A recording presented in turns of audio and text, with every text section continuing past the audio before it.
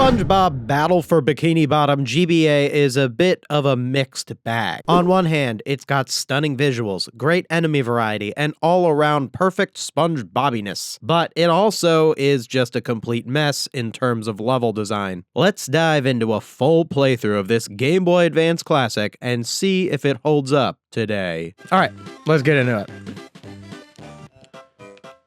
So I remember, continue, look at a password.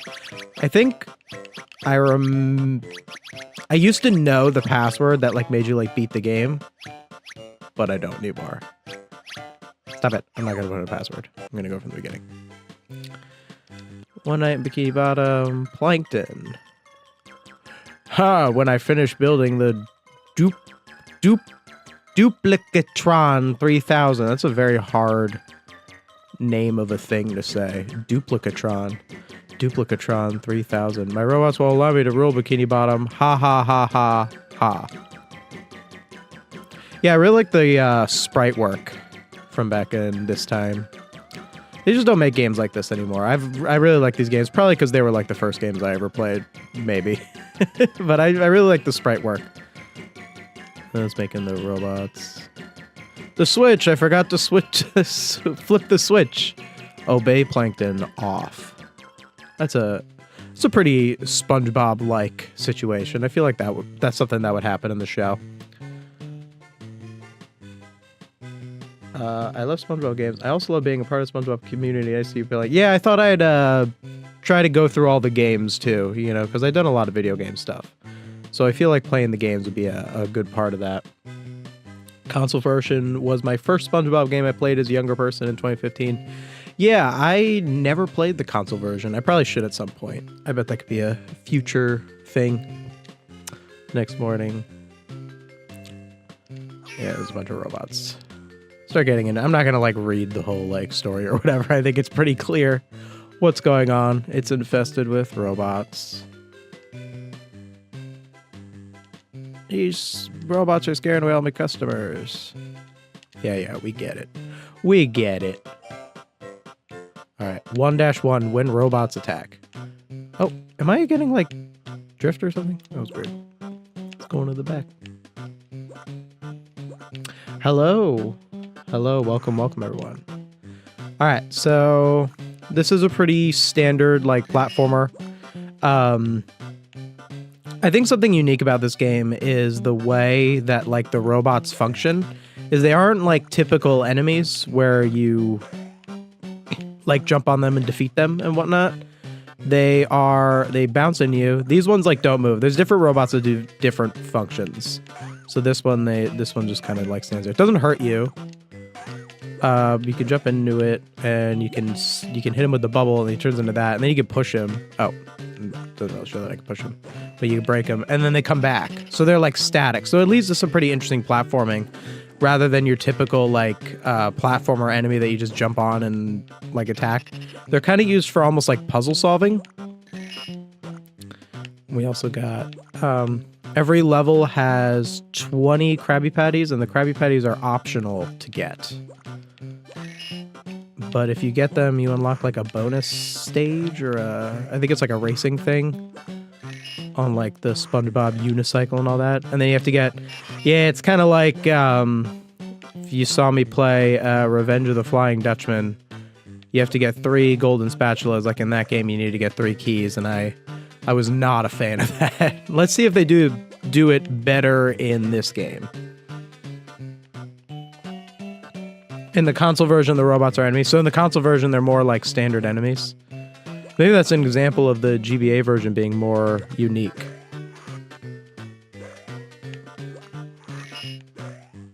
Though it does make them very like not threatening. Like it's just for first level, like they can't really hurt you. They just push you. But I know some of them do hurt you later on. So maybe that's just like first level stuff. You can just step on them. Gary. I should blow a bubble at the robot. It's just telling you how to play the game with the dialogue. I don't need to sit here and read all the dialogue and stuff. Let's see if I can get all the burgers.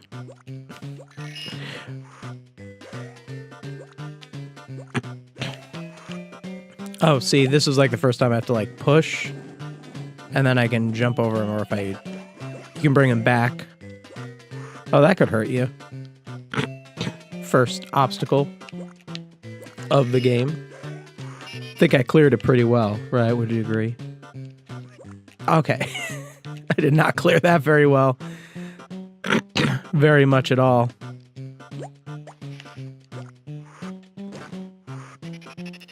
Yeah, pretty typical, like, platformer stuff going on here. There's more dialogue. Oh yeah, I think the robots are trying to steal the secret formula. Wouldn't they have stolen it, like, pretty quickly already? Like, I feel like if they already took over Bikini Bottom, wouldn't they have already gotten the formula? I feel like that's a lost cause at this point. The formula.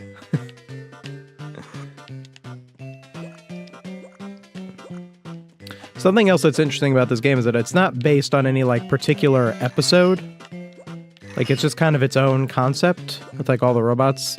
And I think that's a good way to do a SpongeBob game. A difficult thing about SpongeBob games, really, is that it makes for such a good, like, video game world. SpongeBob? I just failed that jump. Like, SpongeBob makes for a good video game world. It's, you know, it's underwater. It has, like, cool biomes, and SpongeBob kind of works as a video game playable character. But it's really hard to make enemies for SpongeBob, because if you compare it to, like, Mario or Kirby, things that were, like, made to be video games, Mario and Kirby, they made, you know, enemies. They have, like, a cast of pre-established enemies that are designed to be the enemies of the game. But with SpongeBob, since SpongeBob is a TV show... Missed that jump. Since SpongeBob is a TV show, it doesn't really have, like, enemies, you know, because it's a show. The show doesn't need there to be a bunch of things that SpongeBob fights in every episode.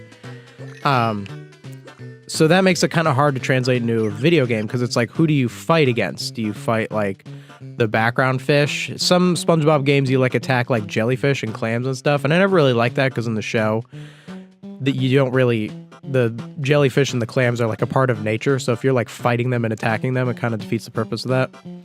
But, yeah. Did you ever play SpongeBob Atlantis SquarePantis Square Off back in the day? No, I played Atlantis SquarePantis for the Wii.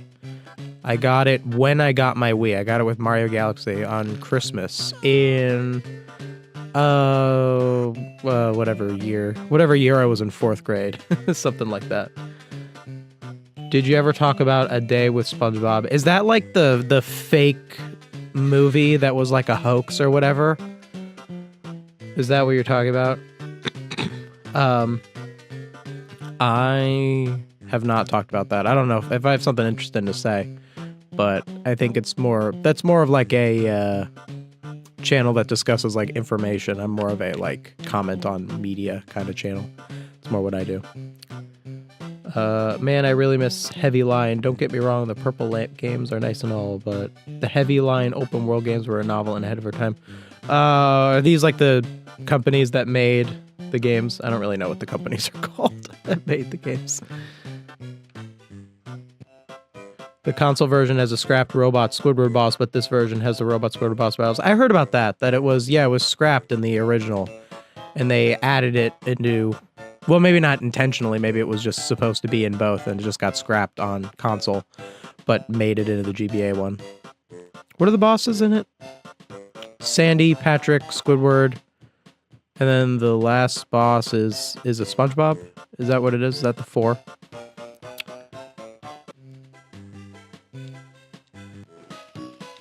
Oh yeah, these were always really hard. What is the point of doing these? Wow. It's really fast-paced. I remember this being really hard to, like, get all of the burgers. And you have to, like, know when they're coming. Like, if you like, I just missed them, and it's like... You can restart, though? Okay. I don't know. Do you want to see me sit here and try to get, like, 100% burger completion? I feel like we'd be here a while if I did that. Like, these are tough. You know, especially if you, like, consider the, like, target audience. Actually sit here and, like, 100% this game burger-wise. That'd be pretty nuts. But I guess it's, like, that kind of, game design where the really hard stuff is, like, trying to 100% it. So like if you're, you know, an average, see, now I got to do it all over again. And that is not fun. I want to see what happens if I get all 20 in this one. I might not try to get all the burgers in the whole game. That might be a lot to do. Let's try to get that one. Just sitting here burger maxing.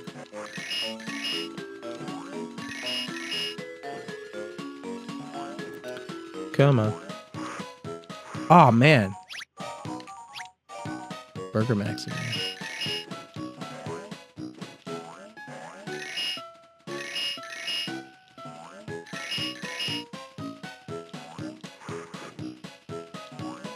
It's like you almost have to memorize it and do them perfectly. It's kind of the nature of levels like this where you keep moving forward and you have to start all over if you mess it up.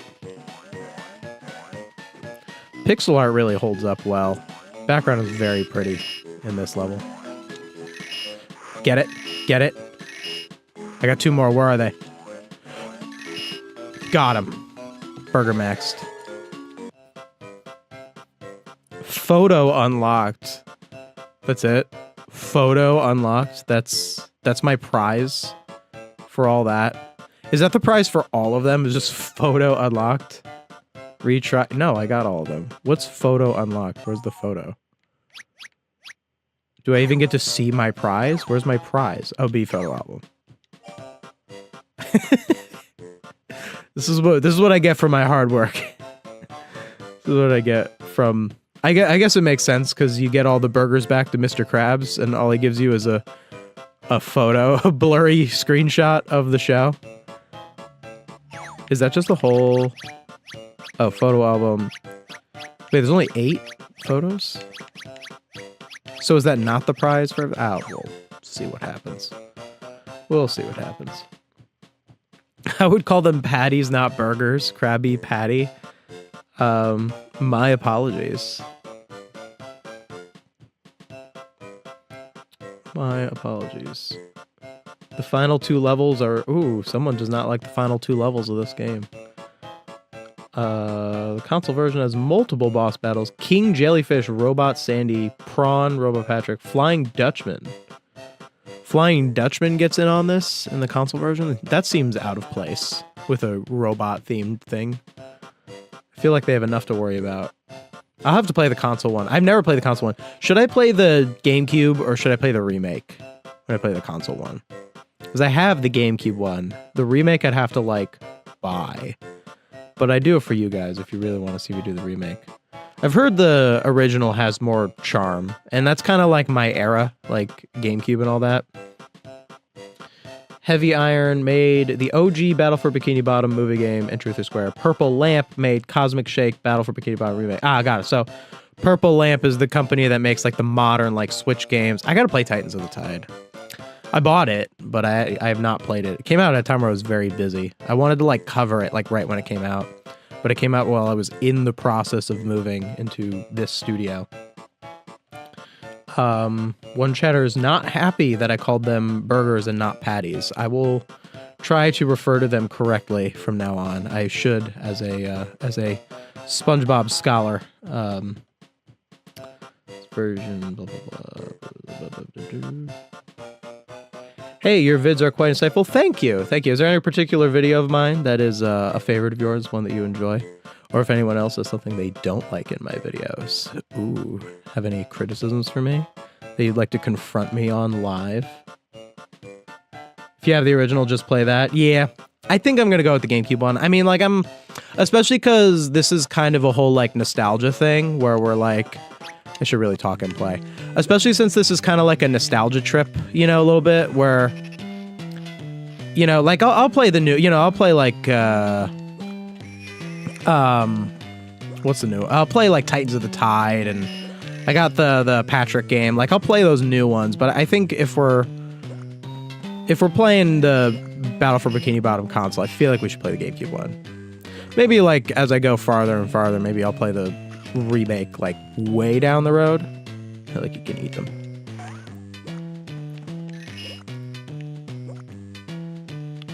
I'm messing with you, mate. Call them whatever you want. No, I won't. I want to call them patties.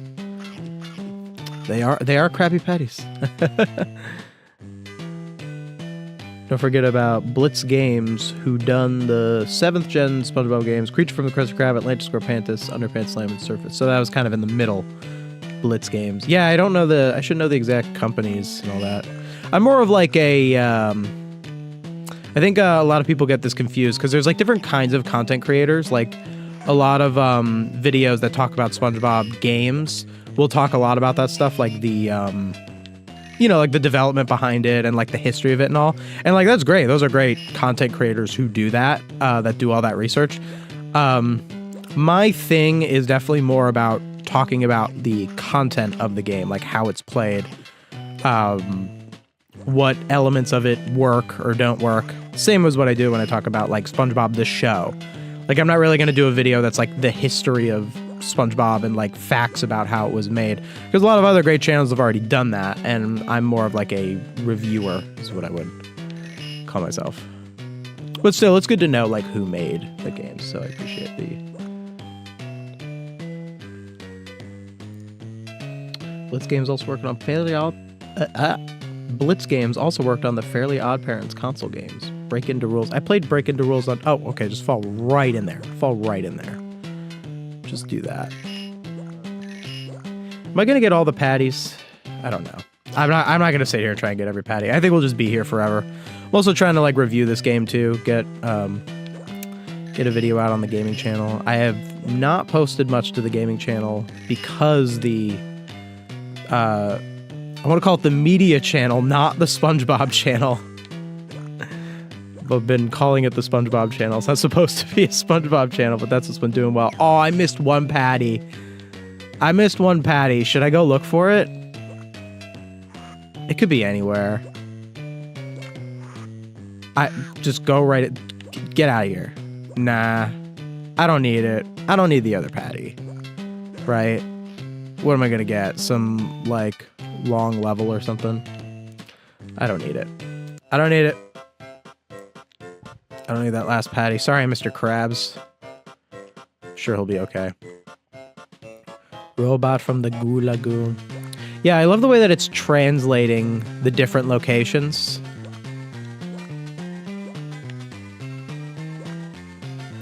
I remember, what game was that? Revenge of the Flying Dutchman did that really well, translating the locations. Whereas Super Sponge was terrible at that. Excuse me. Mr. Krabs. Yeah, Mr. Krabs is gonna be mad. Well, you know, I'm trying to save the town from robots. I think he can forgive me. I like these robots because they just help you. Like, I mean, I guess the point of the robots isn't that they're evil. It's just that they don't obey Plankton. So I guess these robots that just kind of go up and down, they're just kind of chilling. Does this game dive deep into, like, the morality of the robots? That, like, they're not really, like, evil. They don't really know what they're doing. Because Plankton programmed them. See, this is a clam that can hurt you, but I like that you can't hurt the clam. I think that's very consistent with SpongeBob. See, like, I hit it with I stun it, but I don't hurt it. I don't like in SpongeBob games where, like, you go and you, like, attack the jellyfish. Like, in the SpongeBob movie game, like, jellyfish were enemies, and and clams were enemies. You know, like, I don't take issue with clams and jellyfish being obstacles. Because if they're obstacles, like, that makes sense. They can hurt you. They're wild animals. But the idea of SpongeBob, like, see, they're clams, like, those clams will hurt me. But they're not, like, it's not like SpongeBob is harming the clams to get out of the way. And in some SpongeBob games, they kind of break that rule. Some cheddars. Favorite SpongeBob DS handheld game is Truth or Square DS. Do that. I wonder how we're going to do DS games. Some of them need, like, stylus stuff. Try to work something out for presenting them on stream. Truth or Square better than the console. I've never played any Truth or Square games. Probably because I really hated that special when I was younger. So I probably wasn't going into GameStop and begging for the Truth or Square game. Probably didn't want to think about it. Even though apparently the Truth or Square game has nothing to do with Truth or Square, the special. I really do feel bad for the makers of the Flying Dutchman games. They walk so bad for Bikini Bottom could run. Battle for Bikini Bottom run so Titans of the Tide could speed walk? Oh, you didn't like Titans of the Tide very much? I haven't played that much of it. I played the demo. THQ blacklisted the developer of Revenge of the Flying Dutchman for not wanting to become a division of THQ. Ah, I see. Truth or Square video game so much better than special. Watch my video on Truth or Square. That is one of my strangest videos because I was experimenting with some different editing styles.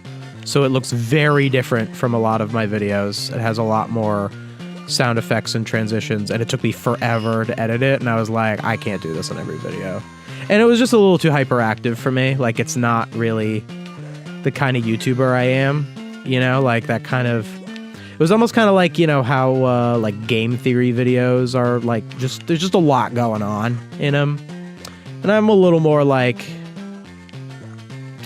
slowed down. Not anything against like, you know, game theory type editing. It's also a lot for my purposes to do that much editing. Like I try to edit my videos in a way where they look good, you know, things come in, you get the sound effects and you get the footage going, you know, it's not just me in front of a camera talking, or it's not just like random footage playing with like me talking, like I try to have a production value to it.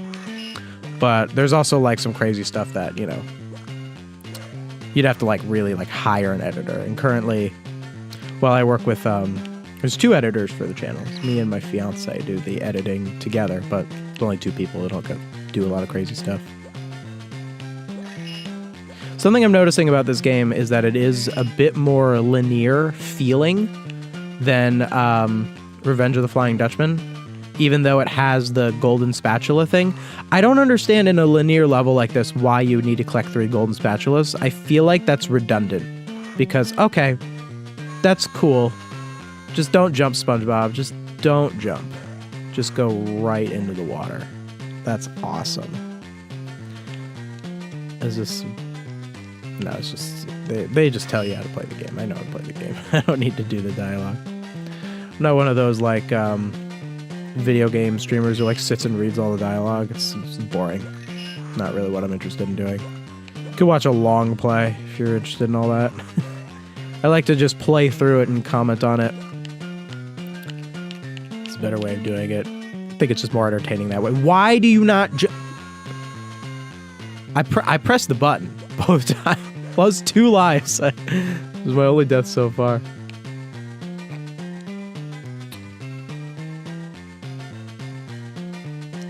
Truth or Square is my 3rd least favorite episode of the show because it has so much missed potential.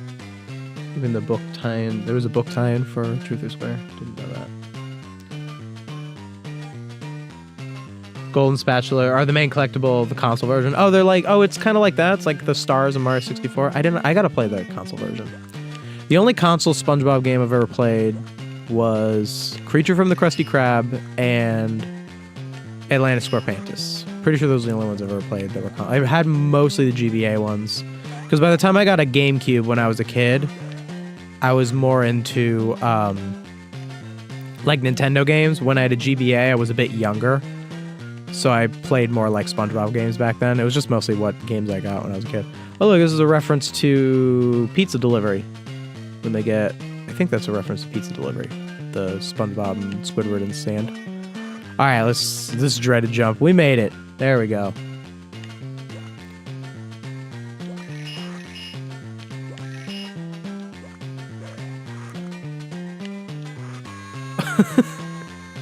Okay, that was a bit of a design flaw. I did not know that there was no ground there.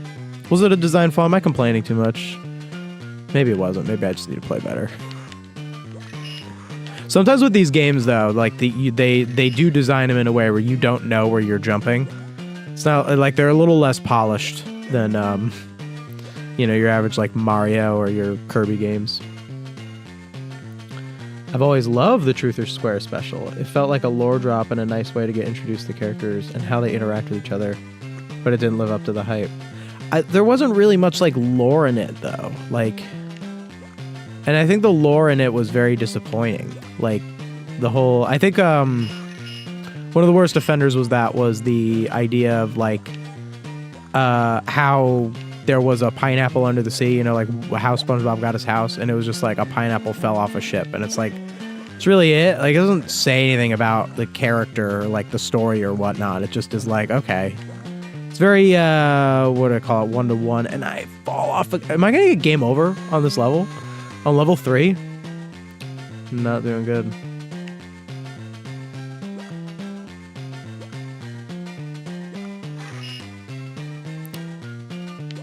I gotta lock in on this.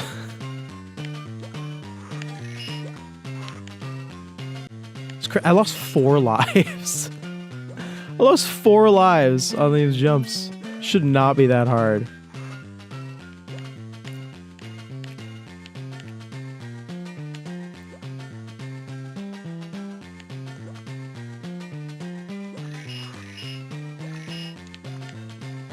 Push this guy. The movie game on console has different enemies from the GBA version. The game gets more difficult once it goes on. Movie game on console, different enemies. I think I knew that. I need to play them all. Just do like a big comparison. One. See, like that golden spatula right there. Like, was that really necessary? Like, if I just walked past that, I get to the end of the level. I don't know where the golden spatula is. And I get to the end. I find, I didn't get the other golden spatula. And I just have to walk like all the way back to there. Like, is that really necessary? Is that really a good way to design the game? I just don't agree with that design philosophy of like kind of arbitrarily padding your game if you happen to miss like the golden spatula. I think if you have to get certain things to beat a level, you need 2 things. You need one, you need the level to be non-linear. At least there's there's an extra life up there. It is terrible. Can you backseat game real quick? What does that mean? M64 is, what's M64? I never played Battlefield Get Bottom, but it looks so pretty.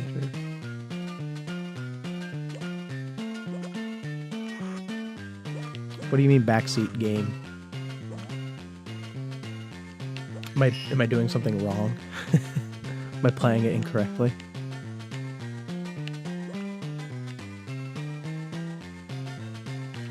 Oh, but what? I'm just walking off here. Alright. I am not this bad at the game, I promise. I'm more used to playing it on a, GBA. It's a little different, the way I'm doing it.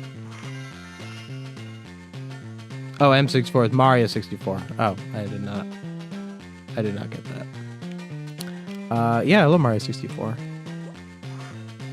I actually have more played Mario 64 DS than the original, because that was the one that I grew up with.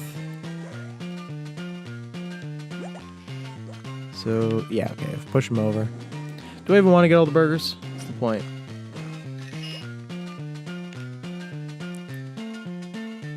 I just need to get out of this level.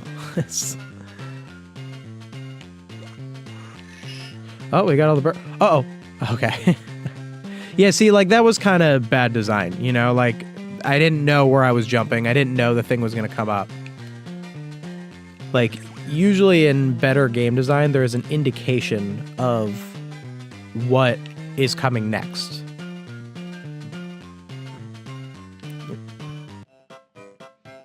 Alright, we're getting a bonus level. Wait, it's the same one. Oh, is this... I think I kind of remember the structure. Oh, so it's not a unique bonus level for every level? Yeah, because this is the same. So would I not get a new picture if I completed this one? Let's see, there's 4 worlds. So if there's 4 worlds, is it like the first 4 levels? If you get all the burgers, you get... So you just have to get all the burgers in one of each half? It's a little messy. Yeah, what are there? 6 levels per? Yeah, I think I remember the structure. So, like, in the first 3 levels, you have to get 20 and do it, and I guess that's like 100% completion. No shame in losing a kid game. I died many times in Titans of the Tide. Yeah, but like on level 3, could be a little ashamed. I think it'll teach me to be better in the future. Okay, so we're starting to get the other kinds of robot enemies. The robot designs are really unique. I really love the robot designs, like the spiky one that hurts you. So now we're starting to raise the stakes a little bit of the game. So I'm pretty sure if I get all the burgers in this level, it's a different bonus level that unlocks a different photo in the photo album. And that's like 100% completion. Still don't know if I want to do 100% completion. I didn't when I did Revenge of the Flying Dutchman. Get it?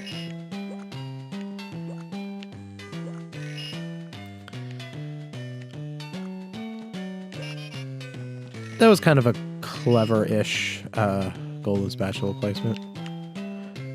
Oh, do I have to eat it? Ah. I mean, I guess that's just nature, you know?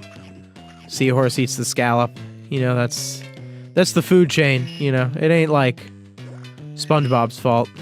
The animal's got to eat. I guess SpongeBob's an animal too, but he kind of doesn't count, like, because he's kind of people. If that makes sense. So I can kind of justify that. How do I get up there? Can I eat them? No, I cannot. Oh, that just hurts me. It's not like Yoshi in Mario, where you get hit on Mystery, and Mystery gets out and runs away. You gotta catch it. It just damages you. All right, that was clunky. How I get that? Just felt very odd. Maybe I got it the wrong way.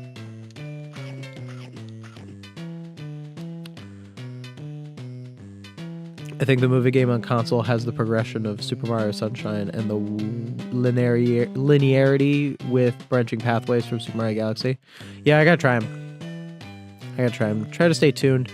I got a new studio now, so it's a lot easier. I didn't do a lot of live streaming before because it was very hard to set up. Now I have a dedicated room just for...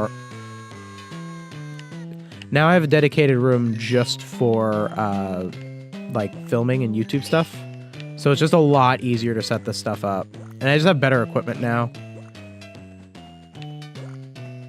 And that just makes it a little bit easier to do this stuff. So this room is kind of like always set up, whereas before, if I was going to film, if I was going to do a live stream, it would be even worse because there's more stuff with a live stream than regular filming. Yeah, that is an odd way to get... there we go. Oh, if you hold the button down, you go higher when you jump off of them, which is very strange because you have to hold down. Mystery does the little floaty thing, and then you hold A. Does it? Oh, no, it goes the other way, too. If you just hold A, you go higher. Okay. I guess that's pretty all right, gameplay-wise. I will warn you, the movie game on console makes you backtrack to previous levels if you don't have enough Goofy Goober tokens for your next ability. I will keep that in mind when I play it.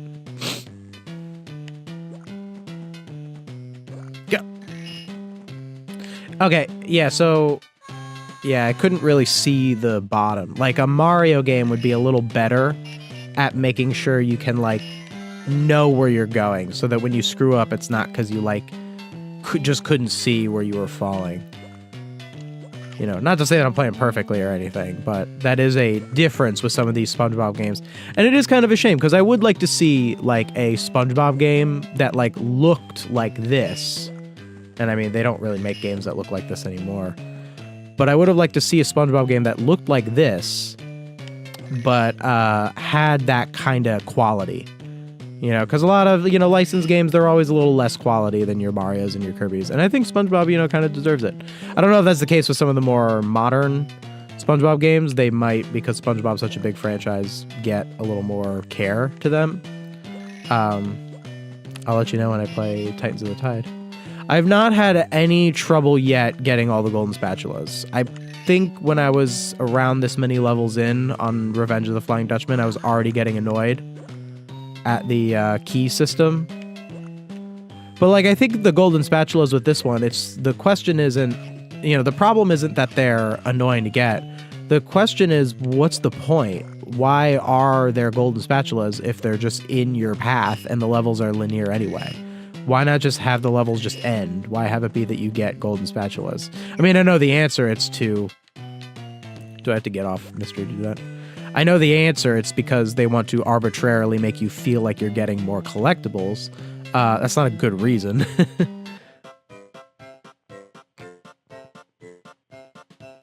I think the most infamous challenge in that game is the ring challenges, because are you talking about the console SpongeBob movie? I'll have to see when I get to them. Seahorse eat plankton, crabs, and sea snails. SpongeBob could have lost his pet, Mr. Krabs and Plankton. They don't eat scallops, so that was inaccurate. That the seahorse eat scallops. Seahorse eat crabs? Is that correct? I could believe plankton and sea snails. Seahorse eat crabs? How? Seahorse are tiny little things. Like in SpongeBob, the seahorses are big because they're like real horses. It's a kind of like a mix,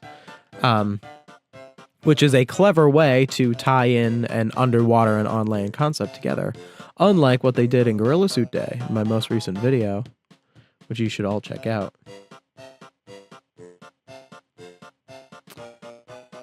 Gonna hope that you don't modern SpongeBob videos just to hate on him.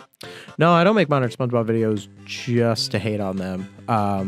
I try to give every episode a pretty fair shake and make pretty fair criticisms. I would like to do a video where I give modern SpongeBob, a little bit of credit. I mean, I like to say that because not every episode of modern SpongeBob is garbage, but I don't know. I think I need to do like a big video where I examine every what you would call a modern SpongeBob episode from a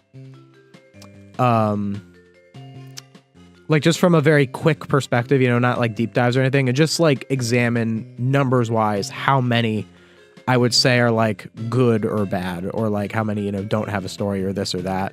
That way I can really know, because I do like to say like, oh, modern SpongeBob isn't all bad or whatever, but I'd like to actually know like the ratio. There was one recent modern SpongeBob episode that I really liked, and it was the one with all the garbage on the beach. And I want to make a video about that. So it's on the list, but also the more critical videos, they do better, I try not to always think of it that way of just, I want to do the stuff that does better or does good in the algorithm or whatever, but like you put the word modern SpongeBob doesn't understand in a title and it does help grow things, but every so often I like to do something positive within that. I wasn't trying to hate on you, but yeah, you're all good. Making modern SpongeBob videos to hate on them is valid. Well, I'm not like trying to like, I don't really hate on much. I try to be a little more, Oh, look, you see the invisible ball. Is that accurate to what did that make me lose a life? No, it doesn't. Okay, you don't lose a life when you fall off. That would be terrible. Do I want to do this? I feel like this is a waste of time. I'll give it a few shots. I'm not going to sit here and just try to do all these. I feel, all right, I guess I can like kind of learn the path. What if I get all of them except the one I missed?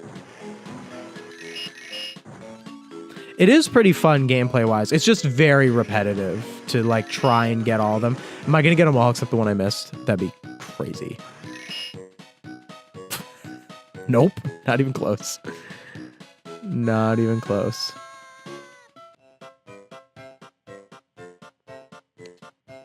Do I want to retry it? Nah. I want to actually get into something better.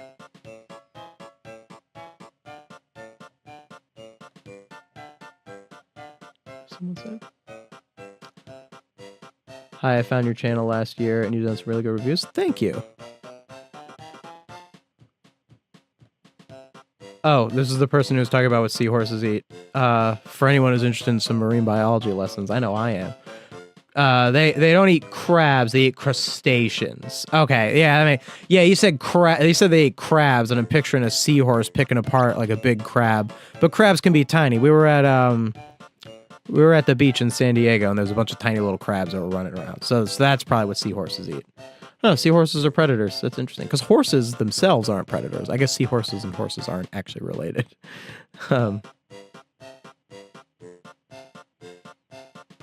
Mystery was bigger than crabs, so if my calculations are correct, she would have been eating crabs. That is a different perspective on the mystery episode. No wonder Mr. Krabs wanted to get rid of her.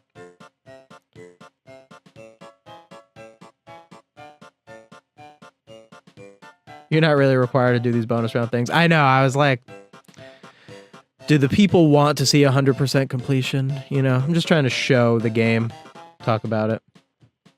I hope that you've been liking the game. I actually haven't. This is actually... I think this might be the best one so far. It's hard to say. It's between this and the movie game. I've only played 4 so far, so I haven't played that many. This would be the 4th SpongeBob game I've played. On stream, I probably played I played others in life. I mean, just on stream of the saga. Super Sponge, Revenge of the Flying Dutchman, movie game, all GBA, and then this one. This one might be the best so far. It's hard to say. I do like the movie game a lot. The movie game doesn't suffer from the like golden spatula thing. Though the golden spatula thing has been mostly harmless. Mostly harmless. I do think it's poor game design, but it's not like... It's just poor game design in the way that I'm like, it's kind of lame. But it's not like, oh, I should have jumped on that. Well, what? I wonder if the hitbox didn't activate because it was off screen. Anyone else see that? Wasn't that weird? Like I came down on it.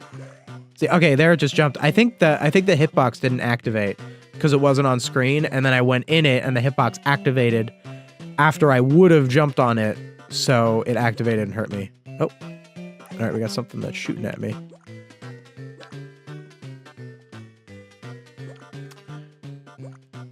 I think my favorite SpongeBob reviewer is Luke Vaughn, who does retrospectives on each episode of each season, who actually likes modern SpongeBob.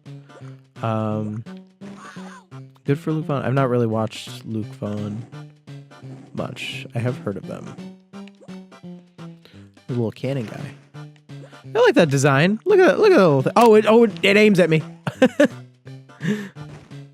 I did not think it was going to turn around and try to shoot me again.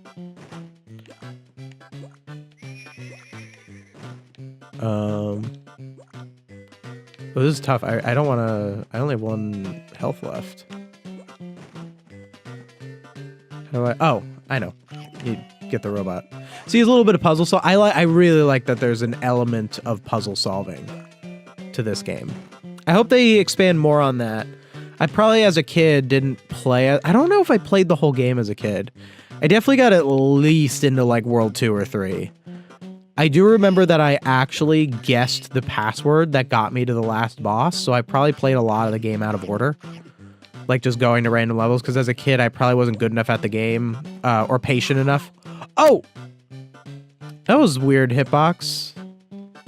I guess these things just have weird hitboxes. So I feel like that should have been a jump on top.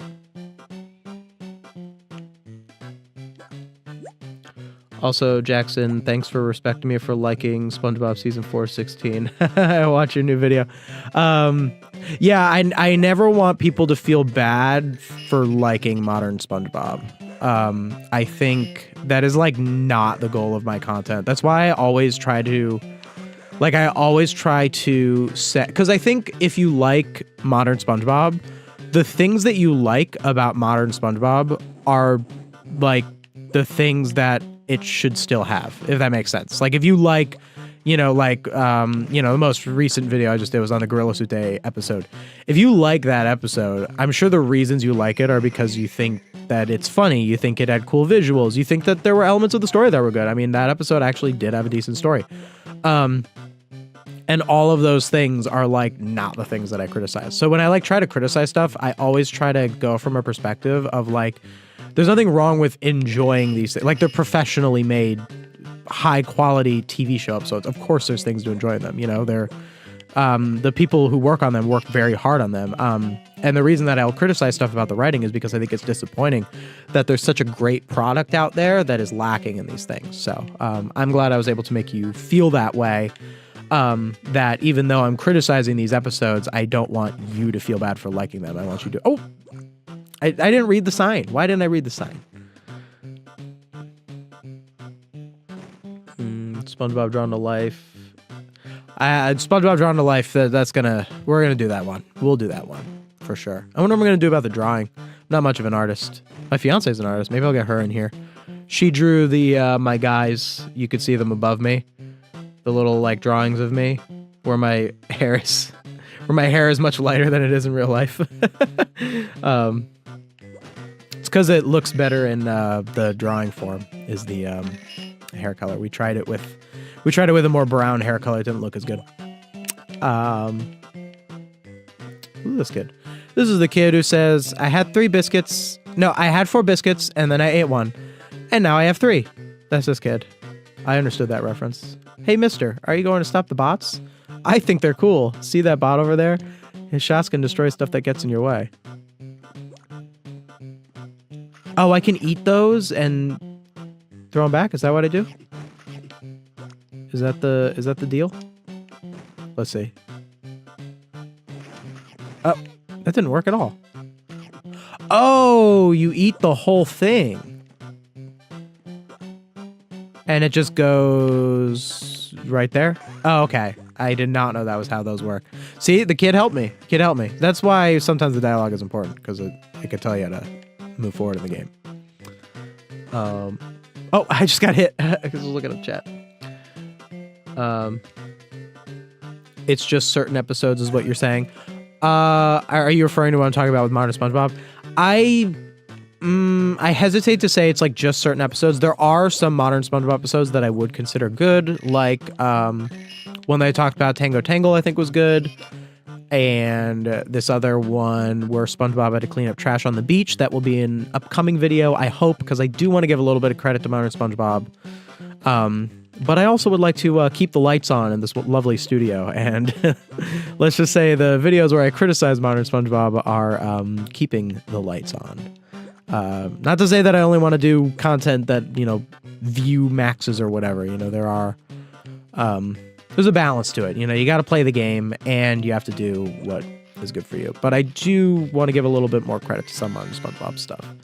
I actually am, in my next video, I am going to speak positively of an episode from season 9 called Bulletin Board, which I hesitate to even call Modern SpongeBob because it's almost 10 years old, that episode. So it's not really, is it Modern SpongeBob? I mean, it looks modern, it has Bubble Bass in it. I guess that's pretty modern if you ask me. But, oh, that was a really cool animation. You see that? It had a little, like, lock with the screwdriver. I thought that was really cool. I never realized the 3D-ish effects of this game. Graphically, this game is really impressive. For the time period. Kino Gaming, nice to see you, Jackson. Nice to see you in the chat. I think Search for SquarePants is the best movie. Search for SquarePants did impress me. Talk about a video that was very positive on my part that didn't get as many views as negative videos already. In 2 days, my negative video about... I just got blasted. In 2 days, my negative video about Gorilla Suit Day got more views than my positive video where I talked about Search for SquarePants. If you can just see where the audience is. But I'm really glad that I did my Search for SquarePants video. Though to be fair, my Search for SquarePants video had... Why didn't you jump? My Search for SquarePants video did have worse sound quality because I was trying out a different microphone that I don't think works with my current setup. So... sound quality is a little worse in that video, so maybe that contributed to it not doing as well.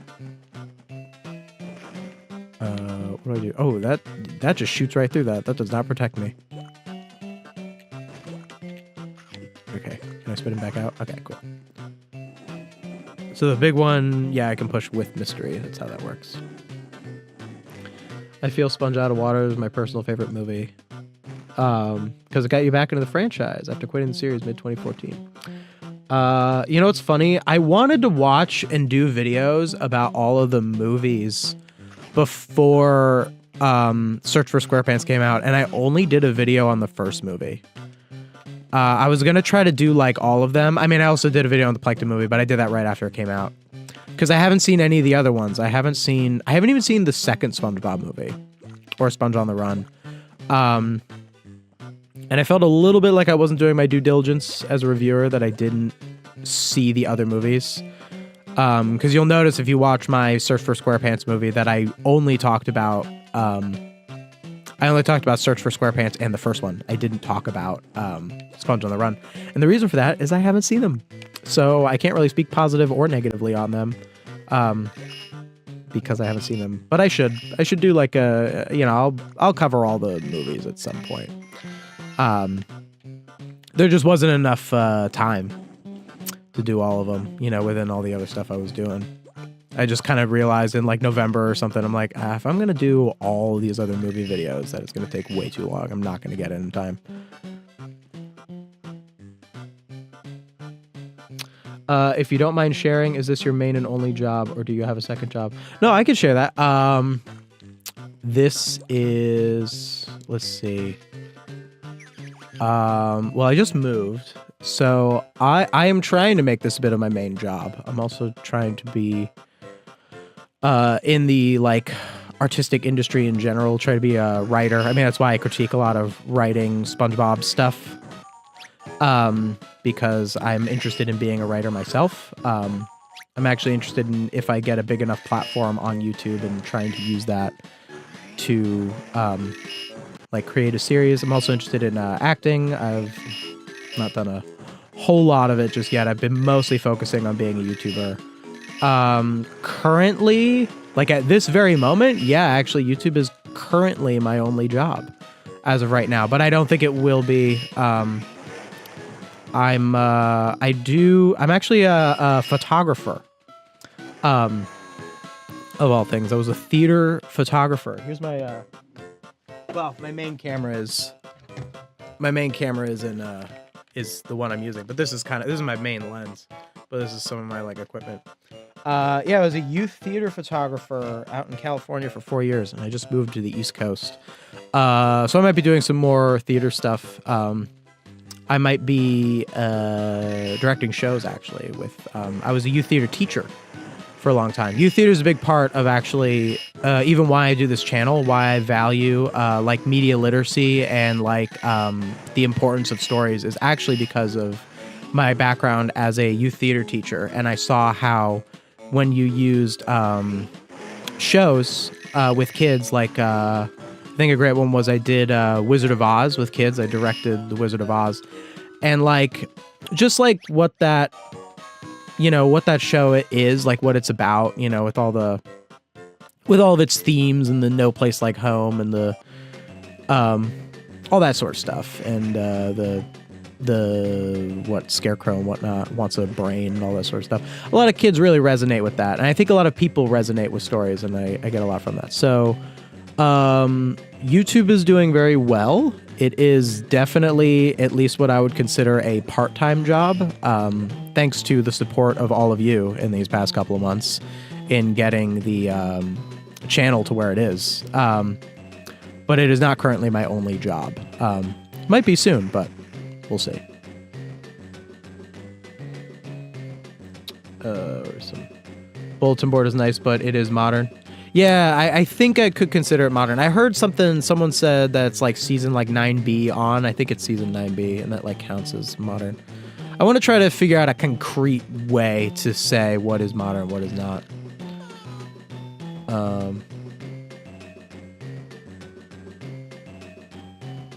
Nostalgia overload. Yeah, that's my that's what I'm trying to do. Give us lots of nostalgia.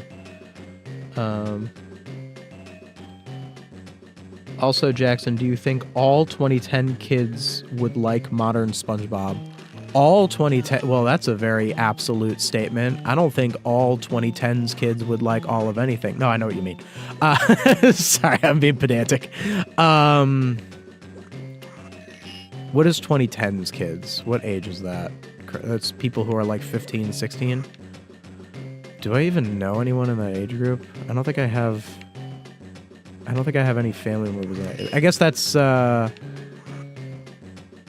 don't really know. I honestly don't know. I don't know the exact kind of demographics of that. I would say that modern SpongeBob on average is not a thing that, like, I don't think it's a generational thing. Like, I don't think the reasons that it's not good, I don't think is just a part of like generational preference. Like how, you know, like someone my age, I was born in 98, so I'm about like early Gen Z. Like someone my age like wouldn't like sit and like watch like the Flintstones or whatever. But like that doesn't mean the Flintstones is like a bad show. It's just like it's just a little dated for me. And if I like got into like like that kind of like, you know, older animation, maybe I could get really into like the Flintstones or whatever. But it's not like a matter of like, oh, this show is like worse and it's not very good. But I think modern SpongeBob, I don't think it's a matter of like taste, like what people like when I criticize modern SpongeBob, I don't go from it as a, oh, like this is more for this. I go from it as these episodes objectively do not contain stories. You know, whether or not that's good or bad is subjective. You know, depends on your definition of good or bad and why you think that, you know, it's important for TV shows to have stories and themes and lessons, which I think they do. So that's why I call them bad. But I would say that like 2010s kids who'd probably be around 15 or 16, I would doubt that they would enjoy modern SpongeBob at that age.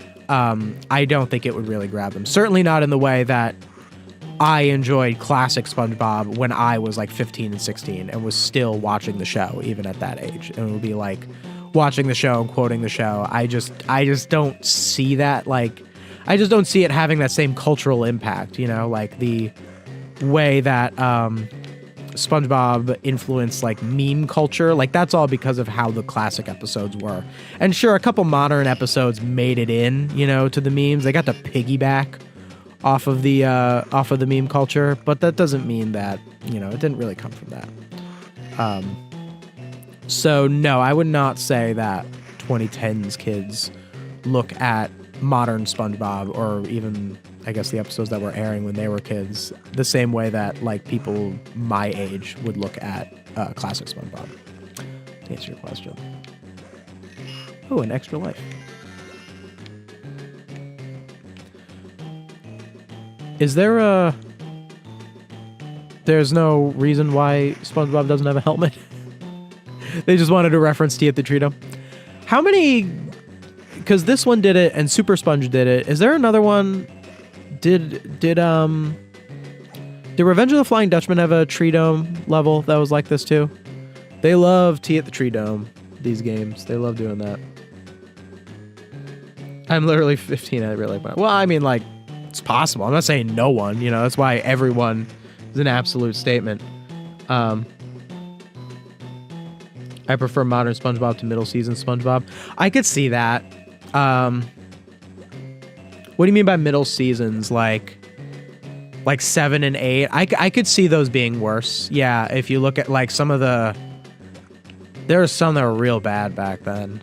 Those like season like 7 ones and that like, you know, like Pal for Gary era. Even like season 6, like the Splinter, which I did a video where I rewrote the Splinter. You should check that out. Challenge myself to see if that could be a good episode or if it was just conceptually flawed. What is going on? Am I missing something? Oh, wait. Is it like... Is this just another section? That was not communicated. I thought it's a tree. I'm in a tree. I think I'm supposed to go up. Oh, my goodness.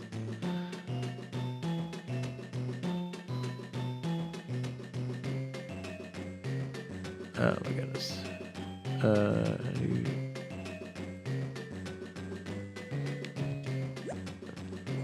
What I mean for middle season, SpongeBob means seasons 4 through 8 in the first half of season 9. Yeah, I guess I can see that. I was watching some season 4. Man, season 4 is a really hard one for me. So the thing about season 4, what I will say positively about season 4, because I recently did this where I had like a commenter say something. It was my Laundra Madness, where I said that Laundra Madness didn't have a story. And a commenter said something that made me question, is there a classic SpongeBob episode that I would consider did not have a story? That like I would go through and be like, oh, this classic episode didn't have a story. And I looked through the plot of every classic episode. And I would say pretty conclusively, no, every single season 1 through 3 episode had a story. And then I looked through season 4, and I would say that season 4, also every episode had a story. I'm not saying every episode was perfect, season 4. Some of them were definitely weaker. Some of them were definitely not as funny. But they did all have stories, every single one. Season 5 was 20,000 Patties Under the Sea, season 5, or was it season 6? Because I would say 20,000 Patties Under the Sea. Don't quote me on this, because I'd have to check. But I think 20,000 Patties Under the Sea is the earliest SpongeBob episode that I would consider to have no story. That would be like the first one for me. The earliest. But I should check that out. I might do a video on that episode if I do decide that it is the earliest episode that has no story. Because I would say, like, if that's the case, then I'd say that even though it's a seemingly innocuous episode, like, it even has a really iconic moment. The 20,000. No, that branch was not as long as I thought it would be. It actually has a really iconic moment, that one, 20,000. It's the one where Plankton says, why doesn't someone put you in a box going down the river, Grandma? That's like the famous part of it. Is there a water fountain? Is there a fountain? Is there a fountain? Uh-oh. No! Oh, okay. Doesn't have a unique animation for...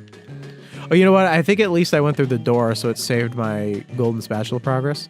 So this is actually a level that I think is using the golden spatula thing properly. Wait a second. I'm confused. How did I just end up... Where am I? Okay, so I went in the tree. Oh, this is like the back of the tree. So I go in the door in the top, and it takes me to the other side. I feel like that doesn't make sense. Does that make sense? I feel like that doesn't. No, because the door is there, and I go down there, and the door is also to the back. No, that does not make sense. Trying to pull a fast one on me, game. This is tough. This is actually not a super easy, but it's not like annoyingly not easy. Like, this is actually kind of appreciating the challenge of it. Can you come over here? Whoa, this is like kind of... Can I get some water? Here's the water! Oh, bro. Oh, where is it? Wow, this is tough. Oh, I need some water, actually.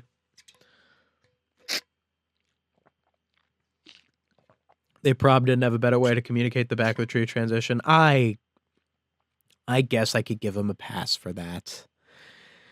I guess I could give... It was a GBA game. They did a very good job with it. Looks very good. I can give them a pass for that. You're going to watch my new video? Awesome. Enjoy. Make sure to watch to the end to give me maximum viewer retention. 2,000 Patties Under the Sea is from season 5. Okay, so that means that season 5 I would not consider to have every episode have a story. I do prefer the emotional moments in season 4 more than season 2. Oh, that's interesting. Do you have some examples of emotional moments from season 4 that you prefer? Because that's interesting. I like that take, and I'd like to consider it for future ones. You actually like that episode 20,000 Patties Under the Sea. It's totally fine. There's nothing wrong with liking them. It's a funny episode. Like, you know, you think I don't laugh when Plankton says that someone should put you in the box floating down the river, Grandma? Like, it is a funny episode. I will not sit here and argue that it's not. But I will say that it doesn't have a story. It just does not have a story. Like, it's just things happening. It's just like, oh, here's a submarine, go and like sell Krabby Patties or whatever. Like, it doesn't have an arc. It doesn't have themes. Like, it just lacks those things. And that's like kind of the main thing I criticize. Maybe I'll do like a rewriting. I wonder if that's the earliest episode that I would consider to have no story. Patrick Smart Pants is emotional. True. That actually is.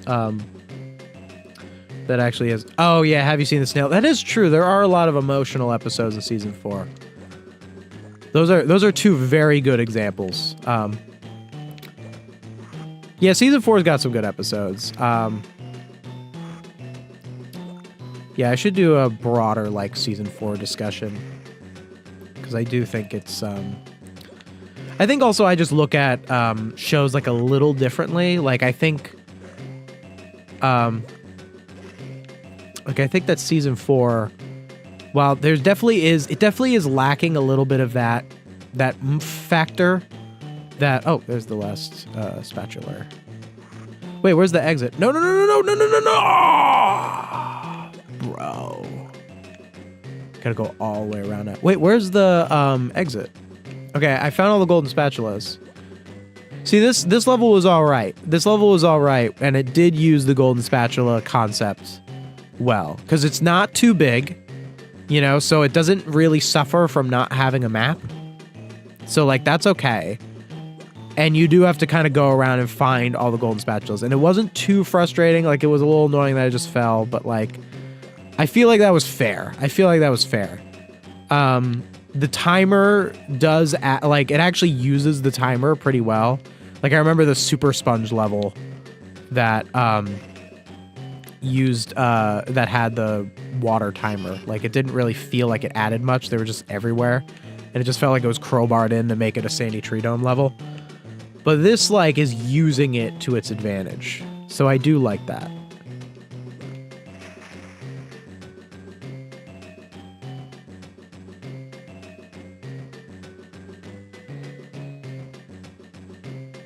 That no was personal. I get very passionate about SpongeBob saving the world from robots. I think the season 5 episode that has not much of a story is Atlantis Squarepantis, despite being the TV movie of the season. Oh, I haven't seen Atlantis Squarepantis in a while. I'm gonna have to do an Atlantis Squarepantis video, aren't I? I feel like that's like required with how much I've been covering SpongeBob. I got a question for you guys. What kind of non-SpongeBob videos should I do? Because I need to not get railroaded here, you know? I need to do some non-SpongeBob videos coming up. But Atlantis Squarepantis is on...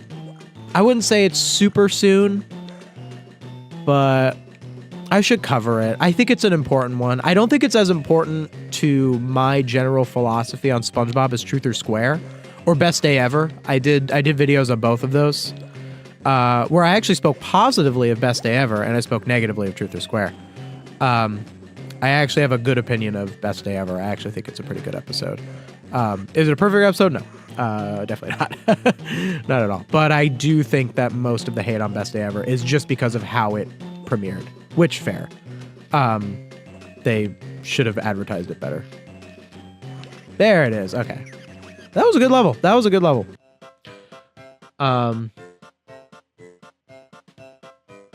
Not getting David Bowie to sing when you have him guest star is saying, I know. You know what? If I did do a video on Truth or Square, I probably would have to mention that.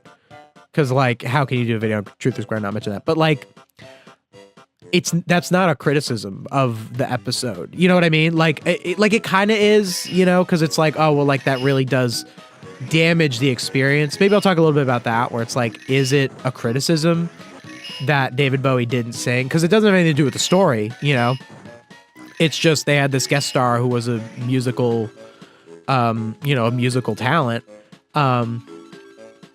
Especially even now, it's, you know, talk about it too, is that he's since passed, so it's it's almost like sad to even talk about, where it's like we had this missed opportunity of this musician who's no longer with us, who could have sang in the special and didn't.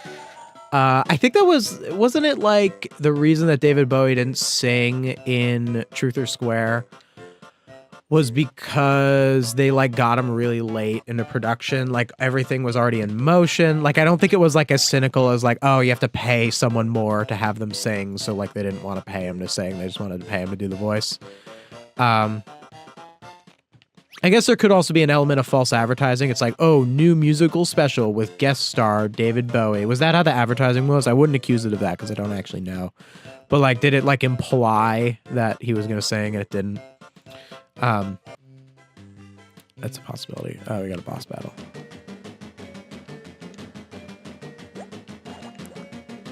How do you do this boss battle? All right. Is it just... Do I jump on it? Is it a jump thing? I feel like I was supposed to jump on it. Was that the deal? Okay. Yeah, is that it? Is it just that? 6 hits. Okay, jump, please. Okay. Is it just this, or does it... It probably speeds up, right?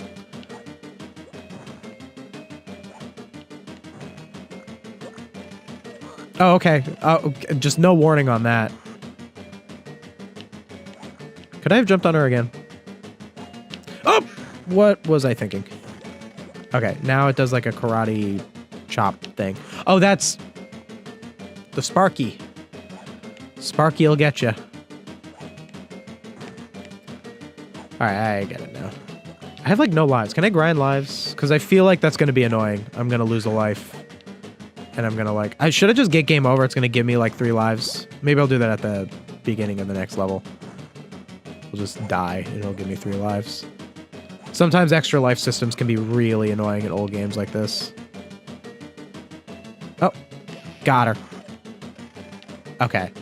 So maybe we'll just chain it. Okay, cool. Oh, that's easy. I can't believe I thought this was so hard as a kid. That was not that hard. Okay. All right, cool. Chapter 2, Sand Mountain. Oh, that's interesting. They use the I had an accident mountain for it.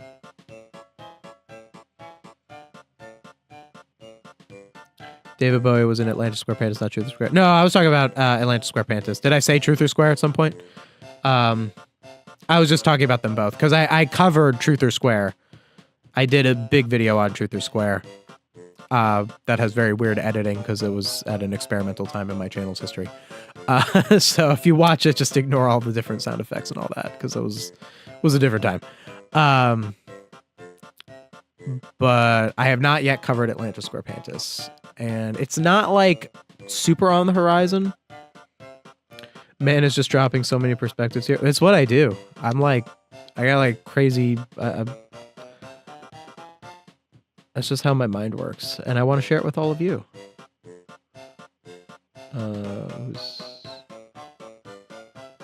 Was confirmed that David Bowie was put in late in the episode's production. Makes sense. I mean, to have a singer of that professional, you can't just be like, hey, David, sing a song. You know, like there's a lot you got to go through when you're at that level. Sing a song. There's a lot. You're not just going to have him just sing a song. So I guess that makes sense. I guess it's better to have that than have him not have been in the episode at all.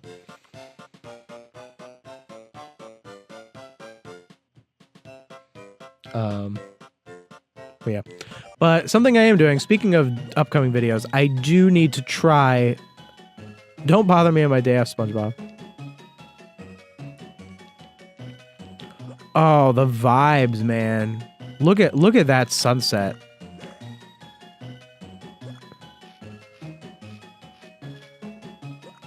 Oh, with the like Bikini Bottom house vibes. They translated this so well. I just got shot back. Oh, I need to die. I need to die. Oh, these don't hurt you if you touch them? They only hurt you if they shoot you? Well, that's good to know. Oh, and you can do all that too? Wow, you can do a lot of stuff with them. Okay. These are a lot less dangerous than I thought. SpongeBob versus the Big One or something. I talked about SpongeBob versus the Big One in my Flying Dutchman video. I could do an episode. I could do a video just about that episode. I'm not super interested in talking about it. I feel like all I'd really have to say about SpongeBob versus the Big One is it has no story, and that's bad when things don't have story, and it's extra bad when it's a special. It's really all I'd have to say about it. I don't know.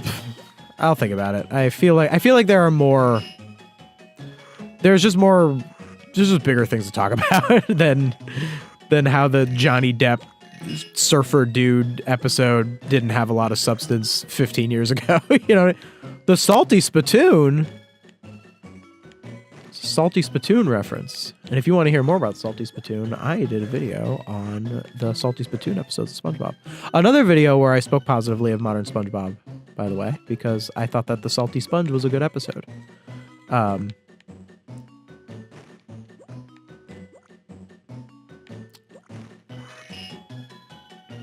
Have you heard mention... I've heard you mention whatever happened to SpongeBob from season 5 when you talked about Squidward's tough break from season 16 in your comment section. Yeah, I kind of remember that. Because I was comparing it how SpongeBob lost his memory. I haven't seen whatever happened to SpongeBob in a long time, though. Memory loss episodes, man. You know, there's a lot of pitfalls with them. Because the character stops being the character. So, like, what does it matter?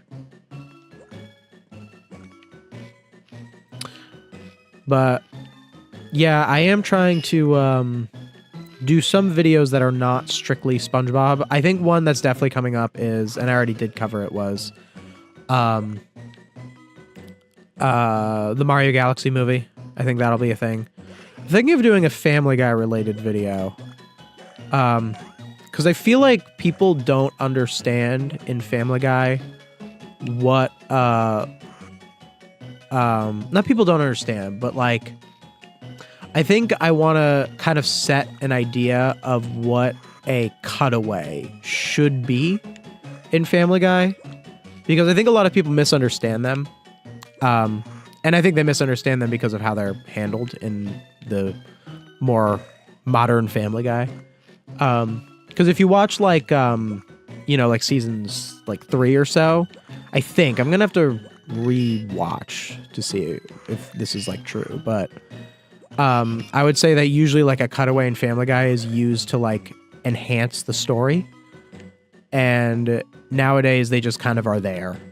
And I kind of want to do a video where I kind of discuss that, and if that's even a bad thing, but that's still kind of in the works. But I'm just trying to do some videos that aren't just SpongeBob videos. I know that they'll do worse. Like, I know that they will get fewer views and they will get me less ad revenue. And that's why I'm wary to do them, is because I know that when I do a SpongeBob episode, or when I do a SpongeBob video, it's going to help grow the channel. But at the same time, if I do a non-SpongeBob video, that does help diversify the channel. So there's a couple of different ways of looking at it.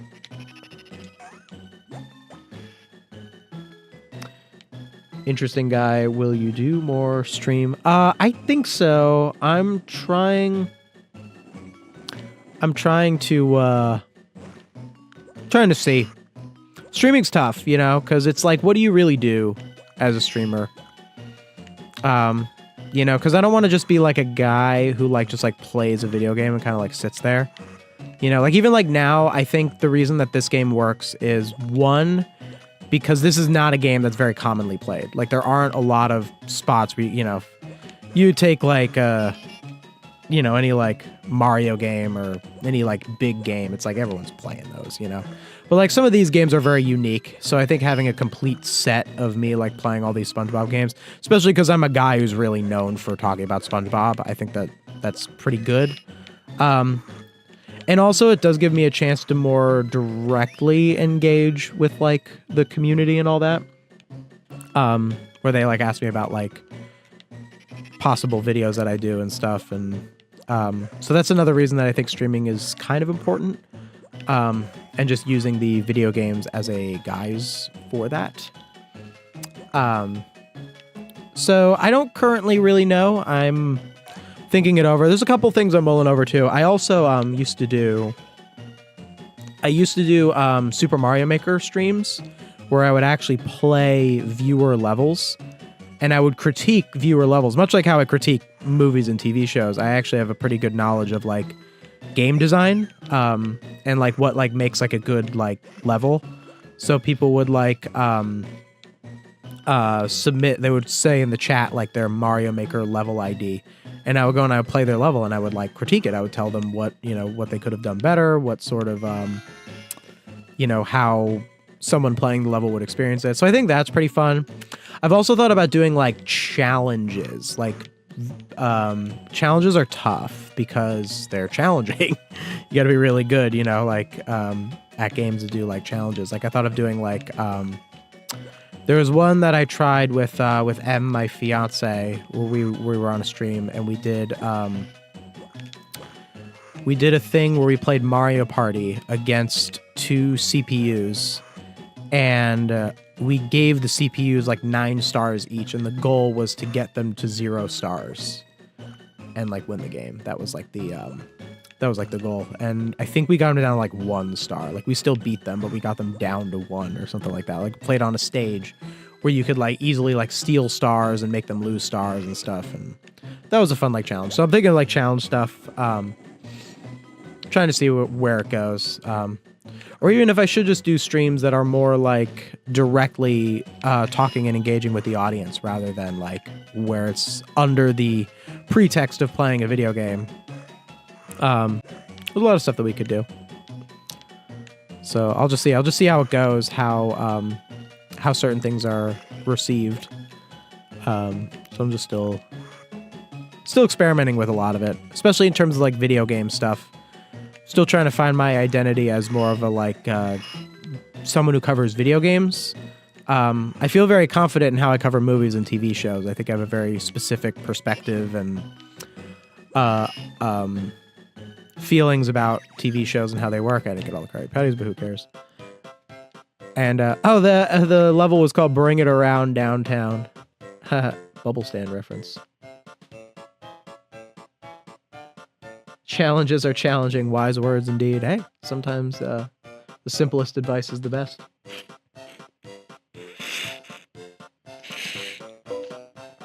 This channel's only going to cover shows experiencing seasonal rot at this point. Well, it's a very interesting subject. I think actually in media, that is one of the most important. Just walked right into the jellyfish. I think the idea of, I guess I wouldn't call it seasonal rot because that's more of a TV show thing. I call it more like brand recognition based risk aversion, I would say, is a very major thing that is affecting the modern landscape of media. In a way that like it's always been going on. Like there's always been an idea of wanting a thing to be recognizable for it to be popular. But I think we're seeing something unique with that. And I think things like seasonal rot in shows like SpongeBob, in shows like Family Guy, in shows like The Simpsons, which I need to watch The Simpsons. I'm actually more of a Family Guy and SpongeBob person. I've actually never I watched The Simpsons when I was a kid, but like in shows like that, and what that means for our media landscape and how risk-averse producers are to things that aren't established IPs, I think is having a very big effect on what sort of things are creative. And I think that effect is mostly negative, not entirely negative. I wouldn't say it's 100% negative all the time. Sometimes something being an established IP can allow a network to have its bread and butter, so you have like SpongeBob is like the main show of Nickelodeon. Everyone knows that SpongeBob is going to do well. So SpongeBob makes a lot of money for the studio that makes it, and then that studio can use that money to make other projects and feel safe. Now, do they do that? I guess that's debatable. But in theory, you could use the idea of brand recognition to your advantage in that way. and have that sort of consistency. I feel like did I miss a golden spatula? If I missed a burger, I don't care, but why not call it the decline in quality? Because I think that is a little bit of what I'm talking about, but that's not entirely what I'm talking about. What I'm talking about is the idea of, oh, I did miss a spatula. See, that would have been terrible. At least I was kind of aware that I was going to miss a spatula. I mean, that's kind of a feather in the cap of the game design here. Yeah, so I don't want that to hurt me. What am I saying?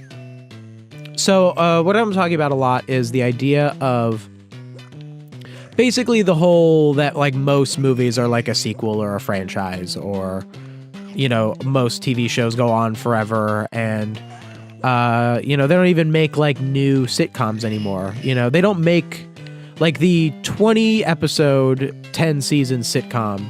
They don't make those anymore. Yet the most popular show on streaming is The Office. Like, which is that kind of show. So, it's weird that they don't make new ones, but they rely on the brand recognition to keep themselves afloat. I think that's one of the most important topics, like, of our time. And I think one of the most important things about that is that every time, one of the main things I criticize in movies and TV shows is when they lack a story, when they lack deeper themes. And you'll notice, if you look at the like entire media landscape, that most things have deeper themes. Most things have a story. Like, if you look at almost anything, it's very rare when it doesn't. When it doesn't, it's almost always, and I hesitate to say always, so I say almost always, but it might be always, or it might be almost always, when a franchise doesn't have a story, or when it's lazy, when it doesn't have deeper themes, when it's shallow, it's usually because it is an established IP, and that IP that it is established off of is something that did do that initially. So SpongeBob is a great example of this. You have modern SpongeBob episodes that don't have a story. And I've said this many times in my videos that the reason that you can have like a modern SpongeBob episode like Bizarro Bottom or Laundro Madness or something where they just do not have a story, like it's just noise. The whole episode is just noise, you know? Sometimes it's very entertaining noise because of the way it's presented, but it is just noise. And the reason they can do that they can get away with that, is because people know what SpongeBob is because of the first 3 seasons, which didn't do that. So you can only get away with not telling a proper story if your franchise told a proper story in the first place. But when you have things that don't tell a proper story, it leads to a diminishing return on your entire media landscape, which leads to, I would say, an entire population that is a little less thoughtful and a little less empathetic because they aren't consuming media that challenges their perspective, that teaches them more things. And while the media, what do I call it? While brand recognition risk aversion doesn't apply to that, isn't the only thing that causes that, I would say it's actually a very large cause of it. So it's why I do like to focus a lot on the concept of media-related risk aversion. Not to say that it's bad that there are so many Marvel movies, because I think that that's kind of a shallow thing, where it's like, well, if there are that many Marvel movies, well, so what? Are they good? You know, that's what I care about. Do they all have deep stories? And I haven't seen every Marvel movie, so I'm not going to sit here and even criticize it, because I don't know. You know, they did a Minecraft movie that made whatever amount of money it did at the box office, based off of the recognition of Minecraft. Like, I don't take issue with the fact that there is a Minecraft movie. I take issue with the fact that it didn't really have a deep story. It didn't really engage with very much, and that's what I criticize about it. Also, this is even worse if it's kids media, because I think kids media should have deeper stories, even more so. I mean, everything should have a deeper story. I don't think you should be let off the hook because you are or not in kids media, but I think that if you are kids media, that is even more of a net negative because kids media is internalized even more in terms of its lessons.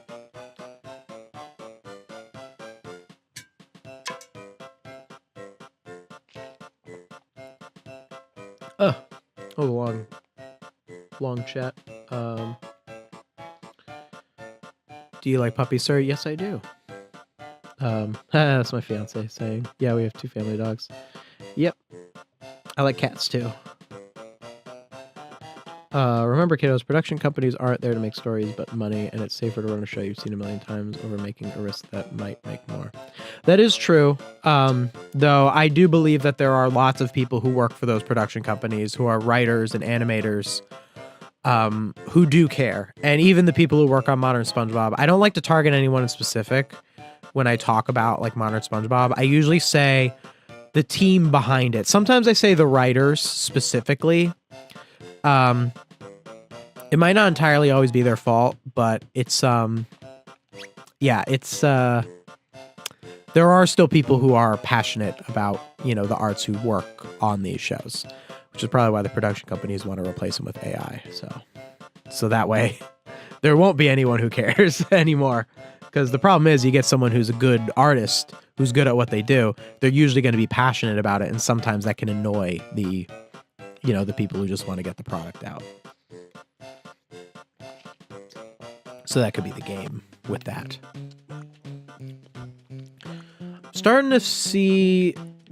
Are the levels starting to feel a little repetitive? What does this thing do? Oh my goodness, these robots are so adorable. Why am I trying to shut them down? Why did Plankton make such adorable robots? What's up, Plankton?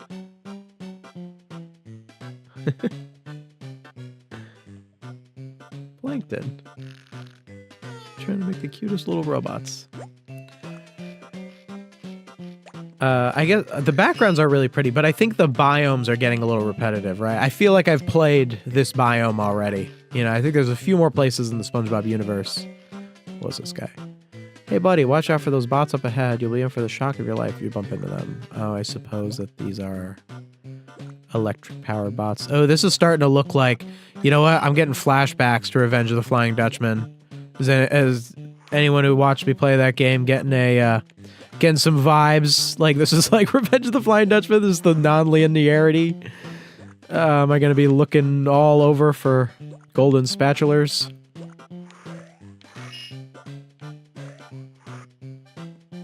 There we go. Oh, I'm in for a big shock. Haha. Hardy har har. All right, if I hit him, it just does that. So they're just like the regular robots, except they can hurt you if their shock is on. I do like the enemy designs are really cool. There are a lot of really interesting robots, and I think it's very cool. Oh, I can't bubble it when it's shocky. Good to know. All right, I'll push him over.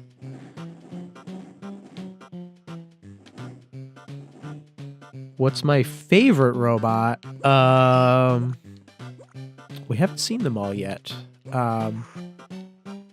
I remember there was a robot that as a kid I was genuinely afraid of. I used to be scared of this one robot. I forget what level it first appears in, but it looked like a little like sword. And it like kind of, I think it was based off a rocket or something, but it looked like a sword, and it turned into like a rocket and it like fired at you. And I remember as a kid, I was like irrationally afraid of this robot. It scared me so much. I'll point it out when I find it. Wait, oh, wait, I can't jump while I'm on the ground? Wait, that's different. In Revenge of the Flying Dutchman, I could jump while crouching. Oh, do I have to go all the way back and around? Oh, game.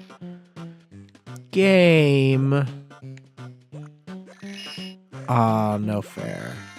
Wait, and I need a key there. Oh, just fall right. See, I couldn't see where that is. Like, you should know where you're falling. I didn't mean to do that.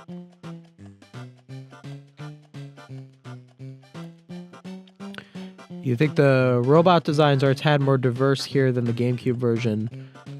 but I think that the 3D world leads to more dynamic interaction with the robots. Okay, so there's more robots. Sorry, there's more robots in this version than in the GameCube version. Interesting.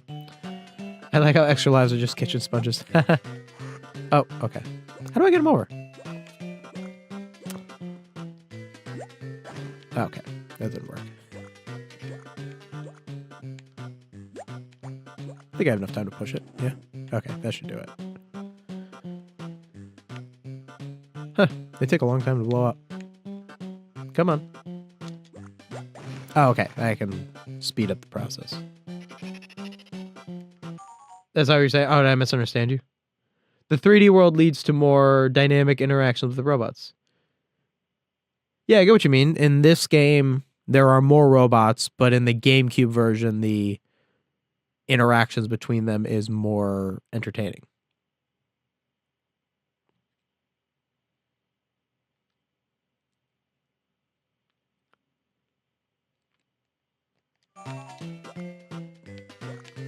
I haven't found any golden spatula yet. I'm totally lost. I don't know where I am. I went like the wrong way. Oh! Hey, get out of there. I already got 15 burgers. Sorry, 15 patties. I already got 15 patties and only one golden spatula. Okay, so, I went in a little circle here. All right, so it's not as bad with the non-linearity as Revenge of the Flying Dutchman was. Oh, I think I had to go around anyway. I think I actually had to go that way. Because there was going to be a locked door.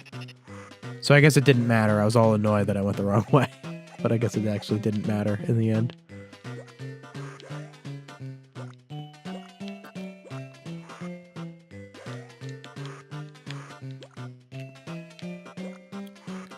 Okay. Oh, okay. All right. I know what to do. Not falling there. There we go. And, okay, I just gotta be careful with my jumps. Just time them right.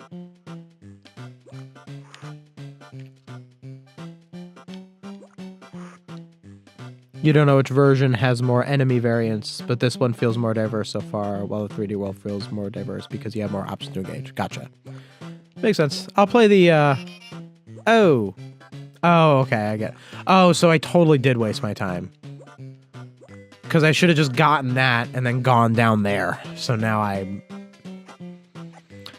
just wasted, I just wasted the whole movement. Are you familiar with Around the Clock at Bikini Bottom? No, I'm not sure what that is. What is that? Yeah, so I'm just kind of going back and forth here. But I guess I already blew up the thing, so it's not going to take as long.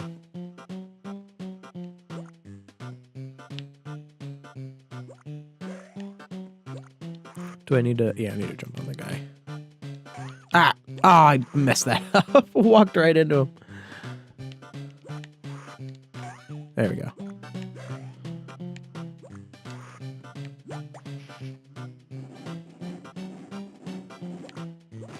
Oh, that was why I didn't make that jump the first time. I had to do that. Yeah, so now we go this way.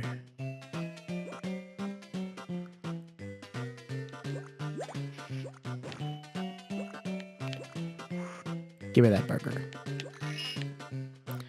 Yeah, so far this game is pretty good. I don't have. I need like more. I need like stronger criticisms of this game. I need to have more to say because I want to do a video about this game.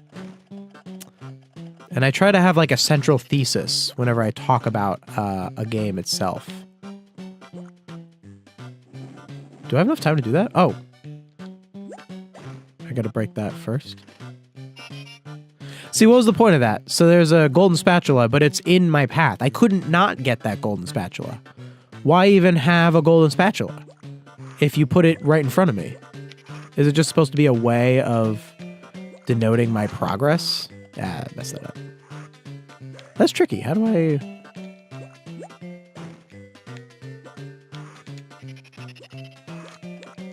Oh, okay. If I jump on it, that makes it blow up. So I gotta hit it. This is clunky. So I gotta hit it, and then I push it, and then I push it some more. It's gonna blow up. It's gonna blow up on me. No? Oh, okay. Wow, it gives you a lot of time. That just felt clunky. Then I had to hit it with the bubble and then go and push it.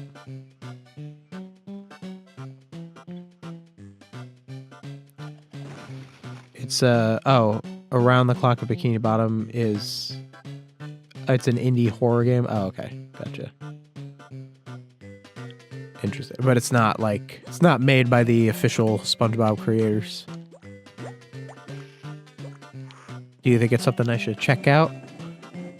Would it be interesting? Ah. Whoa! I forgot they start electrified.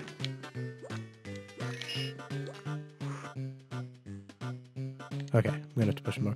Do I even need all the burgers? I don't need the burgers. I don't need the burgers. And I died. Oh, I gotta do all that pushing again. Oh my goodness. I don't need all the burgers. It's fine. Or the patties. Sorry, they're patties. Oh, okay. Did not push it. Oh! It was too close. Oh, I gotta unlock the door. It's an acquired taste, I see. Is there something... Well, I guess I'll look into it, but is it something I get, like, good content out of, you know? That's also what I'm trying to think of as well. You know, you gotta be conscious of what the people want to see.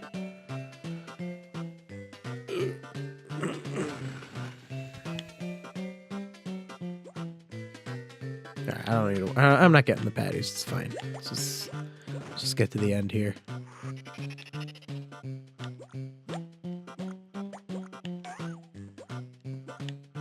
Oh.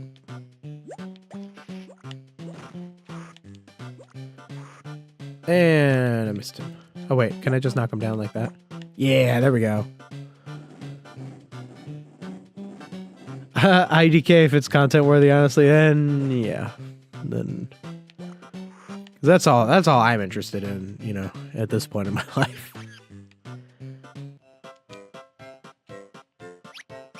No horsing around. Alright, I kind of feel this one's a little bit of a different biome. Oh, they like break, right? They fall. I think if you stand on them for too long... Yeah, they fall if you stand on them.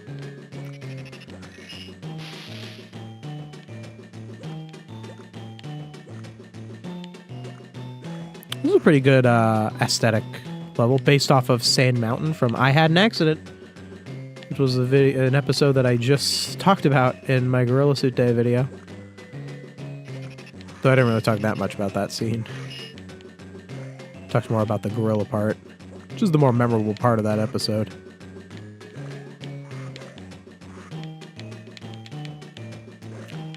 I want that extra life. The music's just recycled. Yeah, they do that a lot. I don't think there's any of these old games have original music every level. How do I get that? Oh, I got... Oh, no. Oh, you see, that is the classic... That's the classic video game gambit, you know? You lose a life trying to get an extra life.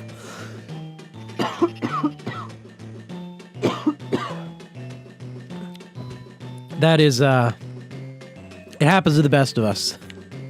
Lose a life trying to get an extra life.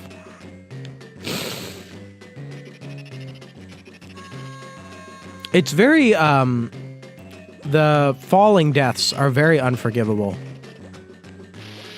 I guess that's most deaths in a platformer, is falling deaths rather than getting hit deaths. Because there isn't really a lot of stuff that can damage you. You know, there's a couple things that can hurt you. But it's really... I think most of my deaths in this experience have been falling down. Oh my god, how do I get there? I'm not gonna risk it. Wait, can I just use mystery? Can I mystery jump? No way. Oh. Is that intended? Can I not get back on? Okay. Was that the intended way to get that extra life? No way, right? I was supposed to jump on the robot. They just didn't expect you to go back with mystery.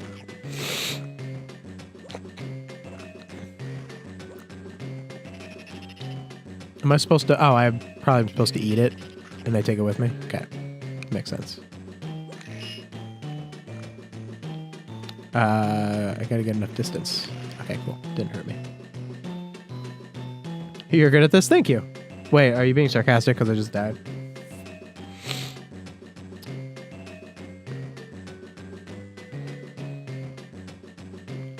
You're saying this game feels cheap in comparison to the GameCube version? I mean, GBA was a very simple console compared to a GameCube. Like, it's a big difference, you know? But with like DS2, you know, DS was a little more advanced than Game Boy. But there was not a lot that you could do with a Game Boy Advance. Like, I think that this really did a good job with the capabilities. I think it's its own kind of art form, you know? Like, it's not gonna do what a GameCube game did. It just won't. Like, it's just not possible. I like how SpongeBob looks photoshopped onto mystery. Yeah, a little bit. A little bit. Wait, where's the... Oh, no. Do I have to go all the way back to get that bomb?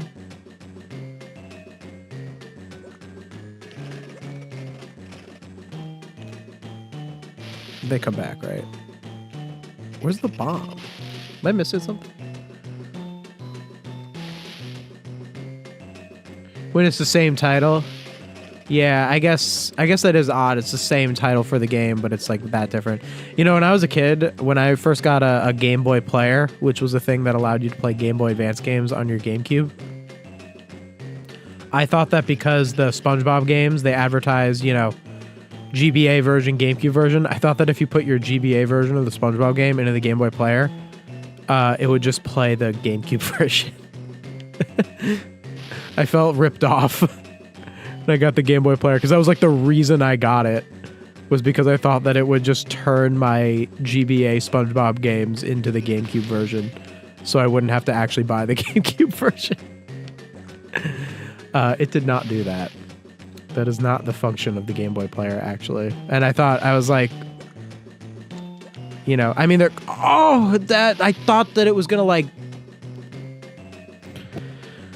I did not consider how the spitting physics works. Oh, I gotta go all the way back now. All right, you have to go right in front of it. Got it. Great, lovely. I love going back and forth in this game. Come on. Oh, okay. Do I have to wait for the thing to respawn? Oh, no, there it is. I feel so bad for those ones. They're all broken. Why did they make the cutest one the broken one? It's just sad.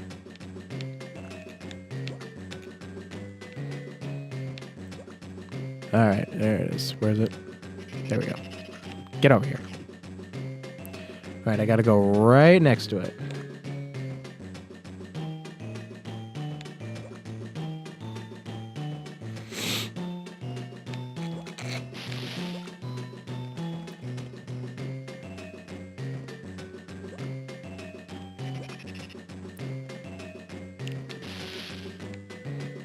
That was a pretty long journey you have to take with the bomb in your mouth.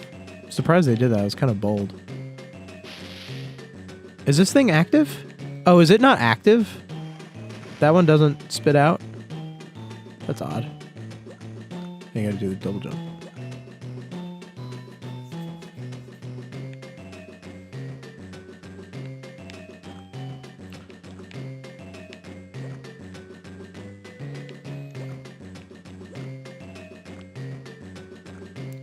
What am I missing here? What am I doing wrong? Did I miss something? Oh. Oh! Did that reset everything? That reset everything, didn't it?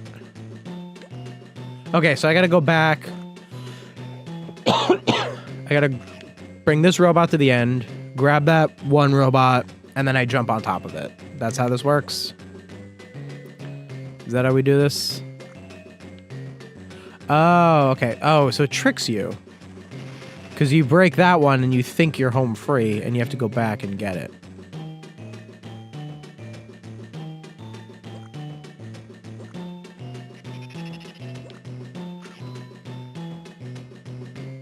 You just realized mystery is Yoshi. Yeah, it's basically Yoshi. You are comparable to the SpongeBob reviewer Pie Guy Rules. Who is that? I feel like I've heard that name before. I don't really know their deal though.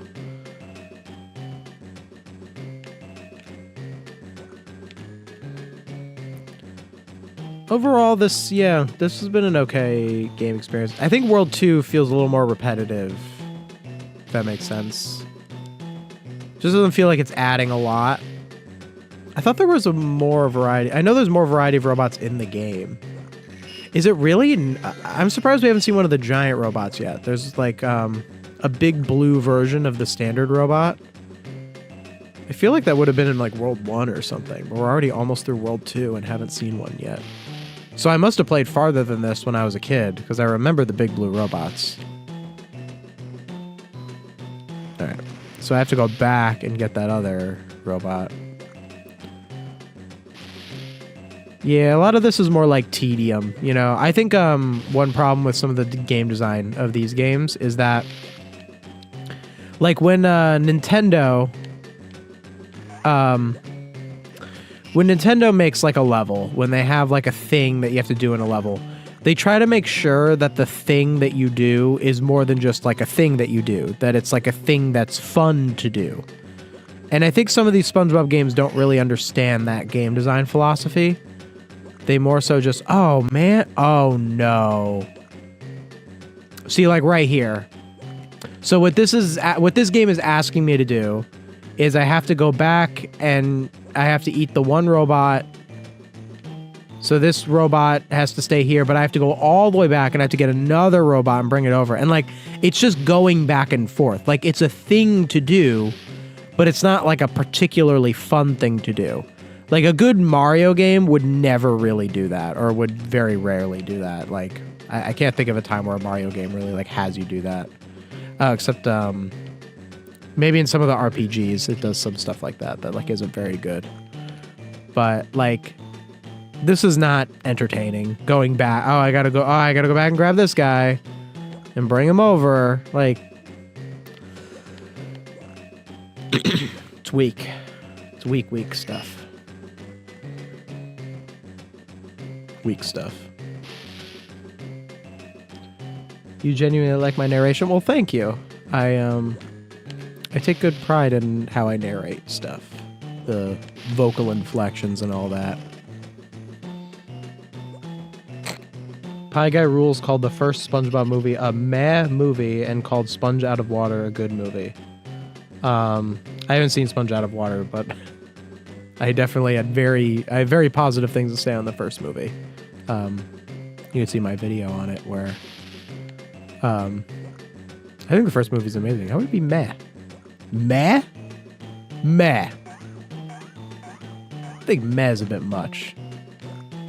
I can't really think of a really solid criticism. What do they criticize the first movie? What do they criticize about it? Like, what's wrong with it? Like, maybe I could see some criticisms. Can't really think of many. RPGs are just grindy by default, so speed. Yeah, I'm more of a platformer person than a RPG person. But I can't imagine sitting and trying to get all the patties. You know, it just seems, especially like on the original hardware, like were there kids out there who actually like got all the patties on the, I guess back then, if you didn't have as much to do, you know. I guess as an adult, I don't want to like get all the patties. I guess if I were a kid, this was one of the only games I had, I could probably see myself grinding it.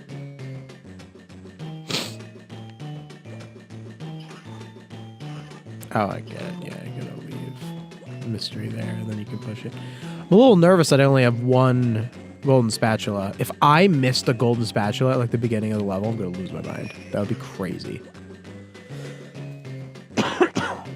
Because I'm at 10 patties and I missed a bunch. So I'm easily 15 patties in and only have one golden spatula. If I missed one at the beginning, Oh, I'd.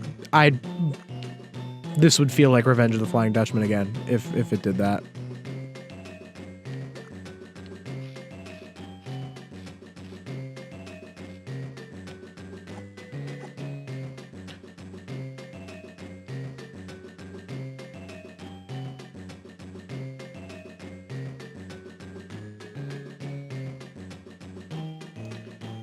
Heard of the term? Yeah, I've heard the term SpongeBob. I don't really use it myself. I don't find it to be a very productive term. Maybe because it's a road trip movie. Well, there's nothing wrong with that. Like on its own. Do I not? I can't have mystery anymore, right? That's the end of mystery. I heard one of the reasons why Pie Guy Rules thinks the first movie is a man movie is the potty humor. I don't know. I don't take issue with potty humor or potty humor. I don't take issue with like raunchy. Oh, okay. I don't take issue with raunchy jokes unless they don't serve the story. Like that's my standard is when you have raunchy jokes for the sake of them being just raunchy, then yeah, you're not telling the story properly. And that's like the issue I take with it. That's why I defended a lot of the raunchier jokes in the new SpongeBob movie. I defend them in the original SpongeBob movie. I think that they're all there for a good reason. That's why I defended the panty raid, and you know, it's all in service of the story, you know. That's why I think it's really important to more deeply examine these sorts of things and like why you dislike or like them, rather than just like kind of looking at it as and again, I haven't seen this person's review, so I'm not gonna like fully say, oh, they're wrong about this. I'm hearing it, you know, through a game of telephone from a chatter. So, you know, don't say I'm trying to start beef or nothing, but that's just my thoughts on the original, the claim itself. You get that? There better be another golden spatula. If I missed one at the beginning,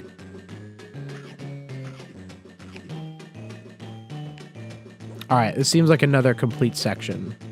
Okay, I'm pretty sure I didn't miss the last golden spatula.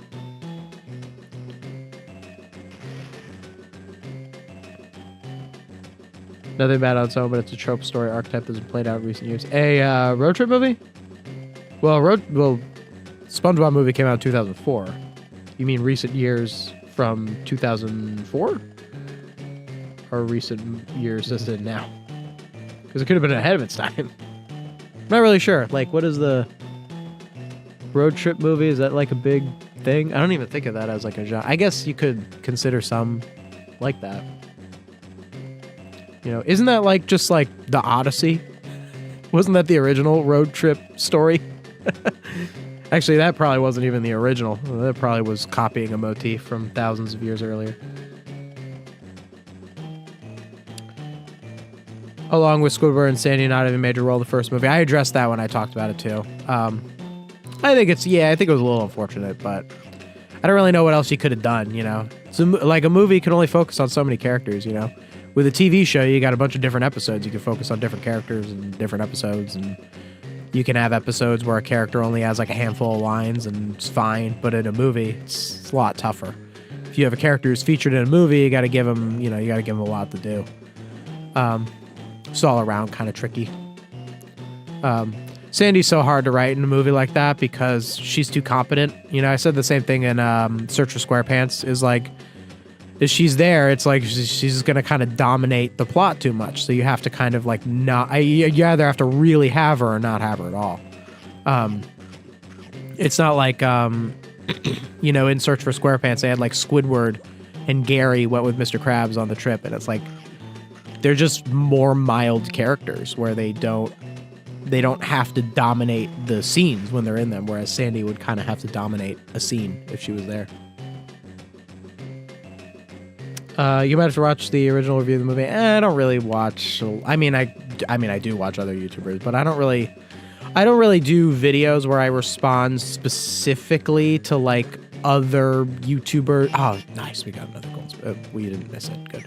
Where I like respond directly to like other YouTubers and like how they like maybe if it were like a specific one, I thought of doing one where I would talk about, because there's a bunch of other videos, and I haven't really wanted to put my hat in the ring on it, but there's a bunch of videos that like talk about like, you know, like SpongeBob being like political with like Mr. Krabs and stuff. How Mr. Krabs like, you know, is like greedy or whatever, and it's like, how like, you know, SpongeBob taught me about capitalism or whatever. And I've seen a bunch of videos like that I just think do not get it because they, you know, not to like talk about any specific one. I don't want to like call it any specific, but I've seen a few videos that are in that vein. And it's always like the most like baseline, like, Mr. Krabs sold SpongeBob for 62 cents. And like, that's like how, you know, money is. Oh, this is the thing that scared me when I was a kid. I was afraid of this thing. I was so scared of this thing when I was a kid. Look at him. Yeah, he comes at you. He doesn't even move that fast. Why was I so afraid of him? He's not that scary. Terrified me when I was a kid. I would get this far and I would just be like, I would be like trembling as I got there. I was so afraid of it. Anyway, what was I saying? Oh yeah, about so yeah, there's like some videos out there where they talk about that, and like it's one to like actually put my hat in the ring on the subject. Because I do think it's an interesting subject when you talk about like, you know, episodes like Squid on Strike or just Mr. Krabs' general greediness and what that can say about the subjects that it's trying to say, and how SpongeBob can talk about more serious, deeper topics. Obviously, that's a lot harder to do because whenever I talk about deeper subjects, it always becomes a whole thing. I'd have to research. See my Magic Conch video. That was rough. having to really argue that one deeply. So if I did that one where I talked about the Mr. Krabs and capitalism or whatever, I'd have to research it. You know, you've got to deeply research it. But I have seen a lot of YouTubers that address that subject, and I don't think they address it very well. So I probably would like talk about it with that without like calling out the YouTubers themselves and being like, they're terrible or whatever. Because I don't think they are terrible. I think they were just trying to do an analysis and didn't really as deeply engage with it as I would have liked them to.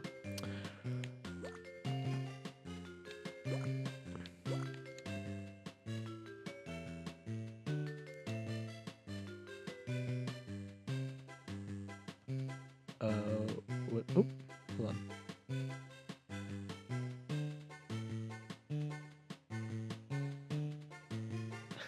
My fiance says she's making tea. No, I'm okay. I don't need it. I appreciate you though. I think it's just the concept of it. Oh, you're talking about the little robot that scared me. The concept of a giant drill coming at you that probably scared you. Yeah, I was young. I was like a little kid when I played this game. Like, you know, I wasn't like, you know, 17 or whatever. I was afraid of, like, it was like a little kid thing. I used to be afraid of the giant clams too in the SpongeBob GBA game. What is your opinion on Paul Tibbitt's era of SpongeBob? He focused more on stories than on humors. Seasons 4 through 8. Is that I don't really know the names like of this. Is that the specific? I know who Paul Tibbett is. He was the showrunner then. I'm gonna have to revisit it a little bit. I know that there's some stinkers in those seasons for sure. Never thought that a SpongeBob video would lead to a theological debate, did you? Oh, well, I did think that. I was definitely thinking of that when I made the video. That was a fun. I actually enjoyed doing that video. It was definitely it was a difficult one to make because of like argument and stuff, and I enjoy it. I enjoy such debate. To be honest, I actually liked it a lot, but definitely that's not an every video thing. I gotta be. I'll definitely be more. It's definitely not what defines this channel. But, you know, I got to put my hat in the ring. You know, I got to say what I believe about certain things, especially in this time period. I want it known where I stood at this time period in the future. And that I stood for good. What were we saying here? The worst thing Mr. Krabs done, in my opinion, is fire SpongeBob to save a nickel in SpongeBob You're Fired. Yeah, I've heard about that one. I've actually never seen that episode.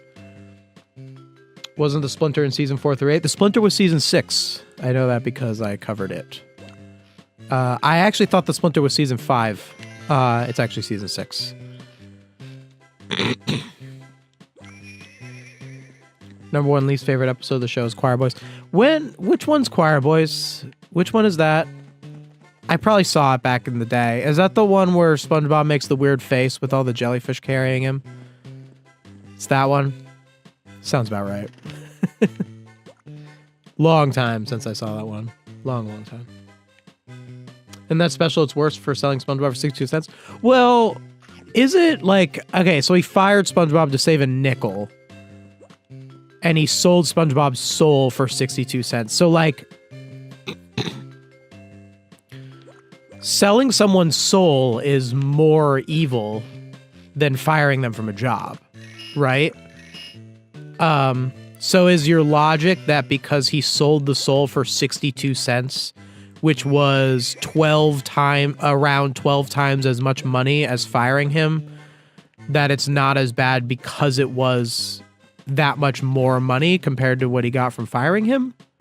Because I guess I would kind of disagree with that, because 62 cents and 5 cents are not very far from each other, you know, in terms of like, considering that, you know, Bikini Bottom's financial system is, you know, similar to ours. You know, it's not like the Great Depression or whatever, where the, oh, what? Just blew me up. I think selling a soul for 62 cents is way more evil than firing someone to save 5 cents. I think just I get that it's exponentially less money that he did the other thing over, but I think the morality of selling a person's soul, of literally in his mind dooming him to hell, is definitely worse than getting him out of a job. Now, that is good to fire someone for something so small, you know, take away their livelihood or whatever, but selling someone's soul is definitely worse.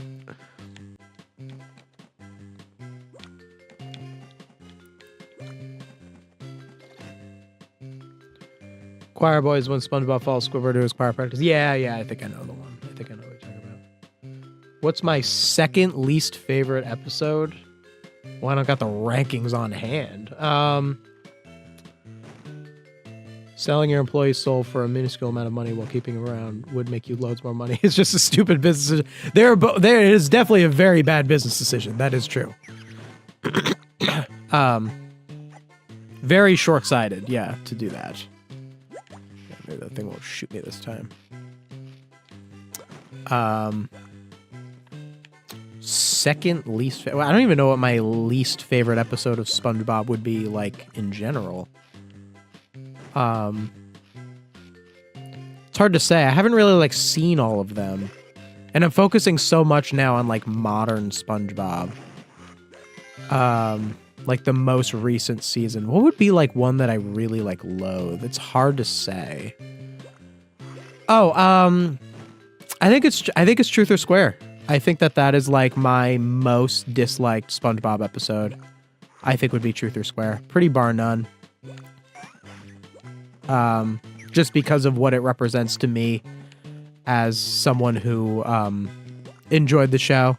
The reason that Truth or Square is like the number one most hated episode for me is I think that it was just the episode that made me realize not only that the SpongeBob writers didn't care, but that there are people who could like write a TV show that just like don't care, that they don't care about giving a good product. Like that was like, that's how I learned that, was from Truth or Square. Because before, there'd been some like not great episodes of SpongeBob before Truth or Square. Truth or Square was not the first bad episode of SpongeBob ever, you know, but I could like kind of have an idea of, okay, well before that, you know, I think like The Splinter was before Truth or Square. Like that wasn't a very good episode. Like maybe the writers were just having a bad day or something. But Truth or Square, with its advertising, with it trying to act like it was going to be this thing that it wasn't, it just made me realize like, oh, the people who make this show don't care. And that's a big, and that will probably always make that my most hated episode for that. My second most, what would be my second least, like right behind Truth or Square? Bottom episode? It's so hard to say.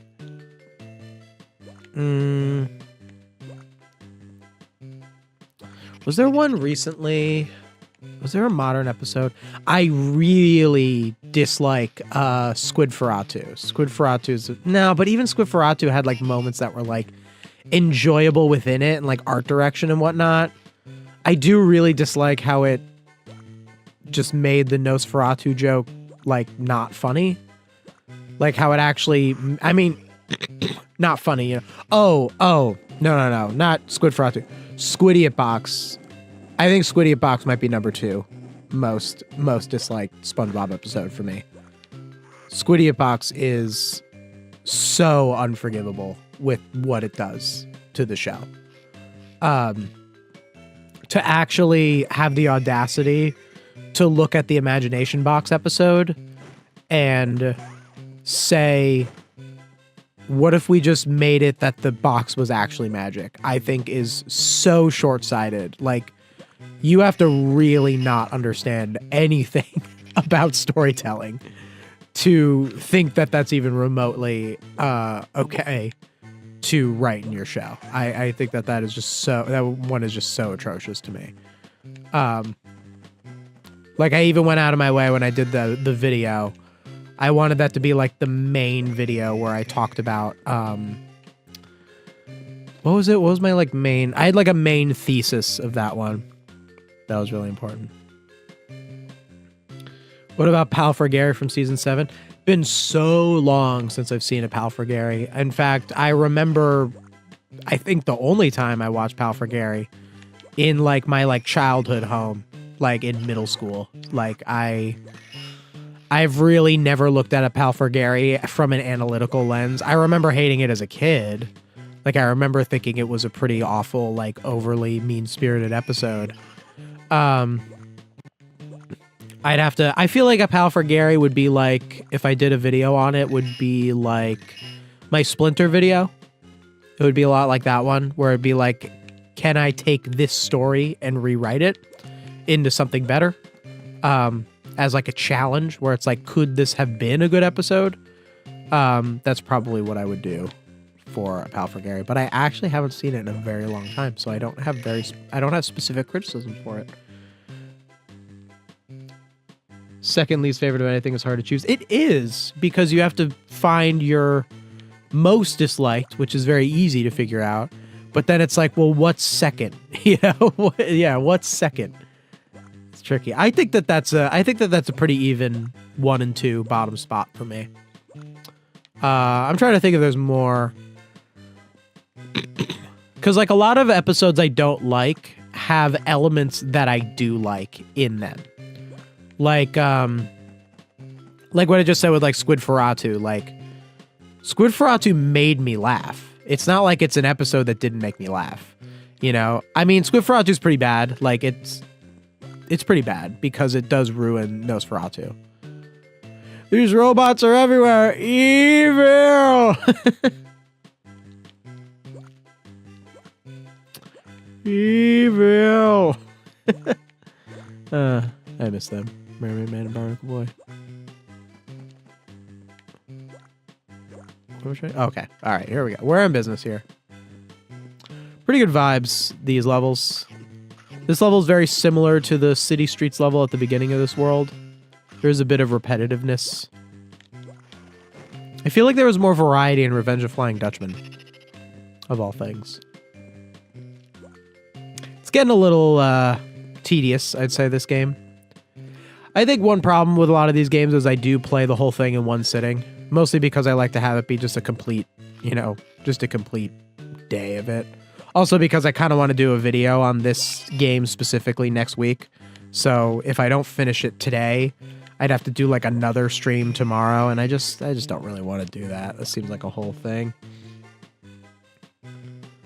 I think people will agree one course meal for season 7 is worse. I gotta watch that one too. Is it just the plankton laying in the road joke that makes that episode bad, or is there more to that one? Because that's like the main thing that people talk about with that one. But is it all around a bad episode? I watched it when I was young again. Like, I'm remembering being in like my childhood home watching it, you know? Whereas these other episodes that I covered like deeply, like Squid Ferratu or like Squidiot Box, like I sat with like, you know, notes open. Like, I'm going to make a video about these, you know? There's a difference there. Like, if I'm going to really criticize something, I need to watch it from that lens.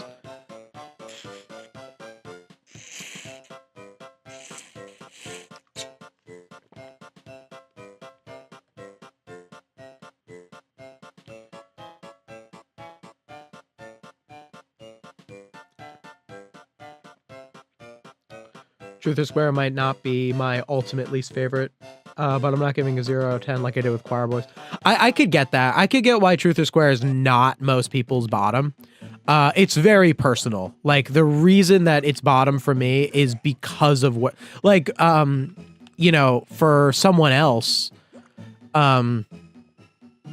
Atlantis Square I think someone said this about it where, I don't want to misquote the commenter, but I think a commenter said that basically what I feel about Truth or Square was them with Atlantis Squarepantis. Like, they watched Atlantis Squarepantis and they got the same conclusion about, oh, those hurt you? The stalactites? Bro. Oh, you gotta jump low.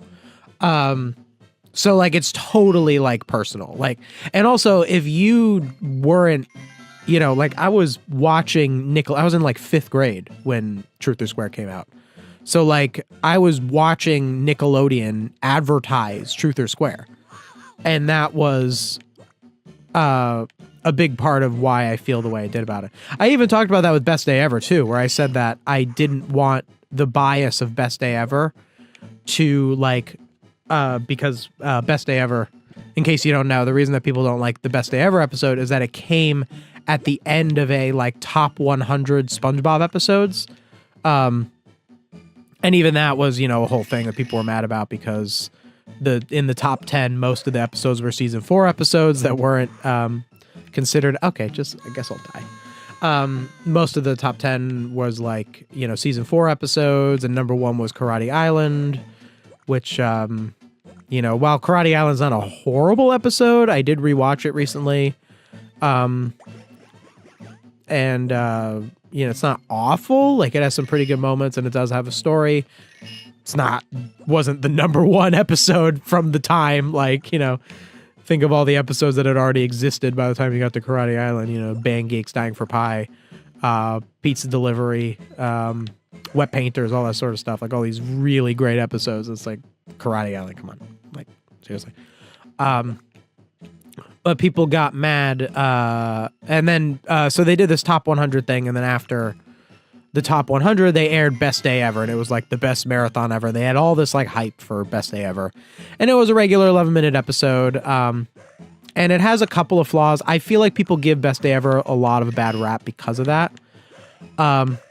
However, the reason that I give Best Day Ever more of a pass, although not entirely a pass, I do think its advertising was poor, is that the whole thing with Truth or Square was the idea that it was going to do big reveals. And Best Day Ever, I would say, is maybe a little dishonest in its advertising and the fact that it acted like it was going to be like the best episode ever, but its advertising was telling us something subjective. You get what I mean? Like the Best Day Ever advertising implies that it's going to be the best episode ever because it's called Best Day Ever or whatever. Okay. That was my bad. And like, sure, like that's like bad when it doesn't live up to expectations. But Truth or Square literally said that things would happen that objectively didn't. Like, and I'm not even just talking about the big stuff where it's like, oh, they're going to reveal the Krabby Patty secret formula or SpongeBob saying he gets married. There's a part in the advertising for Truth or Square, I talked about this in the video, where it says you're going to learn the secret side of Patrick Star, and Patrick like pushes Squidward up against the thing, and it literally is just a bit from the episode where Patrick just pushes Squidward up against a wall because Mr. Krabs hired him to be like a security guard. He took it too seriously. That was it. That was it. That was the thing. And they said the secret side of Patrick Star. Like, that was objectively not a thing in the episode. That had nothing to do with the episode. It was just objectively false. So, yeah. This game reminds me of the SpongeBob Truth or Square game I played on the DS. If I had to rank Truth or Square in my bottom 30 of the show from a scale of 1 to 10, it would be... That's a lot of numbers.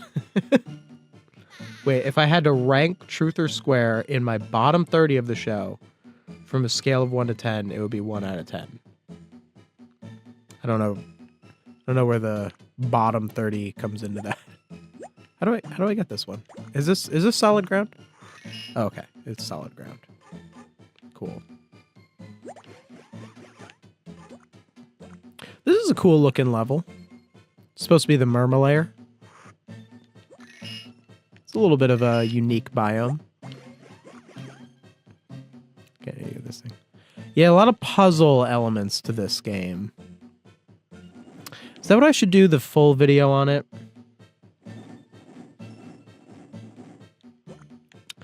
Oh, that that was not solid ground. Cool. I'm trying to figure out what I should do when I cover this game on. Oh, that a little electric guy has a body count on me. He is getting me. I only have one life. I do not want to have to restart this whole level, so I need to be careful.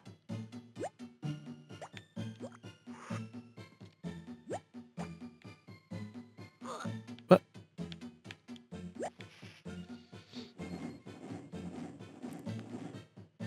I'm not sure what I should say about this game specifically. So, like, when I did my Super Sponge video, I usually have like a thesis, like a main thesis when I cover the games. You know, I don't want to just like do like the last thing I want to do is put out a video where it just says SpongeBob Battle for Bikini Bottom GBA review, because it's boring. It's not, you know, it's not interesting content. I want to have a central thesis of what I am talking about for this game.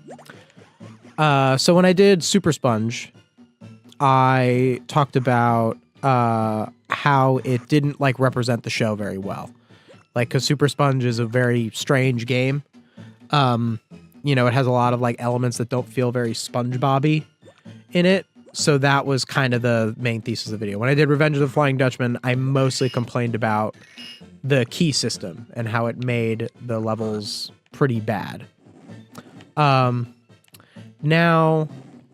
this game also has a similar key system that isn't very good, but I'm not really like I don't think the key system is as egregious in this game as the key system was in Revenge of the Flying Dutchman. So I don't think it's like that interesting of a thing to talk about. This is the problem with things being good. You know, it's much easier. Like, I mean, this game's not like it's not the most amazing game I've ever played in my life, but like, oh wait, I needed to go there and I can push it, right? Is that how that works? Okay. You know, this isn't the most amazing game I've ever played, but it's not like super flawed. I'm gonna try to.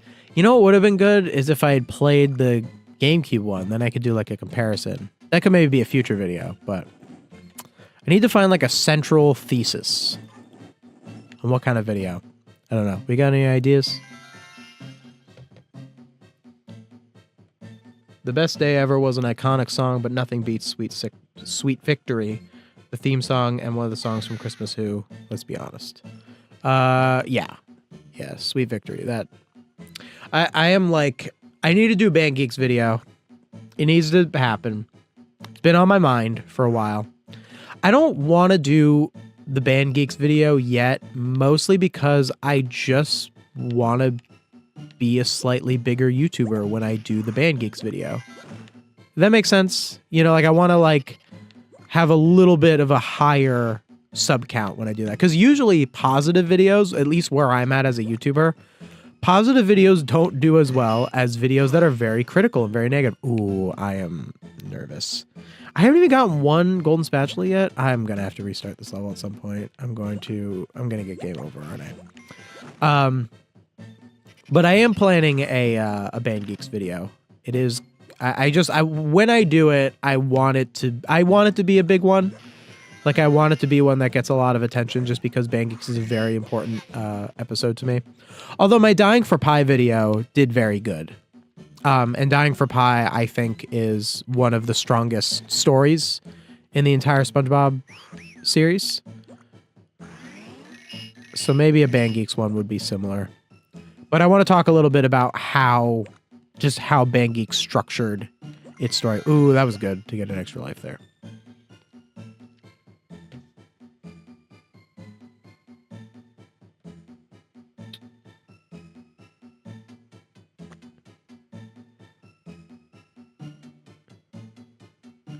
Anyone to remember to SquarePants or not to SquarePants from season 6? To SquarePants or not? Oh, are you talking about from season 6? That sounds familiar. Is that SpongeBob Round Pants? That was a very hyped episode, I remember. Is that to SquarePants or not to SquarePants? Sounds familiar.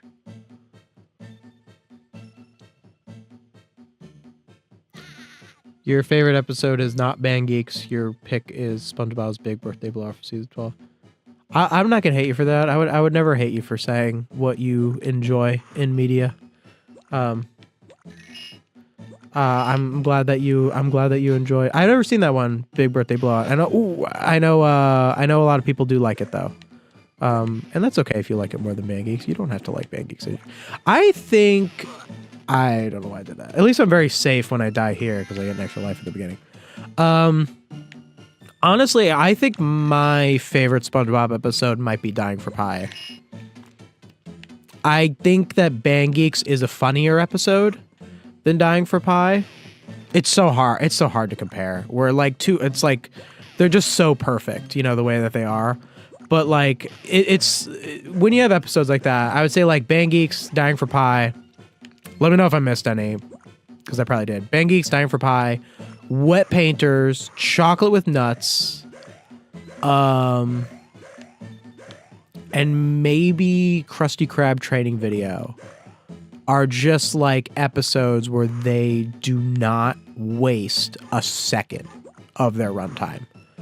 Like every moment of those episodes is just perfectly used. Like that was kind of what I said about Dying for Pi, is that it just doesn't waste a second of the episode. And when you watch even like what I talked about like with the Gorilla Suit Day that I just covered, is like the whole beginning has like so much of this stuff where it's like all the slapstick and the running around and the showing, with the gorilla stuff and it's just like you don't need all of this to communicate the message. And I think what makes those episodes so strong is that they do not waste a second of their runtime. That's very hard to do as a writer. Like, how do you know that when you're writing something? Like, is this necessary? And to make it fit the exact runtime that the network calls for, it's their real. What they did with those episodes is very, very strong. All right, what else are we saying here in the chat? What else we got? What do you think of Band Geeks in general? Well, for most of my thoughts, you're going to have to wait for the video on it, which is probably not going to be a video anytime soon. I have a lot of videos in production I have a lot of videos that are coming up. I am going to do I have to do a Band Geeks video at some point. I have to. I would say like Band Geeks is, it's just one of the greatest cartoon episodes that's ever been made. How do I go across here? What am I doing wrong? What am I missing here? Don't you blow up. Okay. Yeah, I think the interesting part when I go through Band Geeks, and I think what's going to make it Because obviously there's been a lot of YouTubers who've talked about Band Geeks, and I haven't seen every single video that anyone's ever made on the episode. But I would say that what my video on it will do that you should look forward to is that it's really going to break down what it does to make it that way. You know, a lot of people can be like, oh, well, this like joke is really funny, or like, oh, it's really like meaningful when they sing Sweet Victory. But I actually can look at that episode and I can tell you why. Like, I can tell you what it does specifically that makes you feel that way. Oh, is it this guy? No. What am I doing wrong here? What am I doing wrong here? And I'm dead. I am confused. I'm quite confused over here.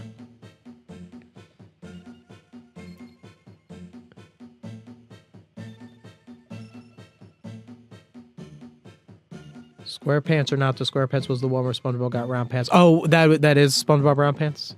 Okay. Yeah, they hyped that one up a lot. That was that Ultimate SpongeBob Sponge Bash, or am I misremembering that? Bye, thanks for being here.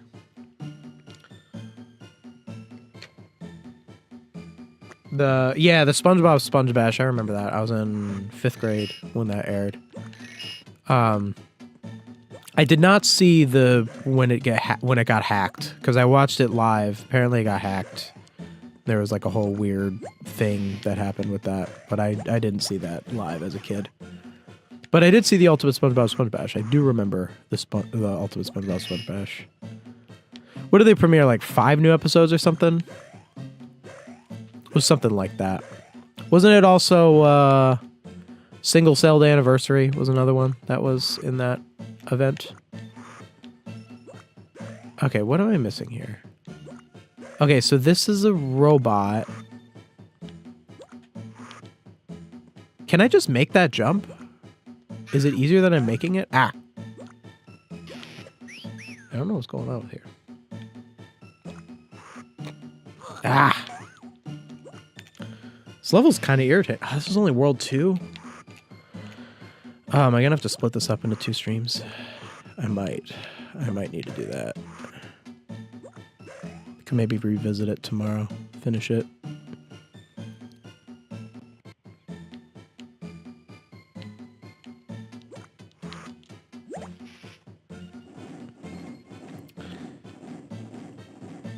Can I just make that jump?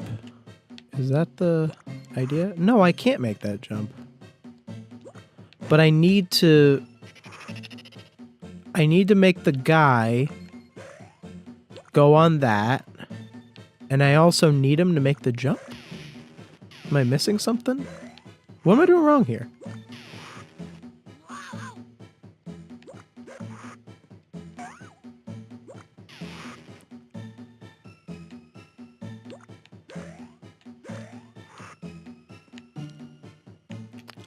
I don't... okay. What am I missing here? What's going on? Why am I blanking on... Am I missing something? Is there a game mechanic that I am missing out on?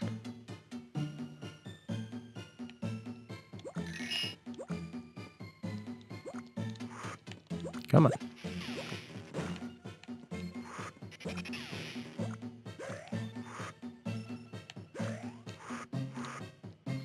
Ah.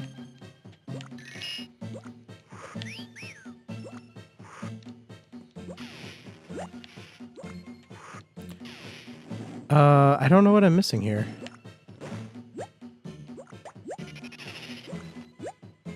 Maybe I can do the video on this about how this part is annoying. Because this part is very annoying, actually.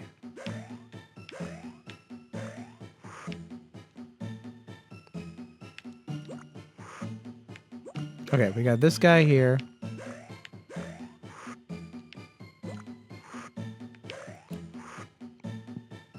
This guy here. So I feel like if I jump on him, I can get to the other side. No? Oh, wait. Do I have to... No, but if I... Oh, I just got it. I just got it. I figured it out. That was... I just got it. Watch. So we get the guy over here. All right, we drop him. And then we bring him back to life.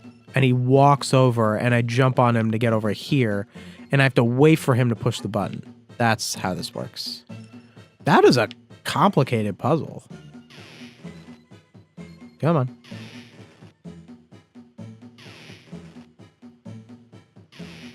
There we go.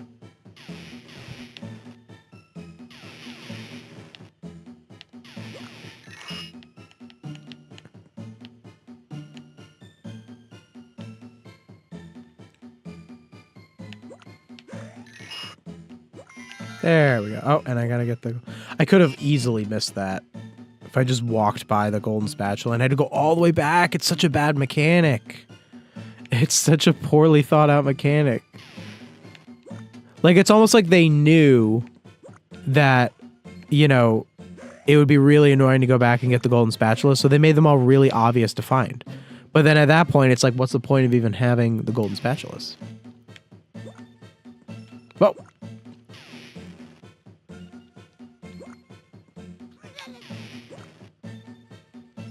Do you think that Paramount is ahead of its time with doing...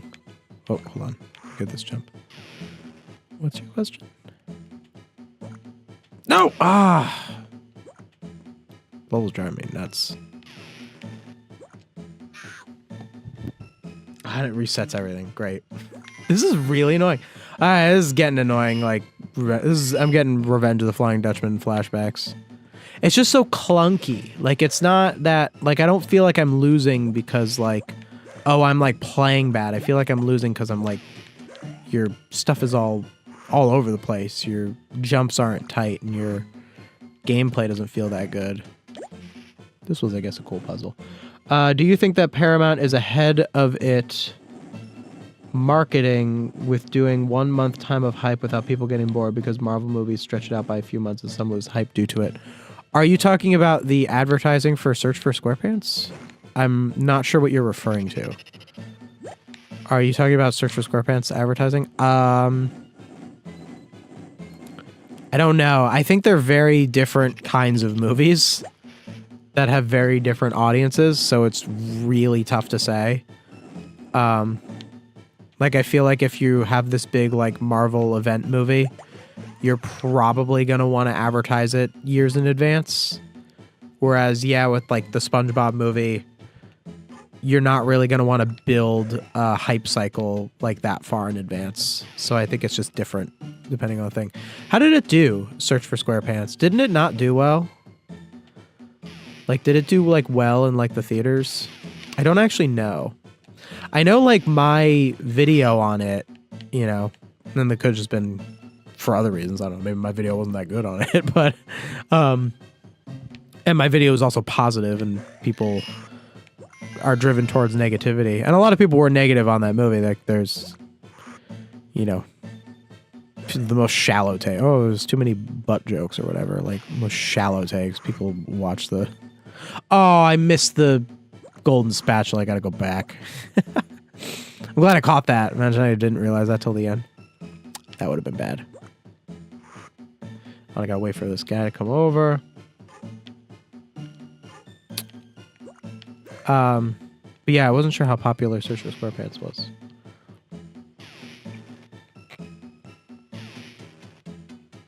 Come on. Oh, there we go.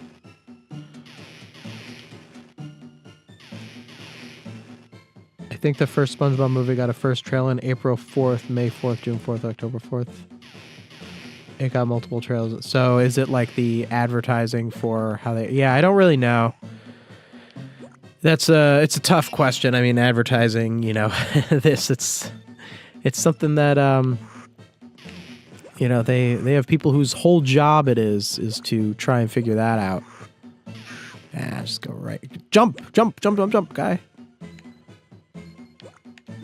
Okay. Get to that. Man, if I get game over too. Okay.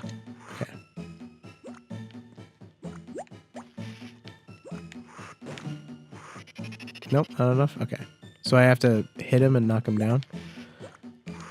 Yeah, most of like these puzzles are like tedium. Like they want you to like sit and wait for stuff. Mario would never do that. Mario wouldn't do that to me.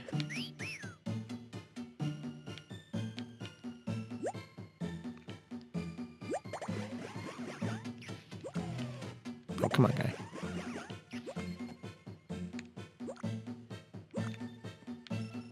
Does this one come down? What does this one do?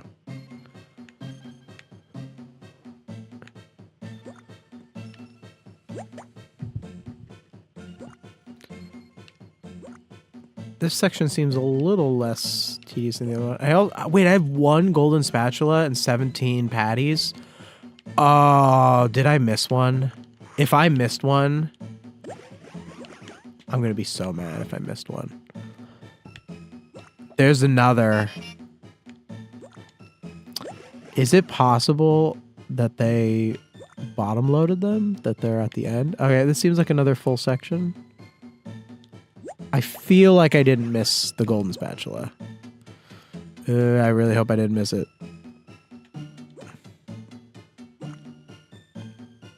Okay. Oh, that's a relief. Okay, that is a relief that I did not miss that golden spatula.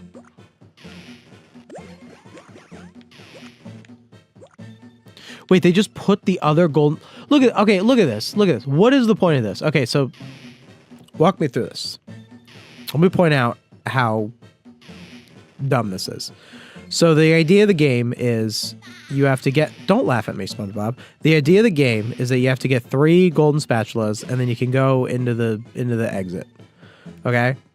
So this third and final golden spatula is just right in front of the exit.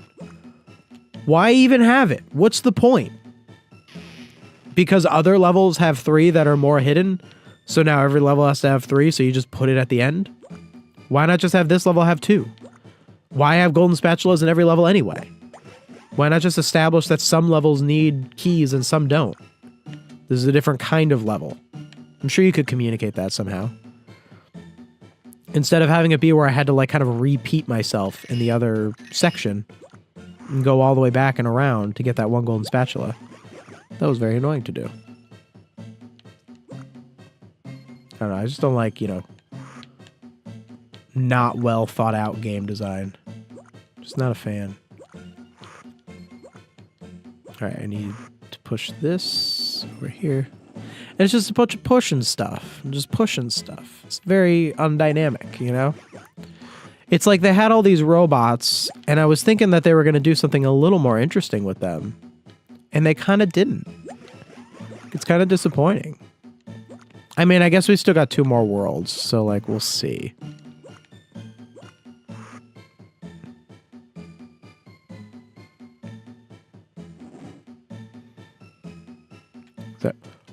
Excuse me? No. Oh, it fell. I thought it disappeared. I thought it just despawned. Oh no, that's like... Okay. That could be game. If I fall, I have to start the whole level over again. I cannot deal with that. I would not be okay with that. If I started the whole level over. Please no. Can I damage boost through that, or does it like not? Let me see if I damage boost through it. Oh, oh, it doesn't even hurt you. It's just a wall. Okay. It was worth a try. How do I open it? Where's the... Okay, that's the thing. Okay. So we do want... We do want to push it over? Oh, that was scary. Okay, that could have been really bad if I had fallen over.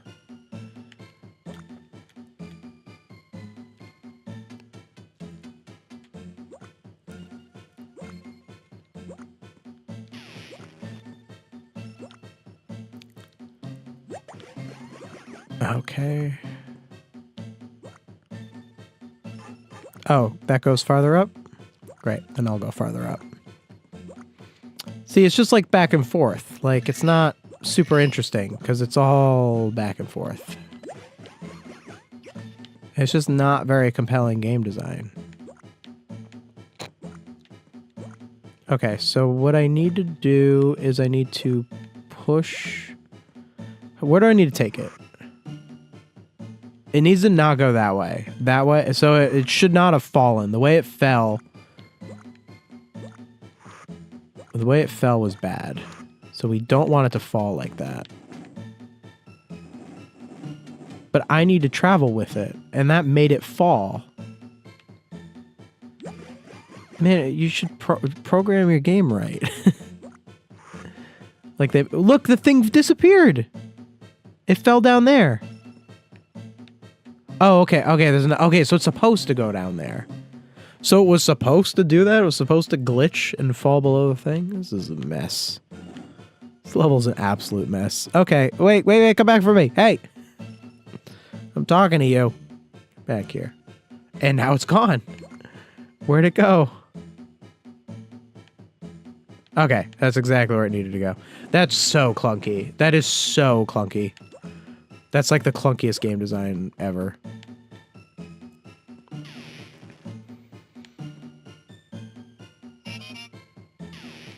Alright. That level was a bit of a nightmare. And I didn't even get all the patties.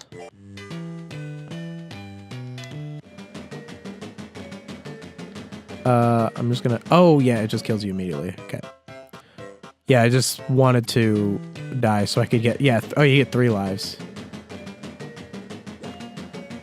Is this just a runaway thing?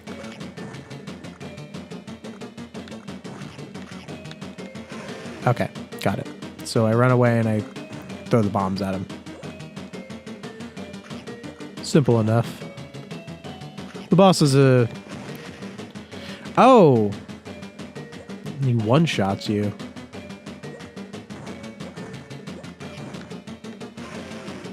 Oh, so I gotta get farther away.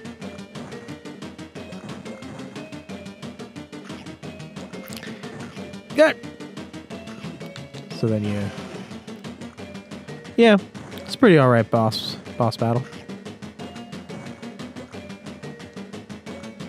Kind of like the jellyfish theming. What happens if you go past a bomb guy? Oh, I missed. That didn't hit him. I just started respawn. Great. Hopefully it gives me an extra one. Or do I just come up against a wall?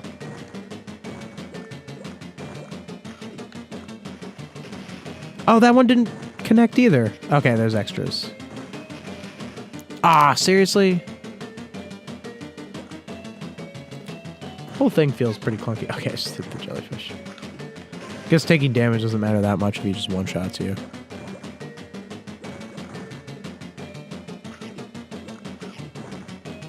Is that the first time a thing in this game could one-shot me?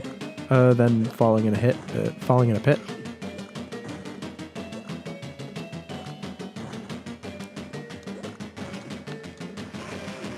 Got him. Okay.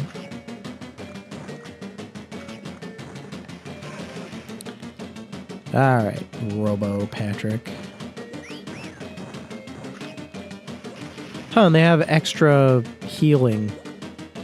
Even though most of the time you get hit, probably won't be from that. I'm gonna skip over this one, because there's another one.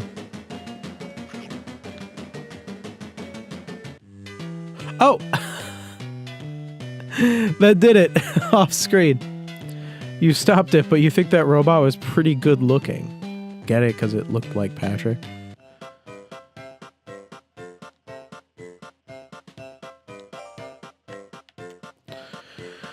Ugh. Huh, the level icons are weird. There's one that's Jellyfish Fields, and there's another that's Sand Mountain, but wasn't that in the most recent level? That's strange. I'm wondering if I should... I'm wondering if I should just take it at half, and then I just do the rest another day, probably tomorrow. I don't know if I should do the whole thing in one sitting. How long did this take so far? We're at 2 hours and 40 minutes. The end will probably be even longer. Yeah, I think we should split it into 2. I'll probably have to do that with a bunch of games anyway. This won't be the first one. I think I'll pack it up for now. Maybe we'll come revisit it again tomorrow. So yeah, that'll be the end. We will stay tuned on the channel. I think, yeah, maybe look out for the next one another time. But thank you so much for watching. And we are back with SpongeBob Battle for Bikini Bottom. And I think what I'm excited about here is we get to actually use the password system because I thought about, like, you know, trying to save what we were doing yesterday and just leave it open. But I thought it'd be more fun to use the password system because it's like back in the day where you had the password system. The password system is a little less fun in this one. I like the password system in the SpongeBob movie GBA game where it's all the, like, pictures of the characters.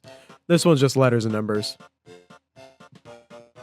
So our password is going to be P4P. And before I show you this, all right, if you didn't get this far in the game, you can't use this password because that's cheating, all right? I'm allowed to use this password because I got that far. All right. 3-1, around the way sponge. So we got the first 2 worlds done, and we're going to do the second 2 worlds of this one. There's only 4 worlds in the game. Hello, SpongeBob fan artist, and hello, Bryce Barnett. Is it going now, Mr. Krabs? It is. It is. We got it nice and set up. So we got... I feel like the levels are getting a tad repetitive, you know? Like, I feel like the worlds don't have that much of, like, a theme to them. Like, if you remember when I played the SpongeBob movie game, those, like, every world had its own, like, unique biome, probably because they were based off of the journey of the movie. But I feel like it's starting to get a little repetitive here in Battle for Bikini Bottom. It's getting a little repetitive. I won't fault it too much for that. And we get the big robot. I'm surprised they were this far in the game. So I must have gotten this far when I was a kid. I must have at least gotten to World 3. Because you have the big robots. I would have thought that the big robots, because these are just like the standard robot, but bigger. They don't hurt you. Like, they're not like super threatening enemies. They're just bigger robots. But they saved them until World 3. I just feel like there are more powerful, more like dangerous looking robots that I've already seen. I felt like these guys should have been like, in terms of like what I would picture of game pacing. Oh, you can't push them when you make them all dead like that. In terms of game pacing, I just feel like an enemy like that, that's just a bigger version of the main enemy. If you can even call the robots enemies. Would you even consider them enemies? They don't hurt you. Some of them are enemies, some of them hurt you, but this is like... Oh, well, I can't get around like that. Anyway, just a little criticism on my part. I also saw up there, that was like the exit, so it's going to be one of those levels where you have to go around and get all the golden spatulas, and then you have to come back to the front. Definitely getting some Revenge of the Flying Dutchman flashbacks from that. Let's hope the golden spatulas are not too annoying to find. We have not had, and we're already halfway through the game, we have not yet had a level where I felt that the golden spatulas were really egregious. But I have just kind of generally felt that the golden spatulas were kind of boring. Like, there's almost like no point in them to even exist because the levels are kind of linear anyway. There was like one level that used them well, and it was the Sandy's Tree Dome level. All right. So there's like some kind of puzzle elements with the robots. Like, I have to push that guy over there because I had to leave Mystery, but if I take Mystery, so I push him over there, you know, it's kind of basic puzzle stuff. I mean, they're no Zelda puzzles. They're no Zelda puzzles, that's for sure.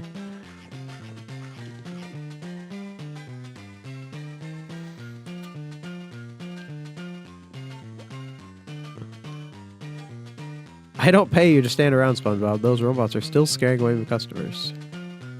Hurry and get to the chum bucket so you can stop Plankton. Is that what the journey is? Is that they're like, yeah, you know what? That that actually does bring up a bit of a pressing question. Where are we going? What are these levels? Because usually a level is like, you know, you try to get from one place to another. Like, you know, like Super Mario Bros.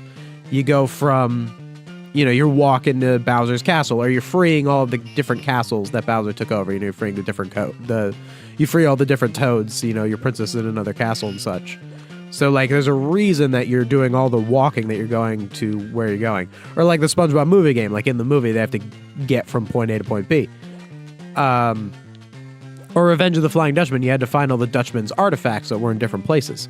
But with this game, where are we going? Why are we on, like, a journey? Especially if Mr. Krabs just said, we're going to the Chum Bucket? Bro, the Chum Bucket is across the street from the Krusty Krab. We should have already been there, dude. What? You gotta think these things through. I thought of it kind of like that you're going to where each, like, robot boss is to stop them, and then you have to stop Plankton at the end. That would be my guess. Okay, just go right on that. Sure. Sure. Just get hurt by that. Oh, I like this little robot design. Oh, so this is like the moving ones, except it moves from side to side and then up and down. I love the robot designs, these GBA robot designs. They really did do a lot with them. Is there anything over there? Is there anything? Am I just gonna get hurt thinking there's like a patty over there or something?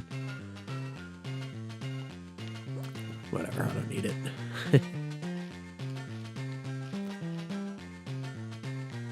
Oh, Mystery despawned. Wait, is that bad?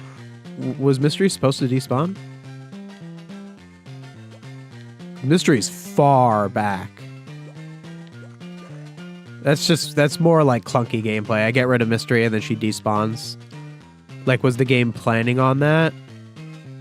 Very sloppy. Oh, and there's another one, right? Yeah, that's so sloppy.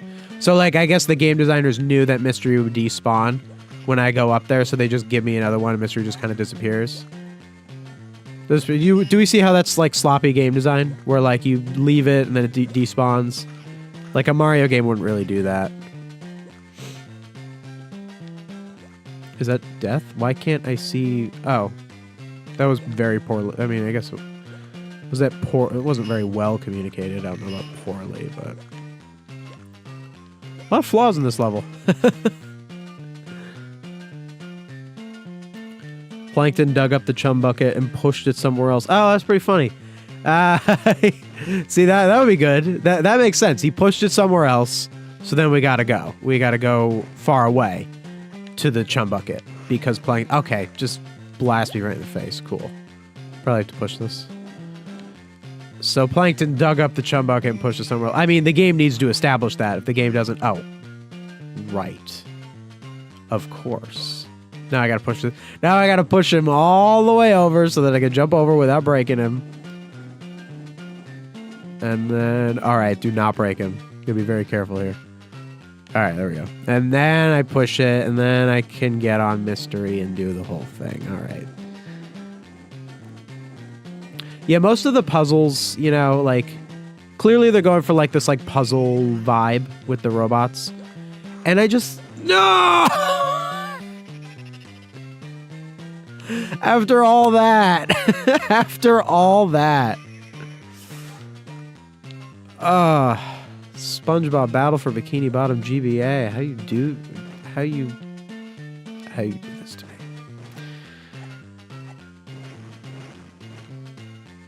There we go. All right. So I guess if that happens a lot too. That's very clunky.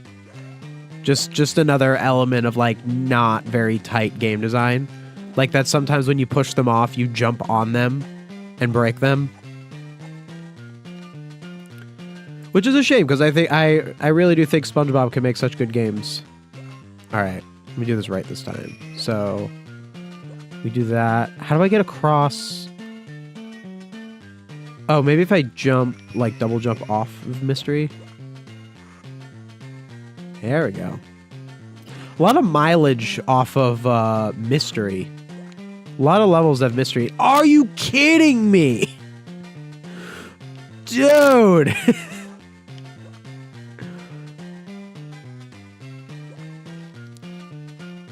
This would never happen in a, like, Mario game. That was ridiculous. It just got messed me up. Alright, let's push him down, and it breaks it! This is ridiculous. peak gameplay. Wow, wow indeed. Okay, there we go. Am I gonna have to push it? That's way too I can't get across. I can't get on the other side. This is so clunky. Like, I have to push the thing and then get over. This is infuriating. So I think I'm starting to see a problem with the late game of Battle for Bikini Bottom GBA, is that in their attempt to do more like advanced puzzles, they are... Don't break him! Okay. In their attempt... Oh, it worked! Please don't break him. Please don't break him. Ah, we made it. We made it through. That was way more tedious than it should have been. What do we got here? Burgers.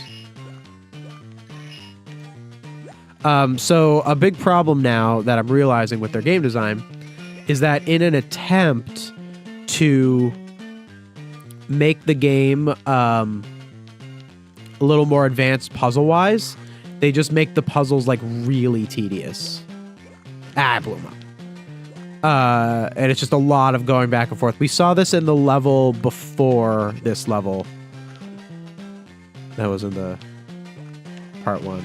Although if you're watching this as the full video, it'll all be one part. Do I leave it behind now? No, I think I need... Yeah, I need the bomb, right? I need the bomb guy. Do I bring them over? It's funny, like, I think you could really do so much with these puzzles, too. Do we get, like... We need to get, like, the ROM hack people on this game to make, like, really awesome puzzles. Because the original designers did not do it. Well, it's only World 3. Maybe they'll wow me in other ones. Can I can't go in the door with mystery? It's like Mario World where Yoshi can't go in the ghost houses. All right, we got all the golden spatulas. That should be like the end, right?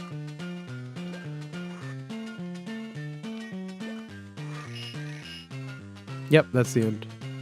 I missed a patty. Not going back to find it. What, you think we're doing 100%? I don't have time for that. I mean, we got to get to the chum bucket, which is apparently very far away. See, also, even like the icons. So like the icons, they're repeating. Like, why is this Jellyfish Fields again? Like, look. There's Jellyfish Fields, and there's Sand Mountain. Do they all repeat? No, some of them don't repeat. There's no Jellyfish Fields in World 1, but there's Goo Lagoon. Sandy Tree Dome. But we see this thing. I mean, I guess that little rock formation could be in multiple places in the SpongeBob universe, but look, we already got Jellyfish Fields and Sand Mountain. And there's just Jellyfish Fields and Sand Mountain again. And then there's that park over there. It's a weird one to repeat. Jellyfish Fields is kind of like one location. So I don't know why it's repeating Jellyfish Fields. Not really into that.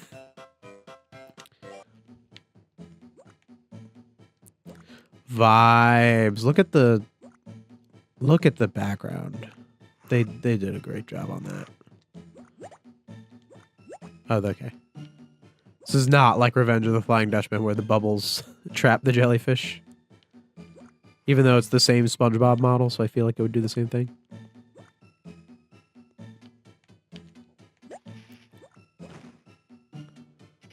Was I supposed to jump on him somewhere? Felt like it was just in my way.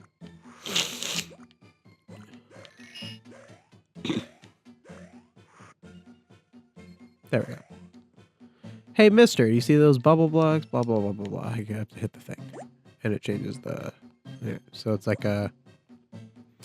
It's like an on-off switch, like in Mario Maker. Great.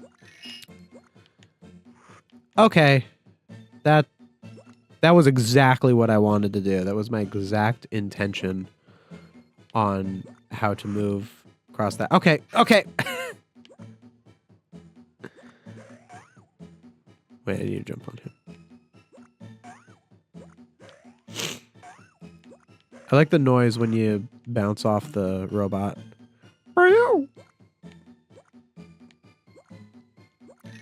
Yeah, I got the key. Okay, so the key opens that, but was there more of this side? I don't want to go over this jellyfish again. Why didn't you jump? That was your fault, SpongeBob. I put in the correct input, and you just didn't jump. Okay, I got some underwear at least. All right, so I need to go the other way to get the other key, and then come all the way back.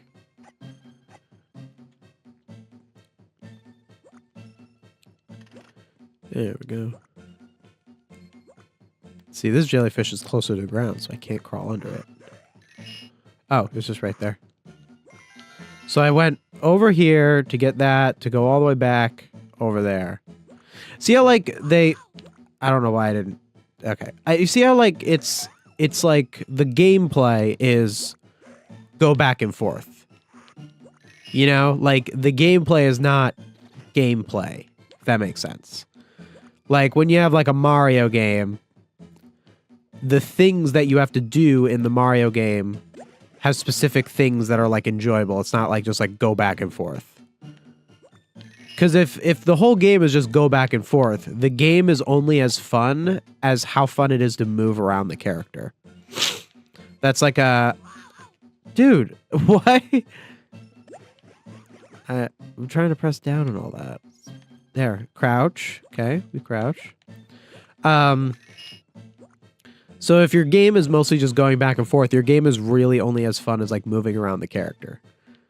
And some games that's really good. If you take, like, Mario 64 and, like, you do, like, red coin missions, that's mostly just going around the stage, you know, and they're kind of cleverly hidden sometimes and all that. But it's fun to move around in that game.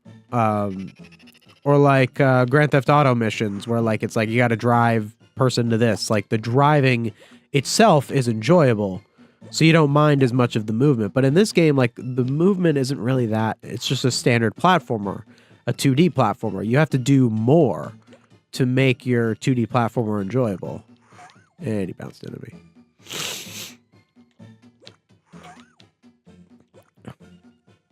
Dude, that robot's so rude. Oh, that's it? Just one patty? Oh, no. Is there more over there? Ah, there's... That... I could have missed that so easily.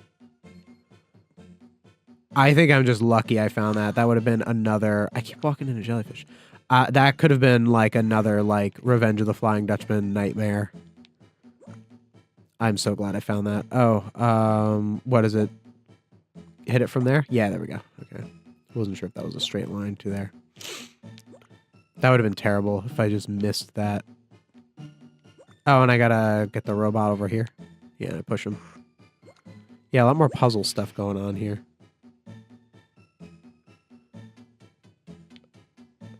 We get that guy pushed. Wait, how do I move him without breaking him? I don't want to break him. Oh, I could have, Right, I could have, revived him, made him not all off, and then he'll walk over. Yeah, I just have to have him come over here. See, you're just, like, kind of, like, sitting and waiting, and just kind of moving guys around. You know, just because you do something... Okay. Great. You know, just because you do something, just because you're having the player do something, doesn't mean it's inherently enjoyable. Alright, let's try again. It just means you're having them do something. And I think that's why a lot of Nintendo games really succeed, is that they have you do something, and they also have that something be enjoyable. Okay, can I push him off without breaking him? Okay. And then he comes back, and now we can go up there. There we go. See, all that for that. Just kind of tedium at this point. And I gotta change the... Okay. Yeah, so that was just over there. Do I even want to get that patty? I guess I haven't done the bonus level at this point. Maybe I'll get... Maybe I'll get the patty.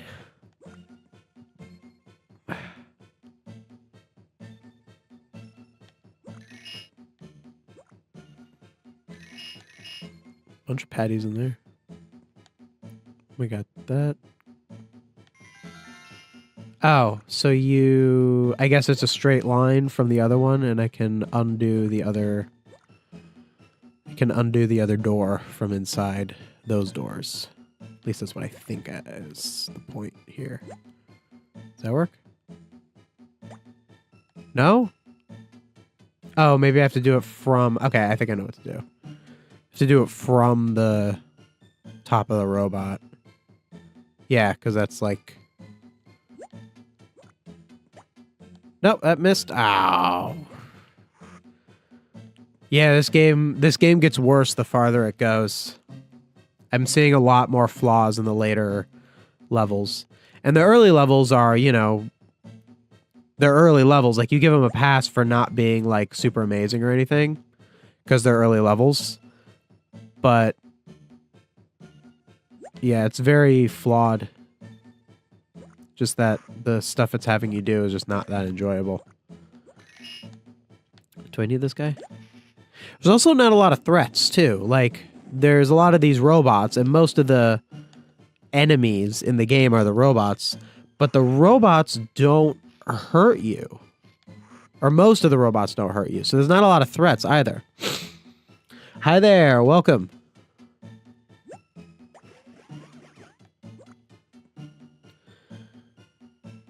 So that's kind of a problem. Do I even need to break the... Oh! Okay. I feel like that time was inconsistent. Oh, do they... I think they blow up faster if you shoot a bubble at them. That might have been why that happened. I don't think I really even needed to do that.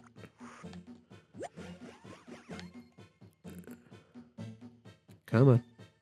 No, come over here, guy. You know, like those like main robots, they can't even hurt you. Like, there's a few things that can hurt you. There's sometimes like stakes.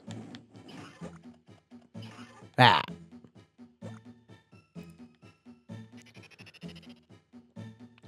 So I gotta get the bomb guy. Like, I guess that's kind of clever. You know, like, oh, okay. I didn't mean to jump on him twice.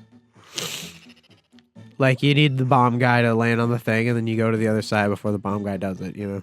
I guess it's all right. But, like, play other games. Why did that happen? I didn't press down. I pressed side. Why? Why is that only happening when I try to push the guy? Oh, no, that's... The bubble makes them... I think the bubble makes them explode faster. I could be totally wrong on that.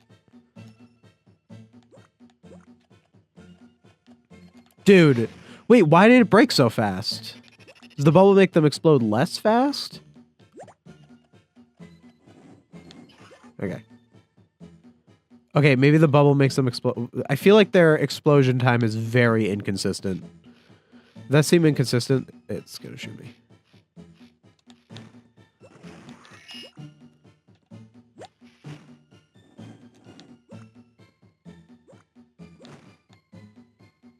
How do I get that? How do I get that patty?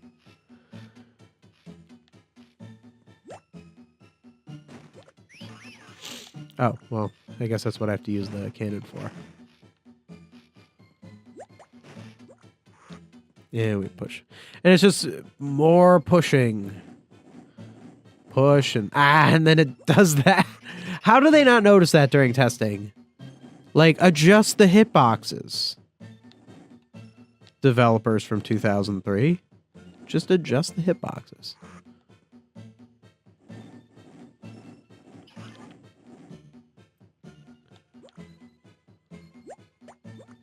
And then we go. It's just a lot of walking around. Why did that just go back down?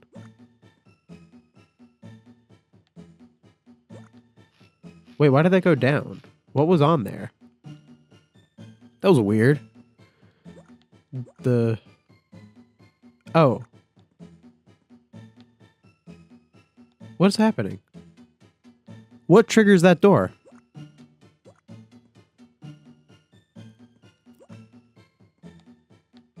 Wait, that's supposed to trigger that door, right? What else would trigger that door? But it despawns. Right? Is that it despawning?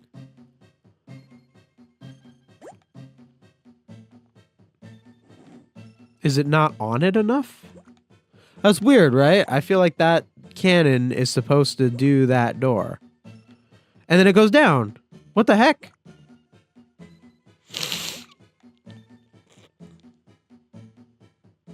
Oh, something's wrong here.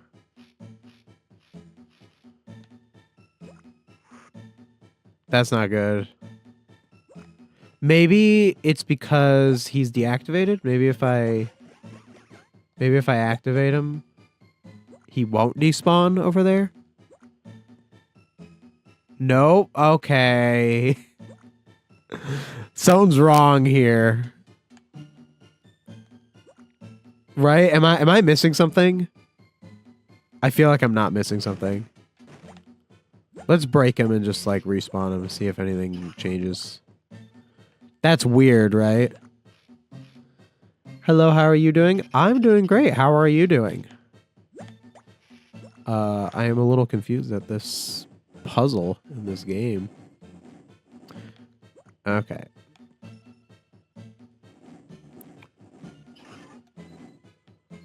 And I guess I'll just reactivate him, see if that does anything.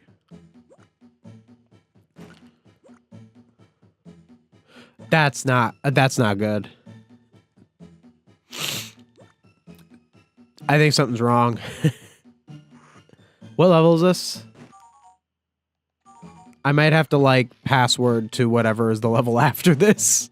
And I'm only one golden spatula. I won't be able to play the whole thing. Something's wrong. Like that is not intended. It's like despawning. It is for some reason despawning the robot that is opening this door. We're just gonna have to... I don't know what else to do. I'm going to have to probably skip over whatever this level is. Quit level. I'm gonna have to find like 3-3 Battle for Bikini Bottom GBA 3-3 password. I guess I gotta GBA 3-3 password. That's crazy.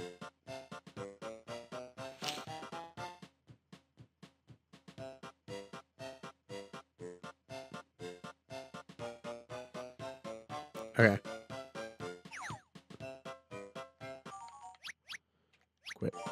Quick aim. Continue from a level I didn't earn getting to. I know, I feel kind of bad almost.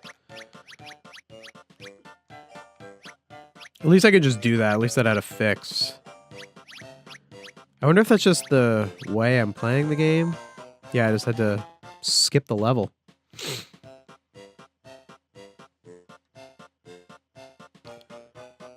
The tie clip thing is dumb. What's the tie clip thing? Also, hi to the other person. What is the tie clip thing? Is this an inside joke that I am missing?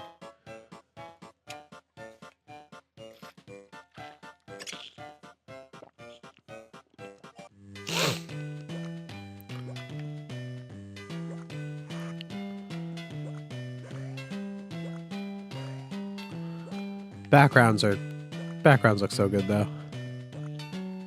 But I feel like the biomes are getting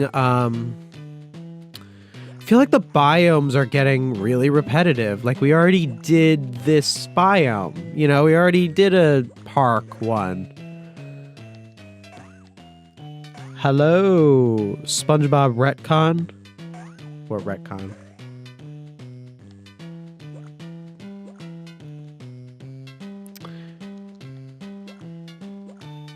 Patrick, you're looking for jellyfish when the world is being taken over by robots?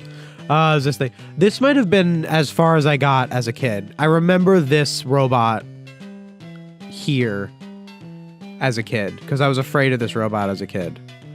So I think that this is at least the farthest I remember getting when I played this game. So that level before must have been possible.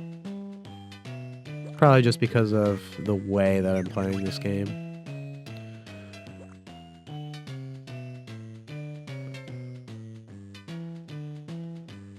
You wrote an illustrated novel which takes place in the 1990s. It also has Nickelodeon and Game Boy reference in it. You might enjoy it. Permission to reveal the title. permission to reveal the title. Yeah, sure. Why not? Doesn't mean I'll definitely advertise anything anyone ever asks, but sure. You seem nice. Is the game any good or it's very nostalgic. I'm actually starting to see a lot of flaws in its game design in these like later levels because of the way that it does a lot of its puzzles. Most of the puzzles just kind of amount to like have the robot go here. And it's just a lot of walking back and forth, and that's like the whole thing. Okay. Just hit me. Yeah, and that breaks it. Okay, cool. Cool. Hi, new here. Loved your recent SpongeBob episodes breakdown. Hope you have a nice day. Oh, well, thank you. Which video in particular would you like? The one I just did? Gorilla Suit Day would be the most recent one. Just want to stop by and thank you overall. SpongeBob is my comfort show, and you're one of my favorite comfort creators. Wish you the best of luck for the future. Well, thank you so much. I am so happy to hear that I am one of your favorite comfort creators. Stay tuned on the channel. I'll be making lots more stuff. I'm already... actually, I have my editor probably working right now on one of our next videos, which is going to be... I guess I could reveal it's going to be on The Bully. The SpongeBob episode, the classic SpongeBob episode, The Bully. See, I'm always ripping on modern SpongeBob, so I thought that I would take a swing at a classic episode, because I actually have some strong negative opinions on The Bully, which, you know, I know The Bully is a very funny episode, so it's harder to criticize than, like, you know, I'm Was Stupid or Dumped, you know, which are the other, like, episodes that people don't like that are from the classic era. And Grandma's Kisses. I recently did Grandma's Kisses, but I defended Grandma's Kisses because I actually think that that's a pretty good episode. But that is the next video. I will not reveal too much. Someone in our chat wrote a book called Shadow Protection, Morty the Shorty. Well, congratulations on that. According to 2 Amazon reviews, the book is better than Diary of a Wimpy Kid. That's a rave review. I've never played SpongeBob games as a younger person. I usually watch the show, though, and I still do sometimes. Yeah, I played a lot of the games. Actually, my first game on the Game Boy Advance was the SpongeBob movie game, and I played this game when I was very young. I think I have to... Yeah, I have to get this guy to chase me. I'm pretty sure.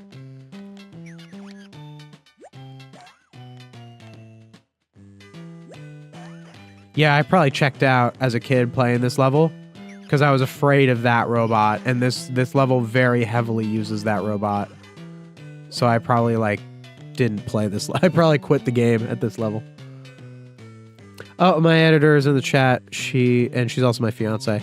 She said that she's doing her nails right now, but she'll get to the editing shortly. No rush, sweetie. It's all right.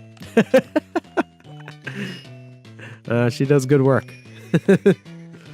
When will you do Titans of the Tide SpongeBob game? It will be cool to see how analytic a game storyline different than a movie or episode. True. Titans of the Tide, it's probably next. Can I give you an exact day of when I'm going to do it? I don't really know. I am... Oh, can I eat them? No, I cannot eat them. Because I'm still trying to get a good, like, stream consistency schedule. Though it does seem like I'm getting some pretty good support and good chatters, good viewership on them. So I am trying to do a little bit more of this live streaming, unscripted content to go kind of alongside the very scripted content that I do. Keep a lookout on the channel, because I'll probably be posting links to a channel for the VODs for like the streams, so you could watch them if you miss them, or just other like unscripted content if I start going in that direction a little bit. We are currently growing very fast. The channel has been growing very fast thanks to supportive viewers like all of you in my chat right now. I am eternally grateful to all of you for the growth that the channel has been getting these past couple of months. And I'm looking to expand it. Titans of the Tide. It's going to be the next game, I think. I do want to do GBA Lights, Camera, Pants, but I think I do need to do Titans of the Tide just because it's new. It just came out, and I feel like I should give it its due. I should review it, and you know, on the how do I do this? Okay, I'm going about this all wrong. Okay, I need to. Oh, do I just eat him? No, because then I can't get up there. I need to eat some other robot, and I fall. Right there. Okay. I need another robot over here.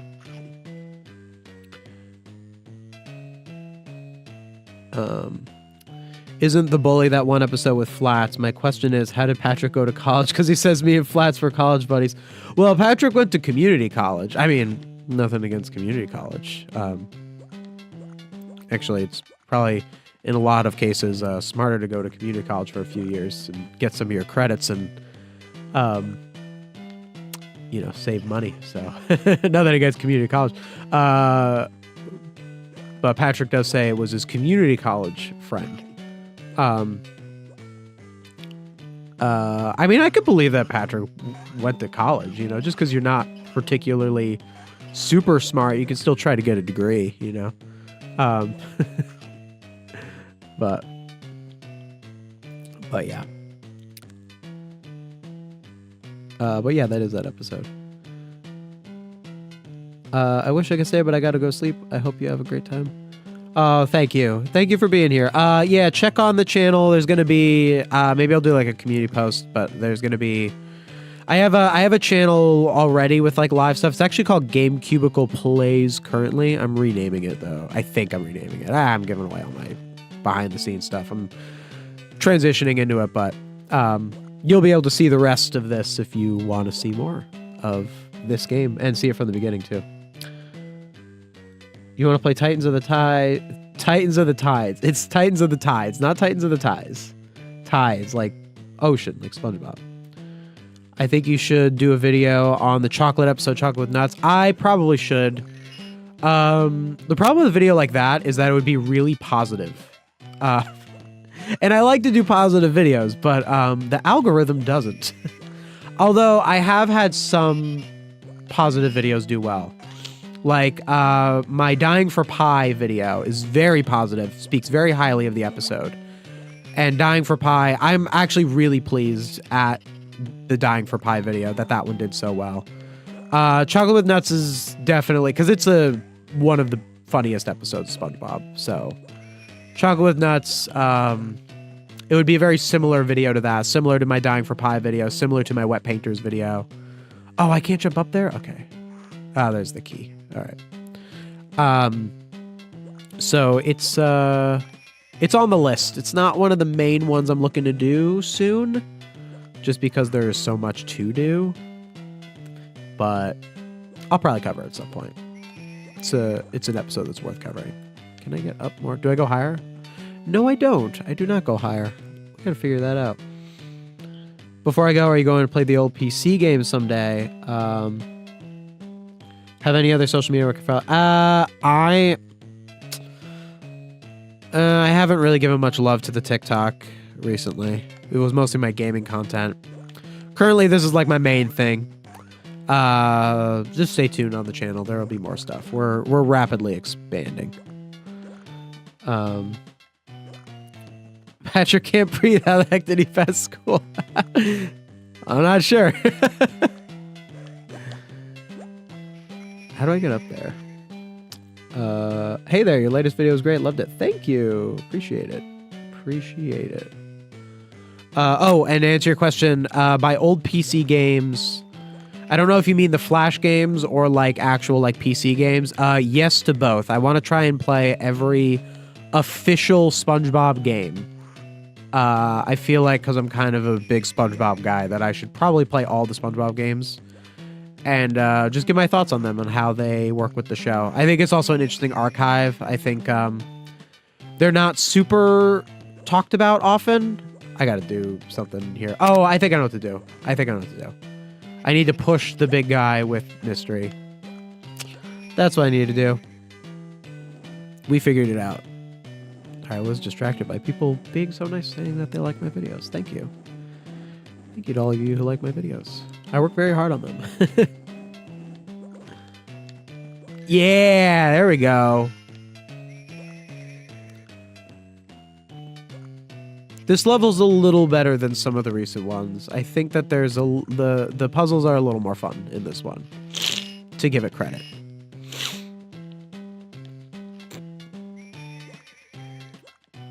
There's some levels from the console version that aren't in the GBA version. Oh, interesting. Kelp Forest, Flying Dutchman Graveyard, and SpongeBob's Dream. Is that like a reference to Sleepy Time? Oh, I almost walked right into that thing. Okay, I'm just gonna try to figure this out. Interesting. Oh, there's one of those guys. Yeah, I probably quit the game when I was a kid at like this level. Because I don't know what it was about those guys. These little sword guys. They are like rocket guys, I guess they're... Oh, no! Dude, how far back is that? Oh, that's not so bad. Okay, I thought that was worse.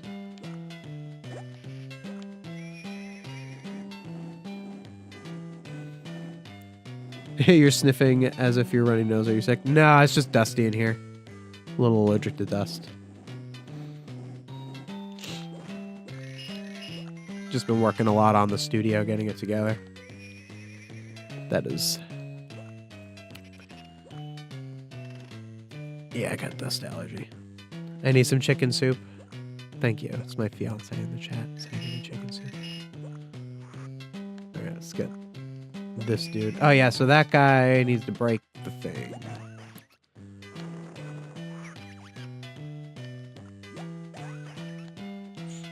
There's very few robots in this game that actually hurt you. Like, this is one of the ones that actually can damage you. The bomb ones can damage you. I haven't seen a lot of the spiky ones. I feel like the spiky ones should be like the main obstacle. There we go. Alright, can you get out of my way? Thank you. Oh, he's coming after me. How far does he go? Does he trap me? Oh no, okay, he stopped moving. Okay, so I guess I just kind of push this guy. Don't blow up on me.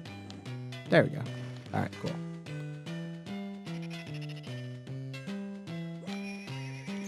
I only got one golden spatula so far.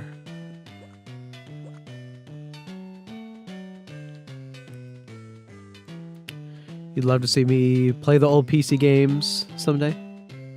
Thanks for making my evening better. See you in the next stream, hopefully. Yeah, stay tuned on the channel. I'll try to see if I can do some more soon. I think SpongeBob's most famous PC games are the PC version of the movie game, which is point-and-click adventure. So PC version is like not, you're not talking about the Flash games. You're talking about PC versions, like the CD-ROM games from like back in the day, which I could probably get a hold of. I could probably find them, because I know they archived all the Flash games. I do want to do the Flash games. I think those will be very fun to cover, like the Nick.com Flash games. They preserved, like, I think all of them or most of them.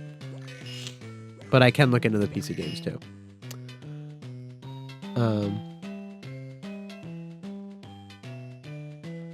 You probably were scared of the sword robots because of how they would hit SpongeBob, make it fall apart. No, but I knew that that was SpongeBob's death animation. There were other things that did that to SpongeBob. It was definitely the robot themselves. It wasn't what they did to SpongeBob. There was just something about them. I think it's because they looked like... I think there's supposed to be a rocket, but it looked like a knife. So maybe that's why I was scared of it as a kid. Because I was very afraid of like sharp objects as a kid. Wait a minute. This isn't... Oh no. We only have 2 golden spatulas. Did we miss a golden spatula?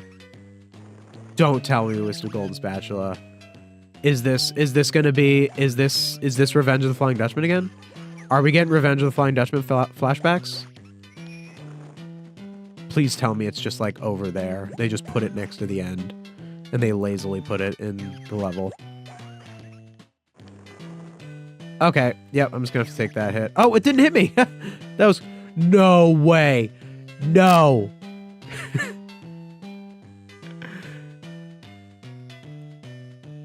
It's as bad as Revenge of the Flying Dutchman. We got Dutchman. For those of you that don't know, Revenge of the Flying Dutchman had a system in its levels where you had to get 3 keys in order to finish the level. And there were a few levels where I went back and forth in the level multiple times looking for the last key. And I have not had that problem yet. I have not had that problem yet with this game, with the Golden Spatula system. Until just now. Hopefully... Oh, I can't even take Mystery back. Look at that. Mystery doesn't go backwards. She doesn't go down. She could go up but not down. And that way is a crouch. I hope that's not a problem. I wonder if I got like soft locked. I was traumatized from the close-up butterfly scene in Wormy. Wasn't able to... I've heard that from people that got freaked out. Did I have an episode that freaked me out as a kid? It wasn't SpongeBob. I remember there's an episode of My Life as a Teenage Robot where there was... it was the one where it started where there was a guy who said he was a dynamite salesman. And there was like... It was like a car smashing machine. And there was like a joke where there was a... I think it was like a toy dog in one of the cars that was going to get smashed. That went like, it was one of those bits where like the guy said, he goes, I'm a dynamite salesman. And then everyone goes, dynamite salesman, like repeating it. And it was like different like silly things that said it. One of them was like, it was like a dog toy or something in a car that was about to get smashed. And I remember I could not watch that episode as a kid because I was thinking about like a little like toy dog thing like getting smashed in a car smasher. I couldn't watch the episode. Is it over here? Dude, where is this gold spatula? At least this level's not super, like, giant, right? Where did I miss it?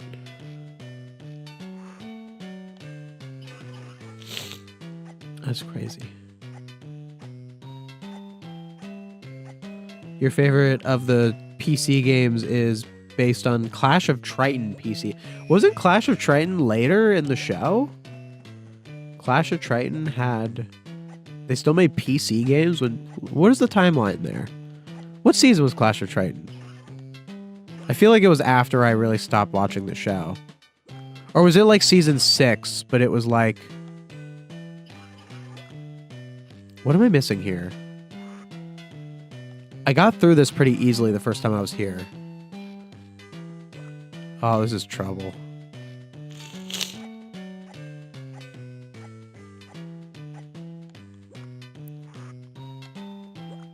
Wait, I can't even get up there. I think I soft locked myself.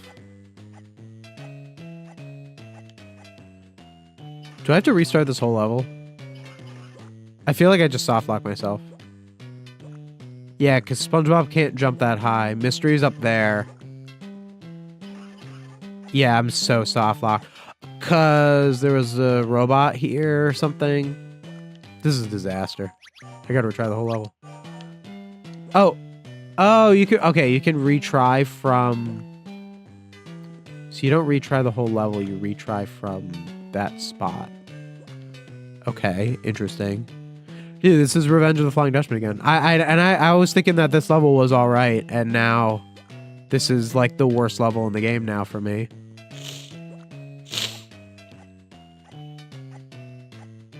Yeah, I can't get there. I can't go through there. There's nothing I can do. Yeah, I need to start the whole level over. Ah, that's so annoying. Alright, I could probably get through this level quick enough, though, because I know what to do. I just need to make sure I don't miss whatever golden spatula is on the other side. That's crazy. This is currently the worst level in the game. Because of that. Because it soft locked me and it made me miss a golden spatula. I have not had that problem in this game yet.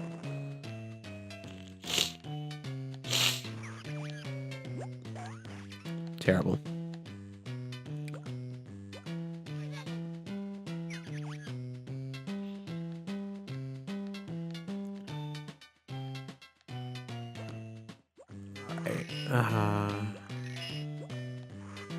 Yeah, what was over here? Oh. So that's why I got soft locked. Because mystery originally spawns over here. So as soon as you take mystery past here, you can't bring her back. You need to have mystery to step on the thing. That's so crazy. So not only... Wait, that's the first gold... Where's the other one? If that's the first golden spatula, where's the other one? Yeah, you need that guy to stand on the thing. Where's the other one? Okay, so that's the first golden spatula. Was that the one I missed? Alright, I just gotta wait for him to walk over. This will open up. Was that the one I missed? I don't think so. I feel like I wouldn't have missed that one. Where is the other gold? This is why it's such a bad mechanic. If the whole game was just get to the end, like all I'm doing is replaying the level that I already played to like look for one like stupid little golden spatula. And I missed the jump hitbox there, so I got stuck. This is the worst. This is the worst. Seems like TV shows back then played the scariest thing when it's late at night or in the morning. Like TV shows played their scarier episodes at night. I don't think that's true. It's probably just because that was gonna sneeze.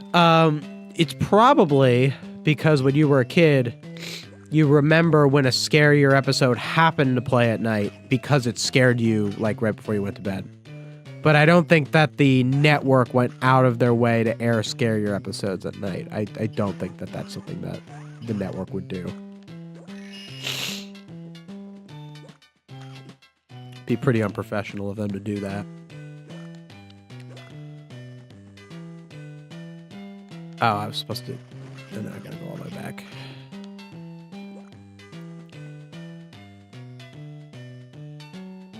Clash of Triton was from season 6. That's crazy. Clash of Triton was season 6? I didn't even watch that one, but it was after Truth, because Truth or Square was season 6. But Clash of Triton would have been after Truth or Square, because Truth or Square kind of made me give up on the show. So that's probably why I see Clash of Triton. Like I don't think of Clash of Triton as like early SpongeBob. Like I think of like early SpongeBob for me feels like it ended at Truth or Square because that was when I personally stopped having faith in the show. That was when I was betrayed. It's Truth or Square. After Truth or Square, I was done. I was done. I didn't trust the show. Because Truth or Square was the first time I realized that someone who works on a TV show could just not care about the audience and what they were presenting to you. The other golden spatula's got to be around here, right? Come over here, buddy. This has got to be where it is. That...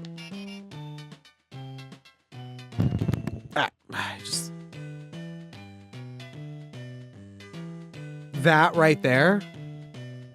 That little... Yeah, spin your... jerk. That right there is the reason I had to play this entire level over again. Because they arbitrarily stuck that there.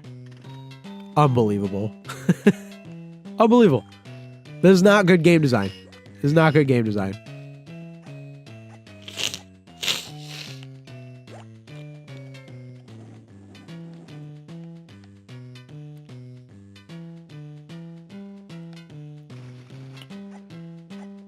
Truth or Square made me give up on the show. I hated that episode. It was kind of boring. The only interesting funny thing was the wedding scene. That was the part I hated the most. But that was because I watched the advertising. Yeah, you should watch my video on it. That was an important video for me to make because that was like a big part of my perception of SpongeBob as a show was Truth or Square. Come on. Oh! Oh!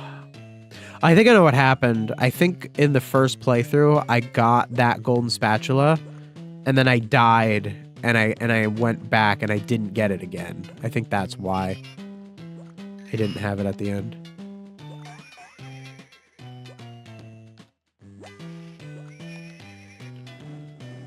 Do you think Vincent Waller allowed for more creative freedom? You know, I don't know like the exact like who was showrunner, who was executive producer when. I don't know the like exact. That's why I don't like use like names of people when I like talk about like the show as a whole. I usually just say the team behind the show or like the writers. I don't talk about like specific writers and like what they did. I feel like that's the job of a different kind of YouTuber. You know what I mean? Like there are YouTubers who know like those like facts and like this person worked on this and this sort of stuff. That's why I'm not a big like, oh, like Steven Hillenberg would have wanted this or didn't want this. That's why I never really say that in my videos, because that's not really what I focus on. I focus on what is being presented to me. If I start like going into the nitty gritty of like this person allowed more creative freedom or this person wanted this, like it's so hard to know that for sure. Like you can have opinions on that. You can consider those things. You can look at certain kinds of creators. Like I guess to talk about my gaming channel, if I did a video like on like Kirby Air Riders, I talked a lot about Sakurai. But like he's so open with like how he makes his games. Like he's so public with all that stuff that I just knew stuff about him that I was able to put that in my thing. Maybe I'll try to research that more, like different people who work on the show and like their philosophies towards it and like what I think of how they approach the show. But currently I don't really know. Like I don't even know.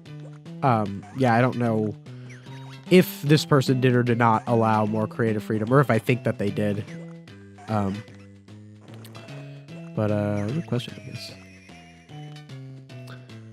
Have you watched The Great Patty Caper from season 7? When I was a kid. So like I haven't watched it from an analytical lens. So any episode that's featured in my videos is an episode that I sat and watched with like notes open. Not a note, I'd say a notepad, but I don't write on a notepad. I'm a faster typer. Like I have a computer open and I'm taking notes. If it's an episode I haven't seen since I was a kid, then I probably don't have very strong opinions on it. Even if I think I like didn't like it or something. Like we were talking about yesterday, someone mentioned A Pal for Gary. And I haven't watched A Pal for Gary since I like was a kid. And I remember not liking it, you know? I remember thinking it wasn't good. But like why I think it wasn't good is very different if I approach it from an analytical perspective. So the episode you're talking about is sort of like that.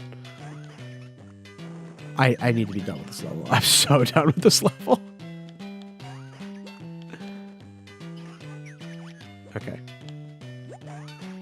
I did a weird thing where like if I crawled... Yeah, it doesn't hurt you if you crawl. That's crazy. I wonder if that was intended. There we go.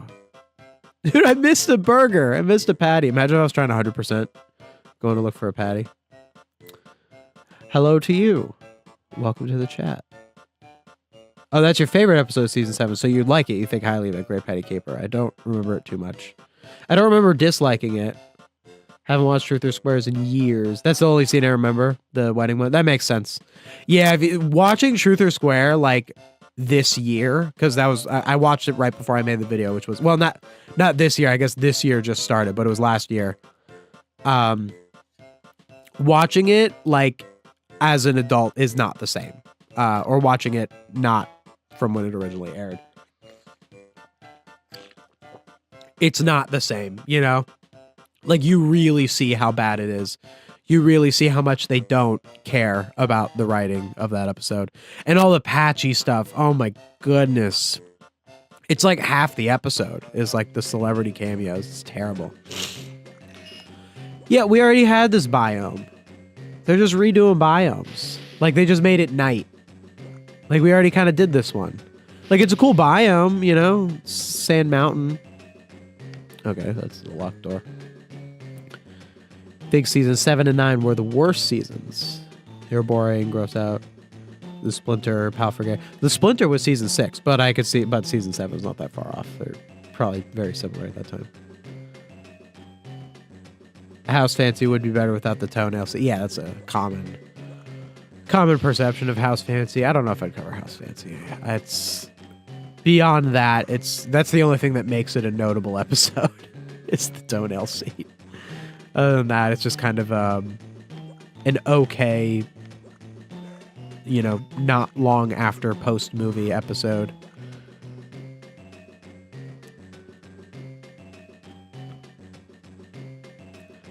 Most ironic season 7 episode is the abrasive side, because it's kind of funny to hear SpongeBob's abrasive side roast everyone Bikini Bottom. Second favorite episode of the season. That's another one I watched when I was like.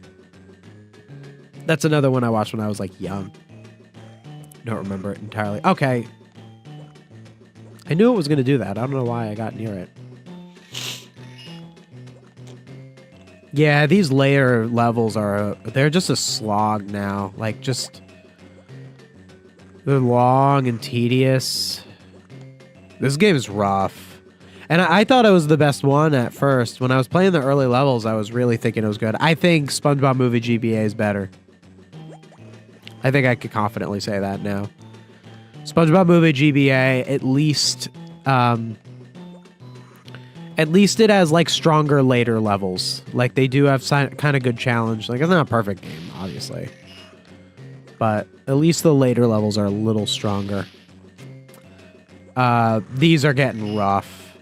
And also, the SpongeBob movie game has more typical enemies. The enemies, like, they're enemies that hurt you, you know? Like, they're trying to, like, the enemies are also, like, a part of the puzzle. But there aren't, like, standard enemies. They're all a part of the puzzle. Like, you should have a balance. You should have enemies that are, like, regular enemies. And then enemies that are like the robots that you use to solve puzzles. Oh, I gotta have them go back over there. They use these rocket guys a lot. They're common now. At least they can actually hurt you. Sound like a series of things that a character does. Like, I think it was like Sandy Help Us. Appointment TV, the one you're talking about, and what was the third one? It was the third one. It was kind of unmemorable. But there were 3 episodes of that, and they had the flying dustbin. There are a lot of episodes like that where it's like it's just a list of like things. Maybe I should just do a video on episodes like that. If I missed a golden spatula in that little section, I must have. No, I couldn't. No, I wouldn't have had to, because I got the key. I feel like I missed a golden spatula. So wait, I have to get keys that bring me over here, and I also have to get golden spatulas? Why not just make it a golden spatula? Okay. I hate when people make games and they don't, like, think things through. You know? Like, I feel like when they make these games, it's just on a stream of consciousness. Like, you can tell that they kind of didn't care. You know, you can kind of tell. Just a little bit. Uh-oh. Yeah, a little strange little technical difficulty there. And I broke the guy. Okay. Push him. Oh, and I have to revive him. I always forget that. I'm like, how do I push him if he's on the side? And can you open that for me? Thank you. He's gonna close it. No, trapped. And there we go. Any plans on reviewing Atlantis, Scorpantis, or Dunces and Dragons? Yes to both. Atlantis, Scorpantis probably is higher on my list than Dunces and Dragons. Dunces and Dragons, I feel like I wouldn't have much to say about it.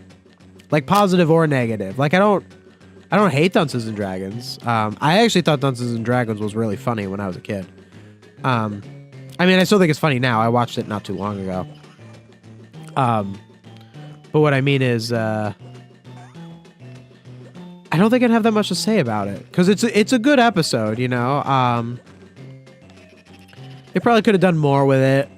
You know, I could call it a tad unremarkable. Atlantis Squarepantis, though, I think I have a lot to say. With the way that they hyped it up, with that it should have been a bigger event, that the episode itself didn't really, you know, it didn't really live up to what it was supposed to be. Wait, is that gonna blow up? Okay, wait, maybe I just bring him up there and then I go get the bomb.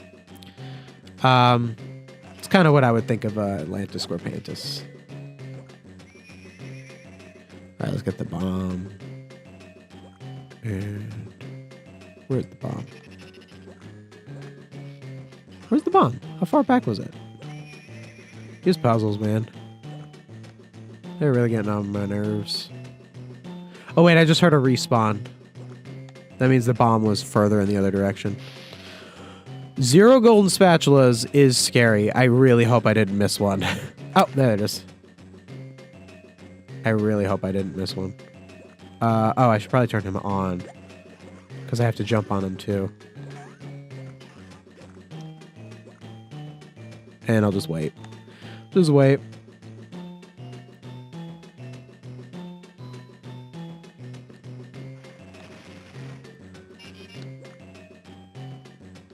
Now I gotta wait for him to let me out.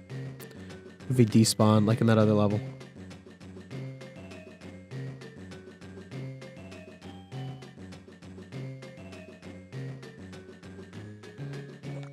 Alright. Okay, so we got 1 golden spatula. Wait.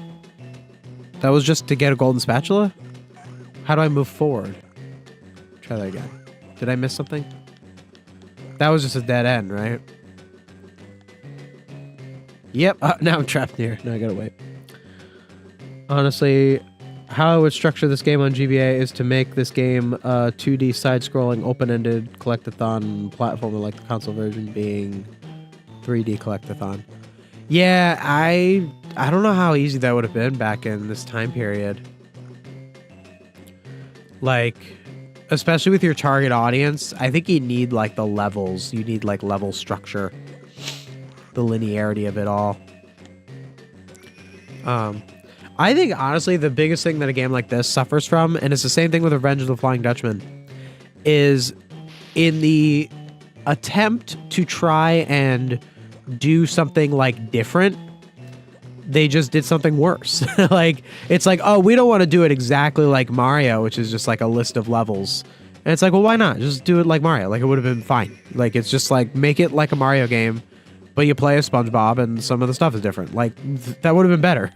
You know, like, with all this stuff with golden spatulas and all this, like, back and forth, like, all the... Like, just make it like Mario. It's fine, you know? It's fine. They don't own the concept of doing a side-scrolling game, you know? You're already ripping them off. I mean, not ripping them off. That's not really how I put it. But you're already doing Mario, but with SpongeBob. Like, just own it, you know, at this point.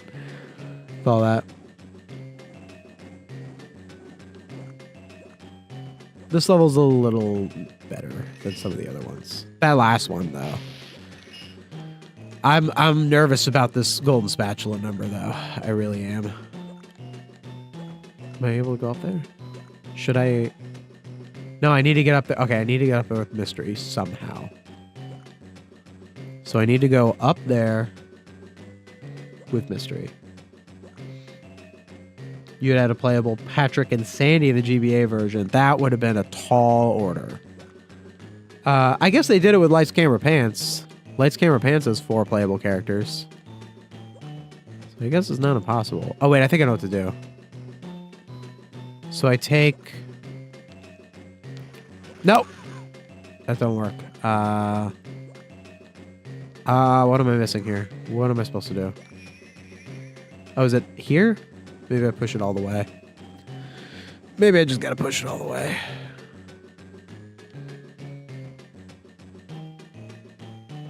No? Alright, we got a problem here. Oh!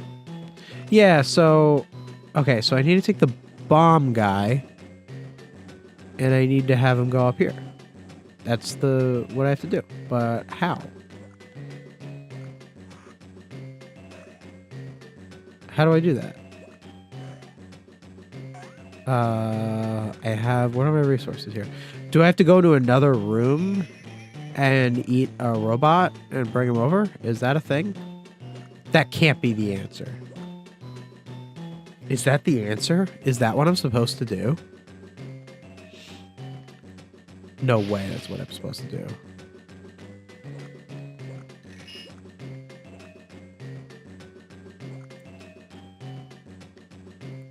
No way that's what, is that what I'm supposed to do? Take a robot from another room and bring it over? Dude, that's such clunky game design. No, it despawns. All right, well, at least that's not how they made it. But that also does beg the question, what do I do? Do I need to not push it all the way down? Oh, are you... Is that intended? Is that how I'm supposed to do it? If I push it too far, I need to make it respawn? Dude, that's so clunky. That can't be intended. I have to be doing it the not intended way. But if so, what is the intended way? That's nuts. Terrible. Terrible game design. Alright, I got some underwear at least. Will you review season 9A/9B? It's a very interesting season because of the showrunner swap. I've heard that. I don't really review like whole seasons.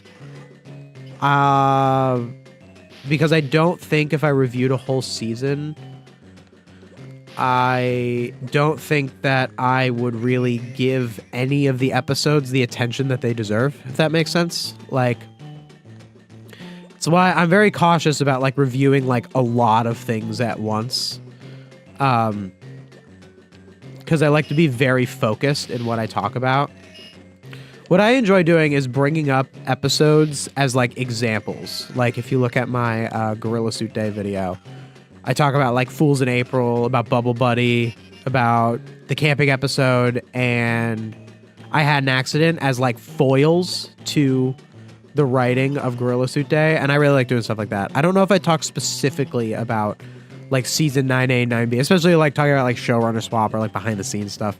It's just not really the kind of commentary I provide. I'm more like, I talk about the writing philosophy, like what is being presented to you.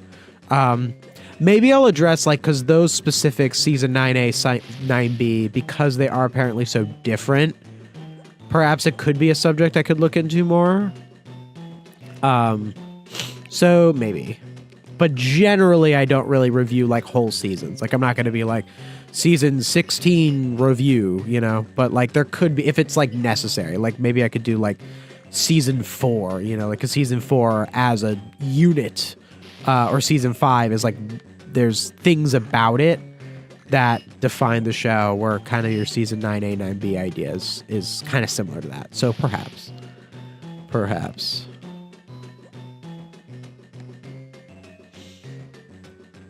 We almost did this level. This is only a second to last world. This is rough. This game is getting like I feel like this game at least feels. It's funny. This game feels shorter than SpongeBob Movie, because SpongeBob Movie had 6 worlds, and this game only has 4 worlds. But the levels are so much longer. Like SpongeBob Movie had only really 3 levels a world. It had 3 levels and a driving or running level, which doesn't count. Oh, dude. I can't jump that high? Are you kidding me? Ridiculous. That's bananas. I can't jump that high. That's so crazy. I have to go all the way around.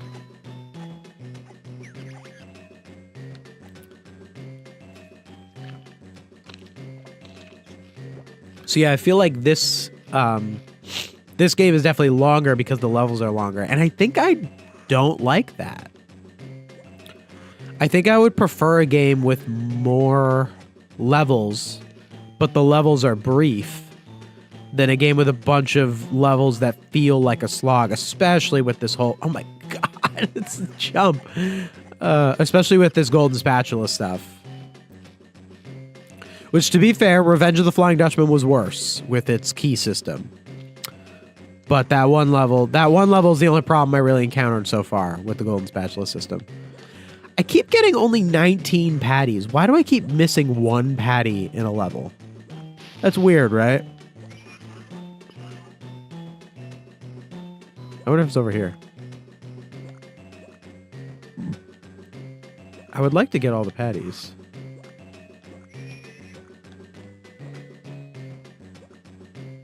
Oh well.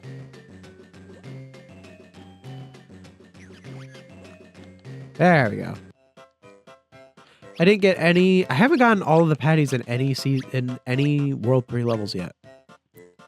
Incognito. Yeah, there's like another city streets level. Yeah, they are repeating biomes. Just repeating biomes. And they get cool vibes, like it does, you know, it does feel, but they are really, they're being really repetitive. And I think what's weird is that it's not like a world, it's not like a world theme. Like it's not like one world is like the city world. I wonder if that's better. Like, is it better that this world has multiple different biomes, but all of the biomes repeated from World 2? Or would it have been better if like World 2 was like the Jellyfish Fields world and all of the levels were the one biome? Oh, that was a mystery thing. Okay, gotcha. Forgot. So I have to come back over with mystery and get that golden spatula. Oh, I hate that I have to come back for a golden spatula. That is not fun for me. Oh, I just fell right into the clam. Just fell right into it.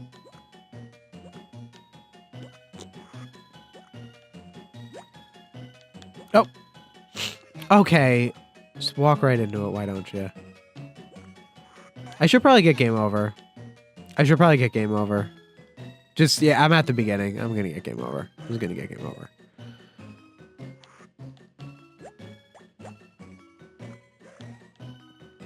I'll just game over it up. That'll make it easier. Come and get me, clams. What a silly thing to do, just to get... Yes. And now I have 3 lives. Just in case. Just a little bit of insurance on there. Alright, I had to pop the thing. Yeah, it's getting rough. I still have I have one more level of this world. And then a whole other world. Maybe this is like the peak. You know, like maybe this is as like... as... You know, as long as the levels get. I don't know. We'll see about... I don't think I ever played the last world as a kid. I think this is farther than I ever actually got in this game. It must have been. Unless I revisited it when I got older. Alright.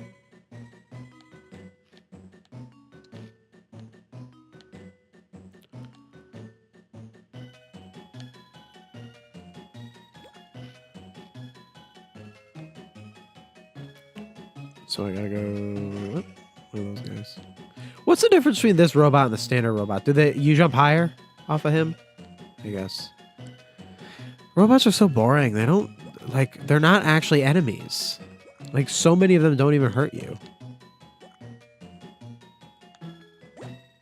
Like, they're supposed to be the thing that is the threat. Are the robots that Plankton is taking over Bikini Bottom. But there aren't... They don't really do anything. Like, there's the cannon ones, sure, and, like, the rocket one.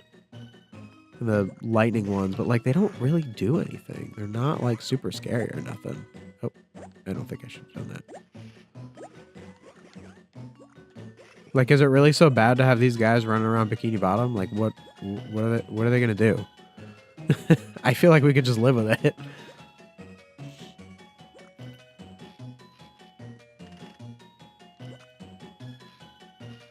Come on. Okay.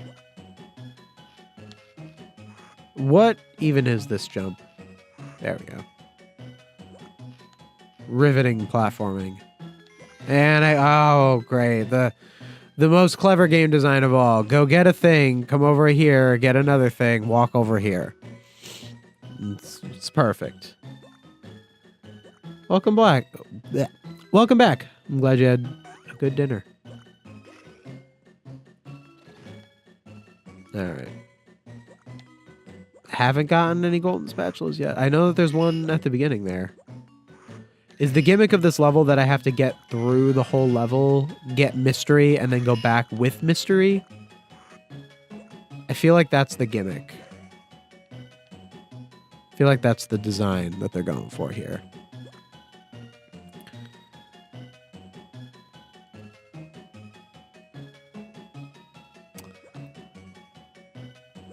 How I would do a GBA version of Battle for Bikini Bottom is have 17 main levels with 8 golden spatula each. Free roaming, side-scrolling platforming gameplay. 4 main bosses. 4 mini bosses.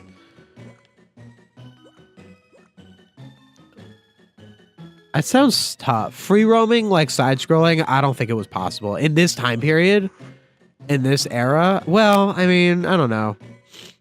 I guess Metroid and Castlevania existed way before this game. So, I guess maybe I'm letting them off the hook a little too much. You might be right. They probably could have done a lot more.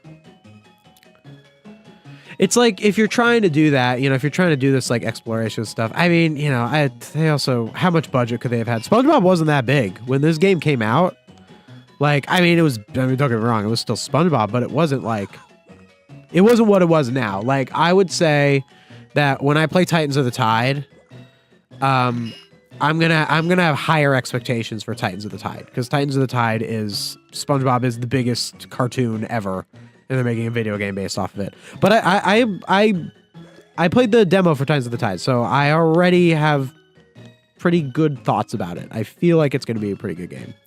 It's gonna be very different from what I usually do with these GBA games, but it's pretty necessary for me to play it. I agree with you on the get a thing, get another thing, and walk here. Something's very bothersome. Yeah. You know, I just think that doing something in a video, it's like, it's very similar to what I say about, like, movies and TV shows, is like, it shouldn't be just a thing happening. A thing happening isn't enough. It has to have substance. You know, video games are different from movies and TV shows. They don't have to have, I say this a lot when I talk about how you can't have in a TV show like a monster that's like just a monster for no reason. It has to represent something. It can't just be like big scary thing.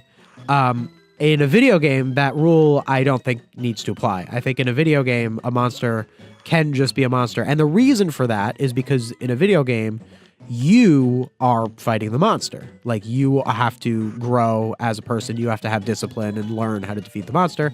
And in that way, the person who has the character arc is you. But there is still an element to video games where they have to have substance of some sort. And I think defining that substance is a little more difficult. Like, what does it mean for something to be fun? What does it mean for the game to be enjoyable? What elements does it need to have? What am I doing wrong here?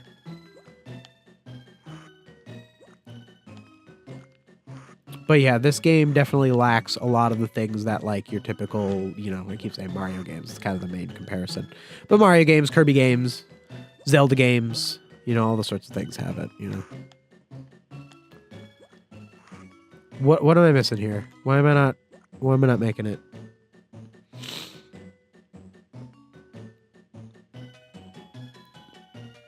Hiya, first time catching the stream? Well, welcome. Glad to have you be here. Welcome, welcome, welcome, everyone.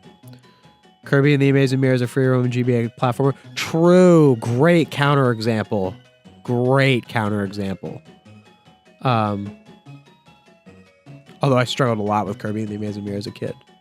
But that might have just been, I should have been better at the game. I feel like that one's just on me. It can't be a big scary thing. Meanwhile, SpongeBob, the episode of Pal for Gary, what are you dissing our plot? Yeah. Well, I haven't seen that episode. I actually can't say for sure if it's just like that. I was more so dissing the episode Doodle Dimension, where it used Doodle Bob as just a scary thing that attacked them, and it didn't represent anything, as opposed to Frankendoodle, where Doodle Bob actually represented the story. And am I missing something here? What's going on? I'm like stuck here. Does that second block need to be filled to get across? Well, if it is, I can't get up there, though. That's the tricky part. I feel like it does, but how would I get up there? Do I need to bring a robot down here? But how? I don't have access to Mystery yet.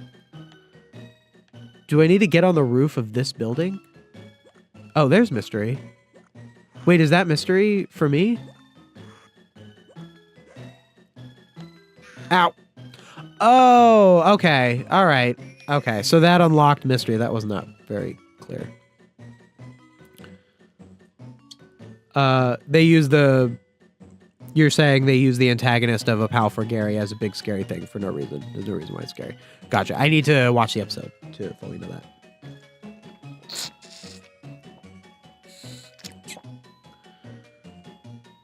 If the developers of Battle for Bikini Bottom GBA took some inspiration from Kirby and the Amazing Mirror, it would be pretty good. I could agree with that. Which game came out first? Was this pre or post Kirby and the Amazing Mirror? Definitely came out really close together. Maybe even were being developed parallel to each other. Like, obviously not by the same team, but were probably made very close together. Oh, this doesn't even go anywhere. There was no reason to even get... I was trying to get on that building for like 5 minutes. It didn't even matter. I didn't even need to go up there. Alright, we got a bomb here. Okay. I'll break that for me. Go up there. Get up there. Get up there right now. Eat that guy. Oh, I could use some underwear right now. Could really use some underpants. In the game.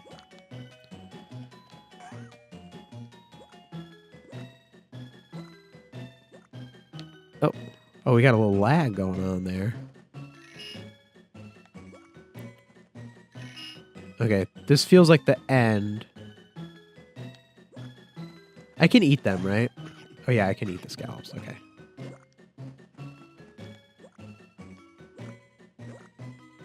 Well, I know that once I get... Oh, that's not the end.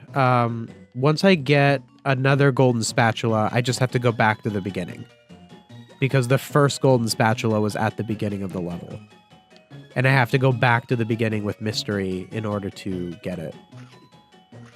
So I just have to find one more golden spatula, and we are golden. I think if that was the case, people would call Battle for Bikini Bottom GBA on par with the movie game on GBA. Is the movie game on GBA thought of highly? I know Battle for Bikini Bottom console is very well liked. I don't think any of the I think the GBA games are very obscure. That's a part of why I'm playing them. Is because I feel like there isn't like because there's I've seen like YouTubers who cover the console games, the SpongeBob games. Like I'm definitely not the first guy to cover SpongeBob games. But I just think there's a little bit of an untapped market for really properly judging these games that I don't think has really been done very much. You know, especially not by someone who's as known for covering SpongeBob as I am. Not to say that I'm like huge. Oh, we got the last spatula. Not to say that I'm like super big or anything. Bigger than I thought I would be by now. Hi, Squidward. How is it you always manage to find me, SpongeBob? Can't you tell I want to be alone? Wow, that had no gameplay purpose. They just put Squidward there to roast you. Sorry, Squidward. I'm just trying to save the town. So sorry I could bother you.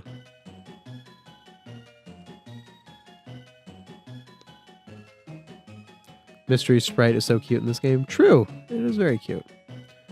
People like movie game on the GBA from what I heard. Is that so? I did not know it was super well received. I think it's currently because I do my reviews of the games on my gaming channel. They're not on the main channel.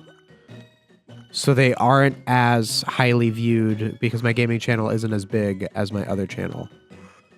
But I think that's my best performing one is on the GBA game. Wait, did I soft lock myself? Hold up. Did I soft lock myself? Oh wait, I can retry the section. So I don't have to restart the level. I totally soft lock myself. I absolutely soft lock myself. At least I don't have to go back that far. But yeah, I totally soft lock myself. You can just soft lock yourself? I guess that's why they have a retry button. So clunky. I can't believe you can soft lock that easily. That's my second time I've soft locked in this game. Like you gotta really polish your game a little more. Soft locking's usually hard to make happen. Ant Dude covered every SpongeBob game on console, handheld, PC. Yeah, I'm sure it's been done before.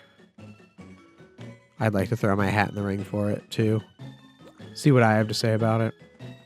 I'm not really familiar with that channel. I don't know how they approach covering topics, but I think I have a unique perspective on my philosophy about video games in general and adapting TV shows to video games and all that sort of stuff that I think people will find interesting. And also, streaming them is a great way to communicate with my audience directly. So I think it's all working out pretty well.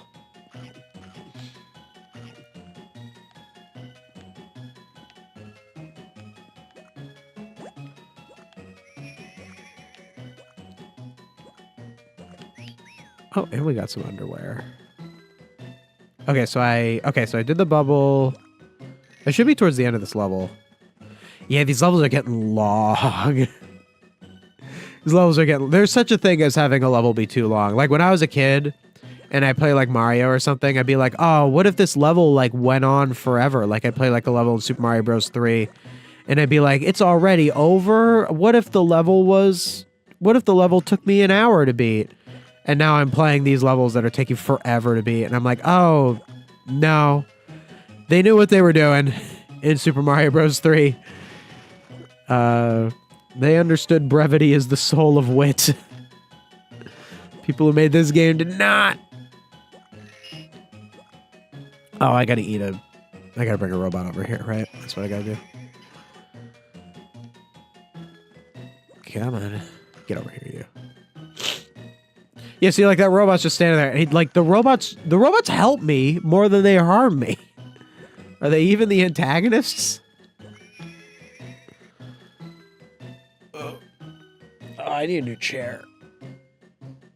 I need a new chair. Back is hurting on this.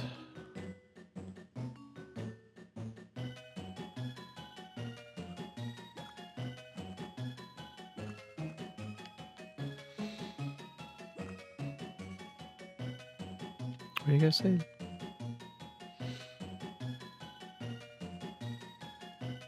I hope season 16 will make episodes like A Fish Called Sandy because that episode was 10 out of 10. It's only over-exaggerated scene was extra funny. Yeah, I talked about A Fish Called Sandy. I thought that there wasn't that much of a reason for it to look like season 1, but I actually did think it was a good episode, like story-wise. I thought it was pretty alright. I talked about that in my SpongeBob Art Styles video. I think my favorite episode of season 16 is Go Fetch. That was the other episode I talked about in that same video. Go Fetch was great. Go Fetch was very good. I think my favorite episode of season 16, and I haven't seen all of them yet, is the, I think it's called SpongeBob Trash Pants, where he's like cleaning up trash on the beach. That's a pretty good one. I hope season 6...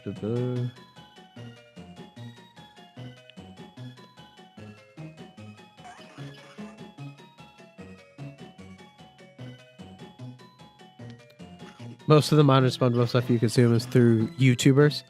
I mean, I think sometimes it's good to watch the episodes that they cover, like that I cover. Like I actually would encourage when I talk about an episode to watch it, just to just to be like objective, you know, like if I am talking about an episode and I say that like something is bad, like I'd like for people who watch my videos on the subject to actually go watch it. One, because I'm using SpongeBob to, you know, make content and get ad revenue from it. So I would like it to be that people aren't watching my videos as a substitute for watching the show, because I think that is not why I make my content. I don't want people to watch my videos instead of watching the SpongeBob episodes themselves, because then that's like kind of like I'm like stealing their viewers, and that is the opposite of transformative content. It's supposed to be supplemental to it, but also because if I say something that like isn't really fair to an episode, if you actually watch the episode, then you can kind of hold me accountable for it. You can be like, oh, like I don't think I ever have, you know, I think I'm pretty good with that, but I would like that idea. So I would encourage people to actually watch the episodes that I criticize and watch them with my same analytical eye of like, you know, this story like isn't good or this story didn't work and all that sort of stuff. And actually like try to even form some of your own opinions on it, because I don't always cover every element of the episode. There's so much, I could make a completely different video about the same episode and talk about different things, because I usually talk about a specific thing. So I actually would encourage people to watch the modern SpongeBob episodes that I cover.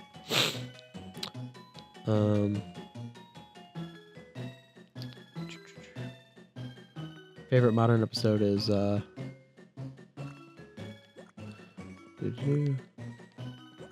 talking about Ave is the other YouTuber who talks about modern SpongeBob, not too positively. Yeah, people keep comparing me to him, like on Reddit and stuff, even though our content is very different. Our thumbnails are similar. That is true. I will say that. Not exactly the same. I don't think, like, we just use the same font. It's a common font. It's actually like the default font on Photoshop, or a default font on Photoshop. It's just a good font to use, but I like his videos enough. His videos are more conversational, whereas mine are definitely more scripted.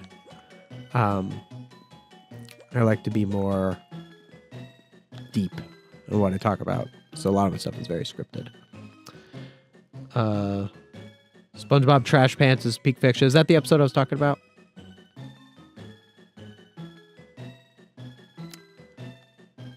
Yeah, the episode where he was cleaning up Goo Lagoon. Yeah, I gotta do a video on that one, because just to not have all of my videos be talking about, you know, modern SpongeBob is trash or whatever. Like I do want to give the show credit when it can do good, and basically be like, hey, like they should do this more, you know, like just kind of be like, hey, writers of the show, like just do this.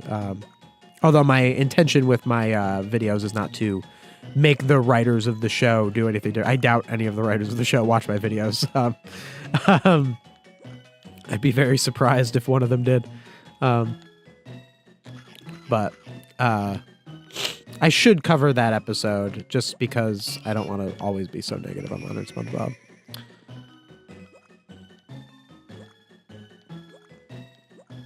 Yeah, season 16 is hard to find.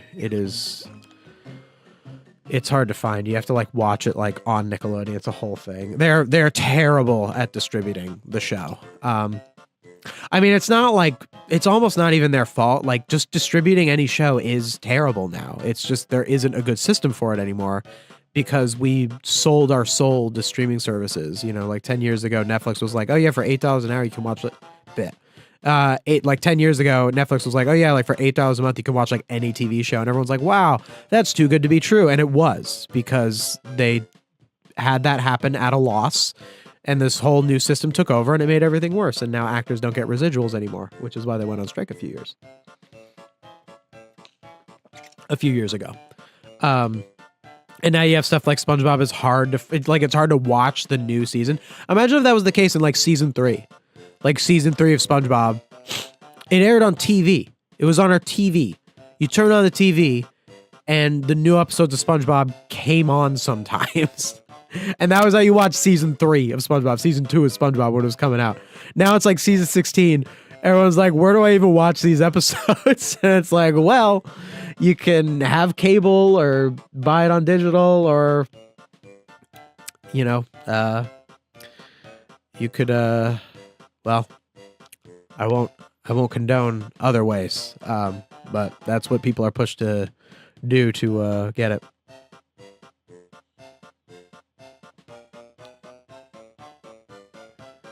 It's not helping you by using the Con Street background. Are you saying that me being compared to Ave, that I use the Con Street background?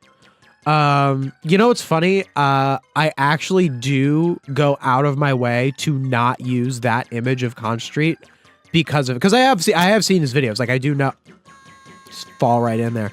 I have seen his videos, and I do specifically not use that image of Con Street just because I know, like, it's just so known that, like, I know there's a lot of overlap in our audiences. I don't use Con Street in every video, though. I use it in certain videos. I usually, the background of my videos usually, okay, great. I think I'm just gonna game over. Usually in my videos, I use the background that is most relevant to the episode. So, like, which one did I just do? Gorilla Suit Day? Gorilla Suit Day, I used a shot. It was of just SpongeBob's pineapple. And it was like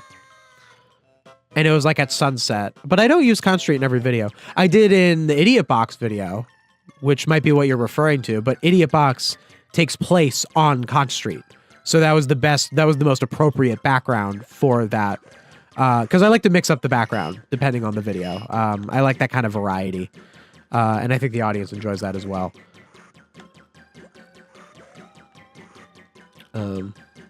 Yeah.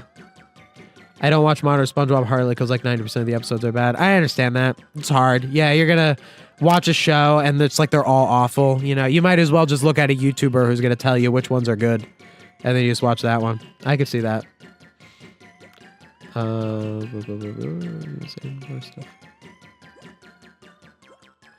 But yeah, I can see that. Yeah, it's tough covering the show nowadays because I'm, you know, I like to give it a chance. I would say that modern SpongeBob, like, I'd say that most of it is not good, you know? Like, as much as I like to give it a chance, most of it is bad. Oh, am I going to game over again? Yeah. I feel like this level is going to give me trouble. I feel like I need to game over and just go in it with the max amount of lives.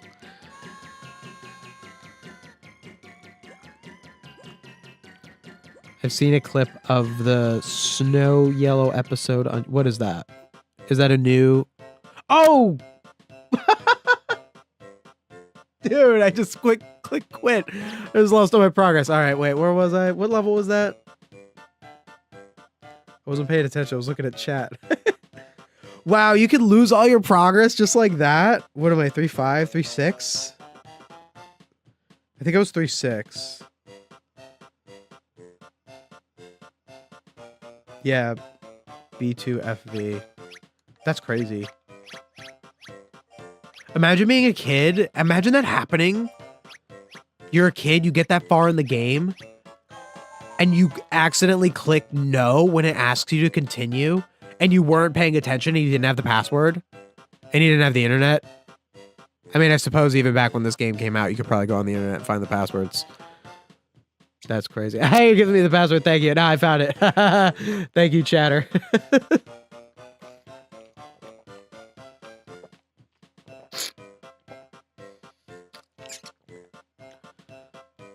That's crazy.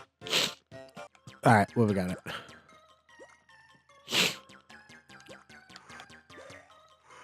This is a unique biome. We haven't had this biome yet. Okay. Okay, so I can just do that if I start falling. If I start falling in this first section, I'll just quit. So that I don't lose the lives. This is going to be a tough one. My buttons also aren't, like, super responsive. That was not because of unresponsive buttons. That was because I'm a dummy. I'll own up to that one. I'll own up to that one. Oh, thanks for stopping by. Thanks for being here. Hope to see you in future streams. I think I gotta lock in for this level. This one looks tough. Why do I keep doing that? What a weird hitbox. When they're flying, they don't bounce you when you touch them. You can only jump on them while they're flying. Okay, I gotta lock in on that. Come on. That was terrible. Thing knocked me out of the sky. The ball keeps flying right everywhere as you try to jump. It's my own fault. I need to time it better. But isn't that weird that, like, these robots, they bump you when they're on the ground, but when they're flying, they don't bump you in the air? Like, gameplay-wise, I get it, but, like, logically, you would think that they would bump you. Like, that's, like, their thing. At least that would actually make them capable of doing something to you. These robots are so harmless. Like, they're supposed to be taking over the world. Stealing the Krabby Patty formula.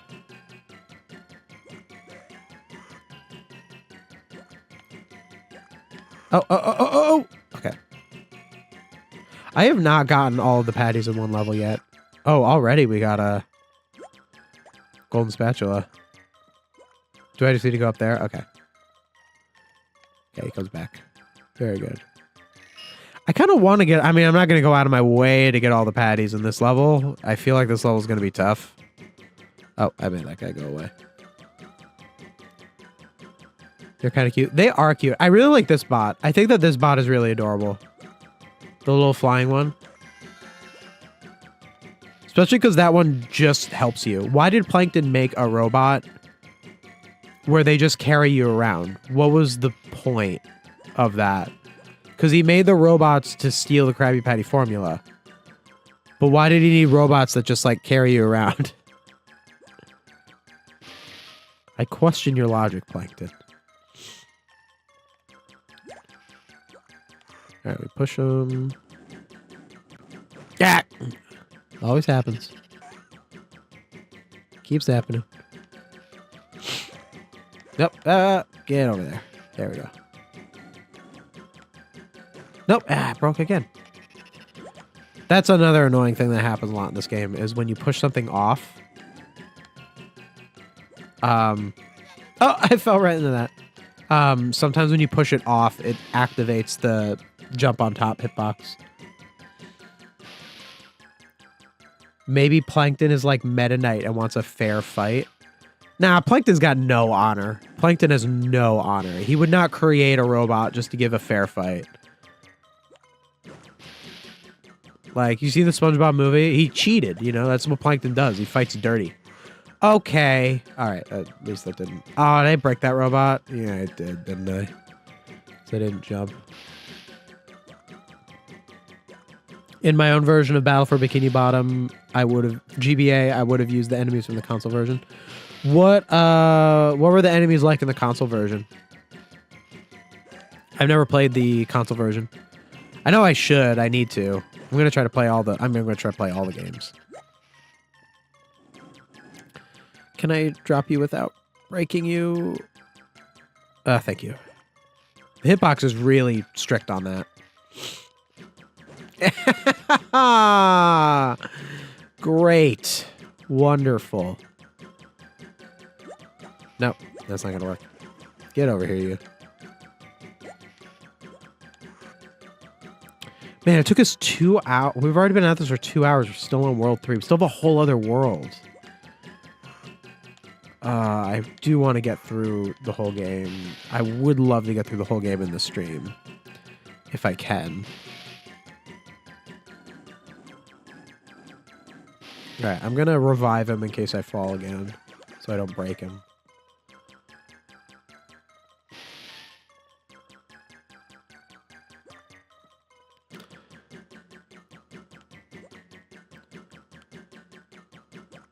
Oh, I probably should have activated this little one. All right.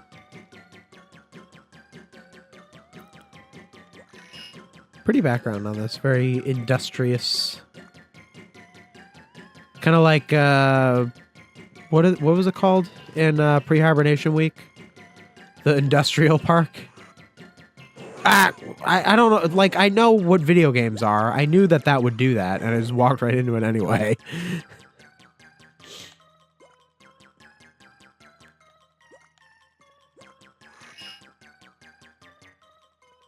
Alright. They have weird hitboxes.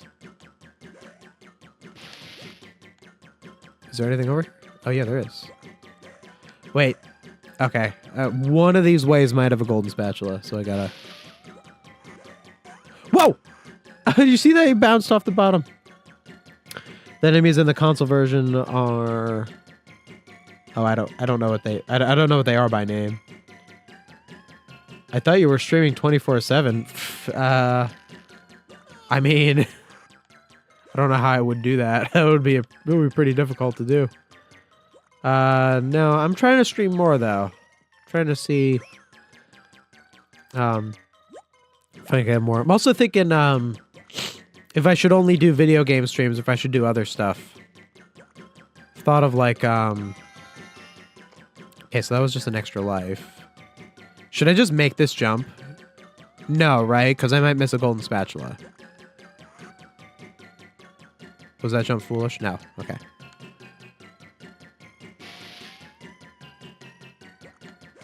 The whistle when you pick up the underwear? I know, right? It's funny. It makes me chuckle. Okay, so I need to go... What am I missing here? Oh, boy. Bro, I was like... I shouldn't have known that happened.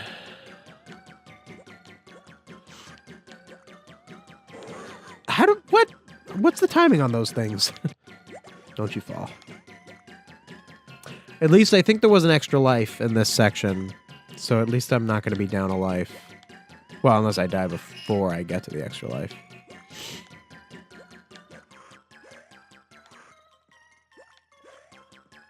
Alright, I gotta wait for him to come up.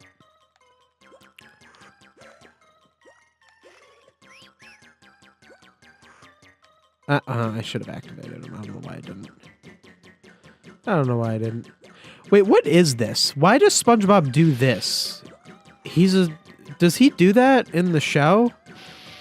Isn't this weird that he puffs up? Like, that's not a thing. Is that a pre-established SpongeBob ability? Right, it doesn't seem like a thing. Does not seem like a thing. Look at this. It's like he turns into Mrs. Puff. Whoa!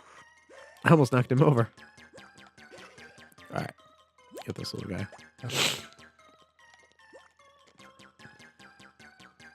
I can't believe how long this game is taking me to beat. Okay. Should I just jump over? Yeah, I guess so. Okay, so now I'm over here.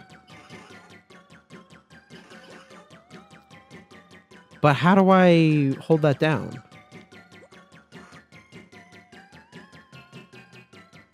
How do I hold that down? What am I missing here? Did I miss a key?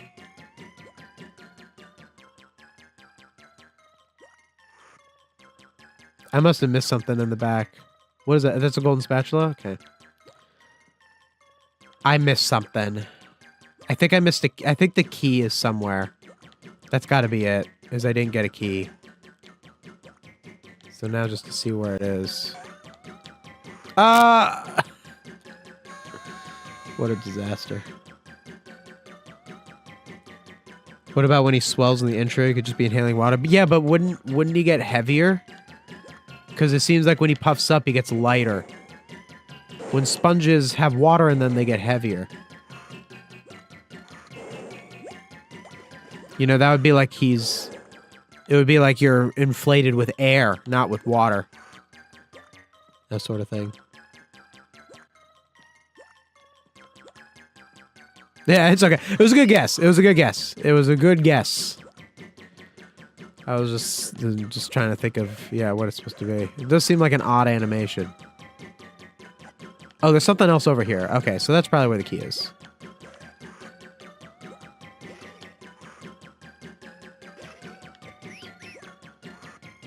How do I get over there? Oh, I gotta bounce him off. I do have to bounce him off the side, and then I have to break him, and then come back up. I think that's the play. That's the play here.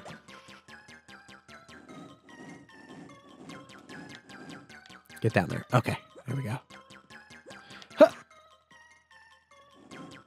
And there we go. Key? I think the key's over here. It's got to be it. His pants puff up and the sponge who could fly. True, that would have been... That would have actually made more sense. This is probably... I think this game came out before the Sponge Who Could Fly. Would it have? I'm curious. Sponge Who Could Fly is like late season 3. I wonder if this game is pre or post Sponge Who Could Fly. I remember we played Super Sponge. It was surprising how many episodes had like not yet aired, because Super Sponge is like super early. Like Super Sponge has a whole world that is dedicated to prehistoric Bikini Bottom. And you would think playing it, you'd be like, oh, it's like a reference to UGG. But UGG actually hadn't aired. It's only referencing the past section of SB129 in Super Sponge, because UGG had not yet aired. So it's kind of interesting, the episodes that like had or had not aired. Sponge Who Could Fly might have aired by the time this game came out. Oh, this game came out in October 2003, while the episode aired in March 2003. Okay, all right. Sponge Who Could Fly was out. Sponge Who Could Fly was out. But this game would have been in development. So who knows if the developers knew that Sponge Who Could Fly existed. So that's also possible. I remember saying that with the movie game, where it's like, how much did the developers of the movie game actually know about the plot of the movie? Was a good question.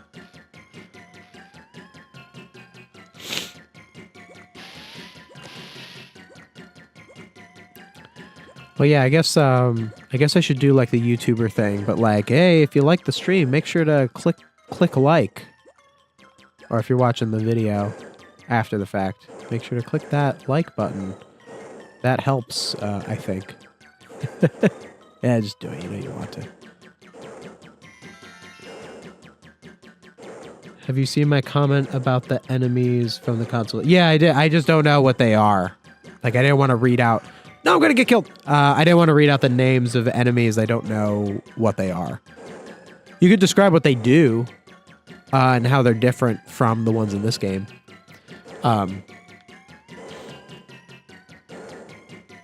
Timing is tough on these. And I only have 1 health left. Ah! Okay. Those are really tough to avoid. Oh. That was not the time to lose a life. That was not the time to lose a life.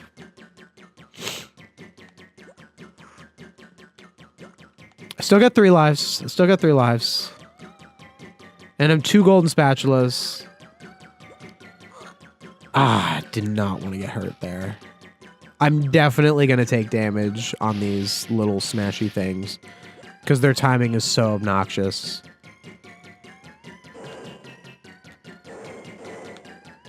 Okay, if you just go right when they drop, I think I'm good. Okay, I think I'm fine. Just feel like it dropped really fast. Okay. Nah, I got them. Okay, they're not that bad. They're not that bad.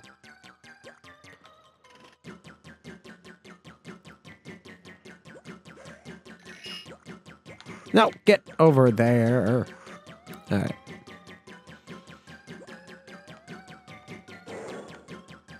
I went too fast. Yep, I knew it. Or went too slow.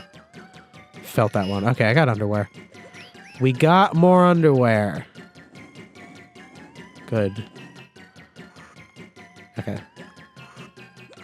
The key. Feel like... Okay, I don't think I could have missed any golden spatulas.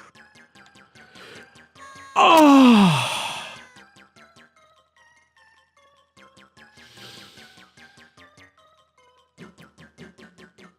That was rough. That was rough. That was a rough fall. I gotta be careful. I really would not like to do this whole level again.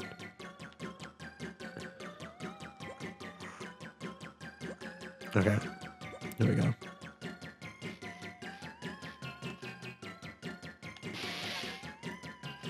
Not a good time to get hit.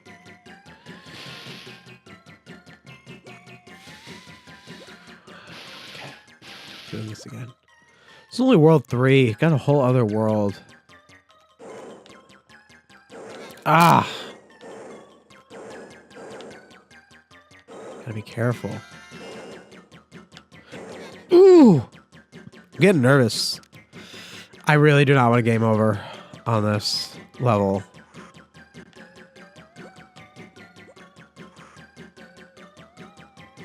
Gotta lock in. Why do I jump at bad times? My own worst enemy here.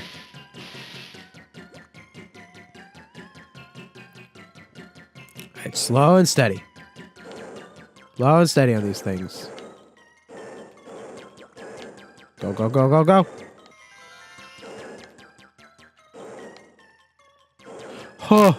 Thought that was gonna squish me. At least the squishy things don't one-shot you. Because sometimes in games like this, something crushing you will one-shot you. Get over there. Here, let me try to get through without getting crushed at all. We're 2 out of 3 golden spatulas, and we've got to be close to the end. Underwear, okay. Just gotta make sure we don't fall foolishly. Okay. Here we go.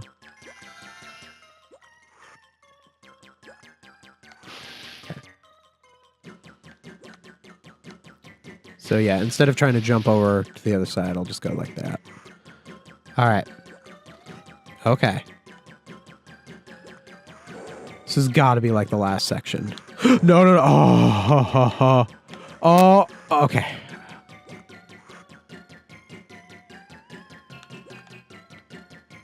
This has got to be the jump, right?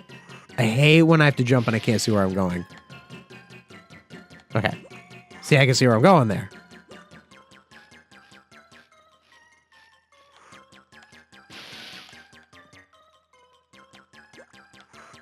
Is there anything? I feel like I missed something. Have I missed something? I just have to hope I didn't.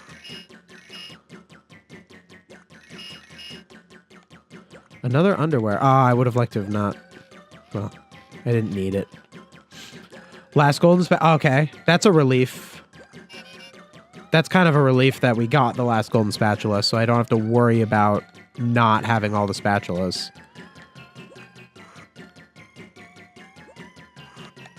Oh, this one breaks. Okay. Alright, I gotta be careful. Oh, okay. Alright. Yeah, I missed 2 burgers, but what are you gonna do? Oh, that one, honestly, that level was pretty good. I gotta say, as far as like challenge, that was a pretty big gap. Not gap. What do we call them? Difficulty spike. That was crazy. All right. Squidward boss fight, which is not in the console version, but is in the GBA version, or it was cut from the console version. Why are you here bothering me, SpongeBob? Aren't you supposed to be headed to the chum bucket? Again with the chum bucket. The chum bucket is right across the street of the... Is this actually the plot? Is this actually the plot they went with? That you're supposed to be going to the chum bucket? The first cutscene was at the Krusty Krab. It's across the street. Bye. Thanks for being here. Hope to see you in future streams.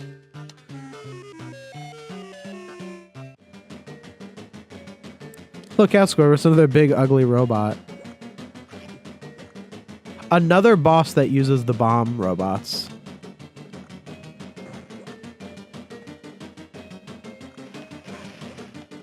I like that the, oh, okay. So that's what that does.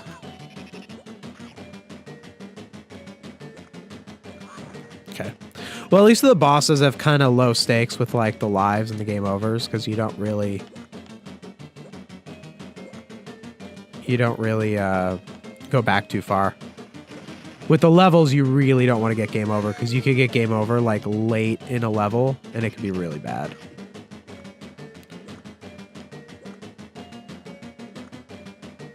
All right, which one's coming down? There we go. I just gotta watch out for the...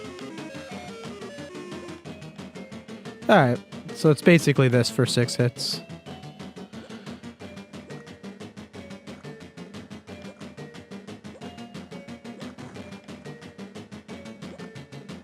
There we go. Oh, now he starts moving. Oh, it gave me an extra health that I immediately squandered.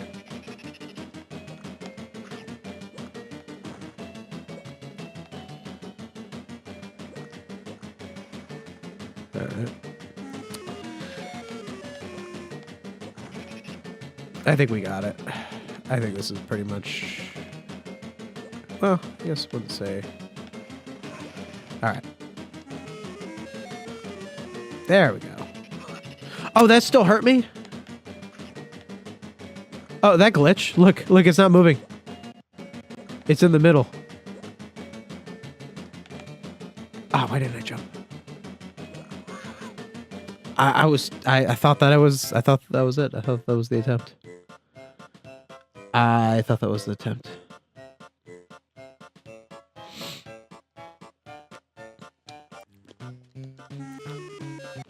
Man, I had 1 left. But it's pretty much that.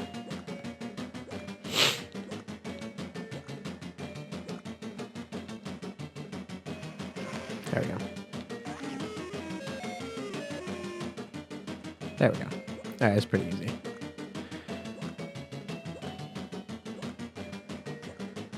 Come on. One of the ones near me fall? Do they not? Is it only the ones that are far from me that fall? Which ones fall? Oh, there goes one. What makes them fall? Oh, really? Okay, I got it there. Ah! Huh, okay. That would have been bad if I lost 2 health, just like that. Okay.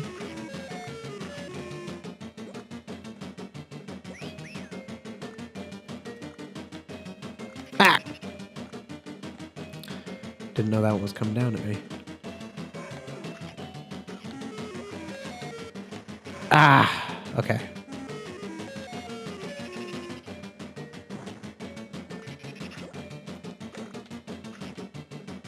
I don't know which one's coming down. Got him. Got him. Got him. Got him. Got him. Got him. Nice. Got him. Why must you destroy everything that's beautiful, SpongeBob? Squid Vicious. Oh. The remake of the console version has a multiplayer robot Squidward boss battle. Oh, interesting. I think I'm gonna play the original when I play it on stream, the console version. I mean, I think I'll eventually play both versions. Chapter 4. Oh, rock bottom theme level. Well, I guess the enemies will just be the robots, huh? Because usually when they do rock bottom theme levels in what's it called? In Super Sponge, they like didn't have the rock bottomites. They had like zombies in like a rock bottom level, and I was like, it's no rock bottom. Rock bottom is not a horror location. Oh, they got a whole rock bottom level. Is this the same graphics as Revenge of the Flying Dutchman? Hi, do you know the way of the chum bucket? Wait, that's inaccurate. That's inaccurate. This guy doesn't have a rock bottom dialect. Oh, wait, yes, he does. Because he does the little thing. Like he does. But he could speak. Well, I mean, they all can speak. They just speak in a rock bottom dialect. But he speaks, I guess I wouldn't call it English, but he speaks like how they speak in Bikini Bottom. Remember at the end of the episode, he just goes, "You're welcome," and he doesn't do the poof thing. So that's kind of inaccurate to what this character is supposed to be. Oh, it's just a nitpick of mine. Well, that's cool. They have a rock bottom themed level. I thought we were only going to see repeating biomes from here on out. I did not know there was a...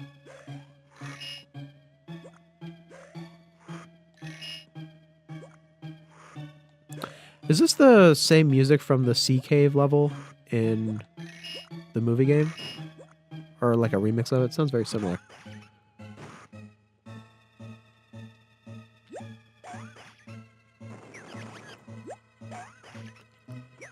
What? Why do they sometimes just stop? Why does that happen? Did you see that?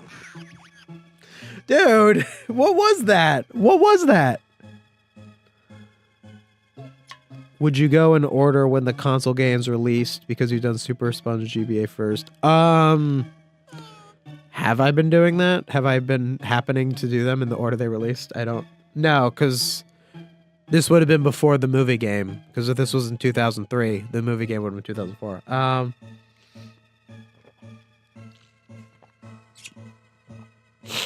Kind of going in the order of when I feel like... No, I'm not going in order. Because I'm about to play like Titans of the Tide. Just walk right into that cannonball. Good job, me. Yeah, I wouldn't say I'm going in a particular order. There's even like a Game Boy Color one. What am I doing? Let's just... Yeah, I think that's a good idea. Even though I have 2 lives. If I get game over, I'll go up to 3. Should I do that? I'd have to wait. It would take so long to lose all my lives. I don't think I'll lose all my lives in this level. I feel like this level's not going to be as hard as the one I just played.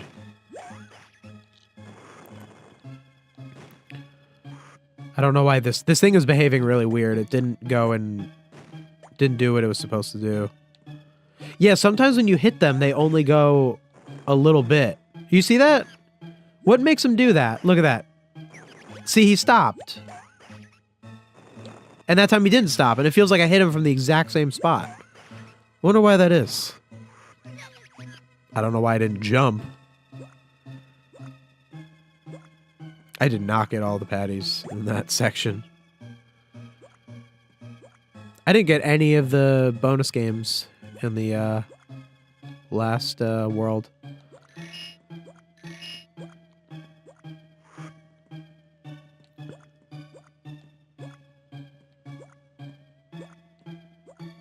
Super Sponge came out before Season 3 premiered at all? Huh, that's crazy. But this one would have been after Season 3 premiered? Or at least after Sponge You Could Fly premiered. I don't know if all of Season 3 premiered. Okay, we go up here.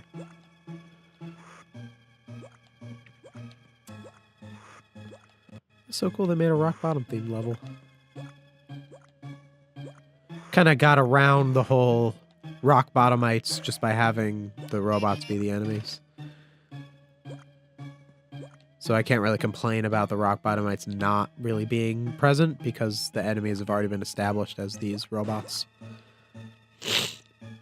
And also, I guess the rock bottomites were just other people. They weren't like enemies. Like they didn't like fight SpongeBob or anything. I mean, I guess there was that one but there was the one in the bus station, but SpongeBob was trying to cut in line, so.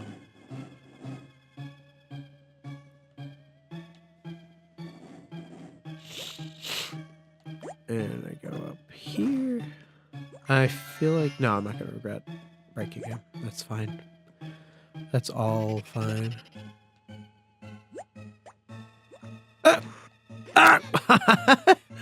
Bounced me right into the cannonball. Yeah, deactivate him. Okay. That's good. I keep thinking the burgers are going to heal me because in the movie game, the burgers heal you. And I think it's maybe not the same sprite, but they look very similar. The underwear heals you in this game.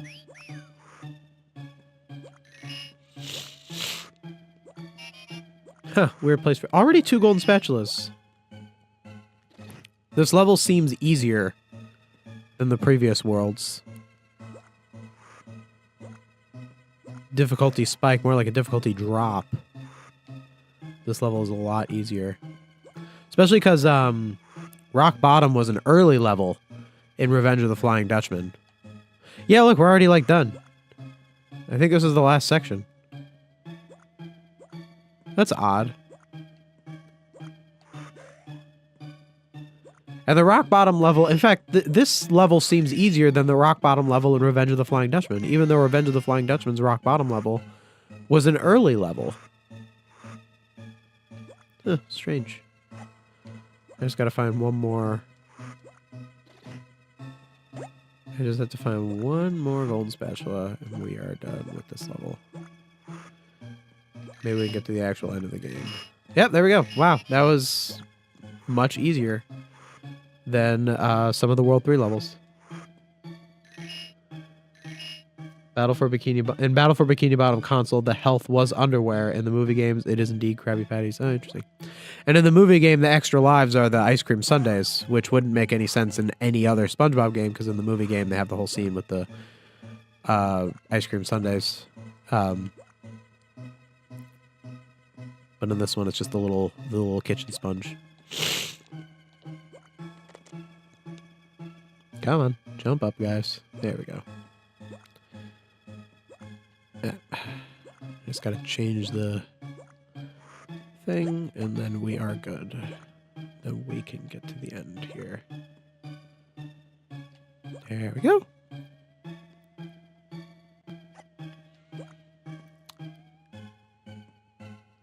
And that's the rock bottom level. Huh, interesting. Honestly, the Revenge of the Flying Dutchman rock bottom level felt more like you were in rock bottom. Just had more of that vibe. You felt a little more lost. It almost worked with the fact that Revenge of the Flying Dutchman was a worse game. Because it made you feel like you were lost in rock bottom, whereas this game's a little more linear. But I guess I shouldn't complain too much. Oh, is this another, I guess...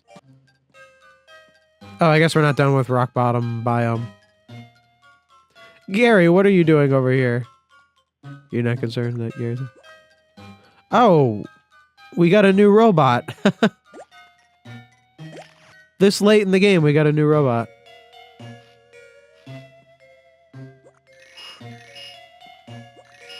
Interesting.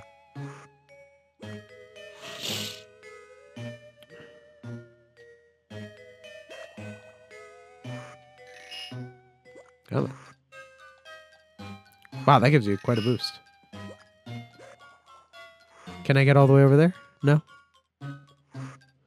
Oh, there's mystery in this level.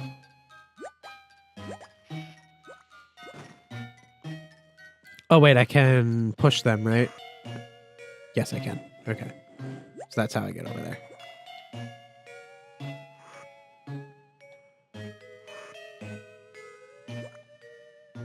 I gotta get all the way up there. Oh, can I? Yes. No, I can't. Oh, there's a golden spatula up there. There we go. No, there we don't go. Was mystery just the other way? Maybe I just need mystery. I think I just need mystery. Oh, just walk right into the claim. Great. Good job. Oh, just walk right into the other claim. Okay, wonderful.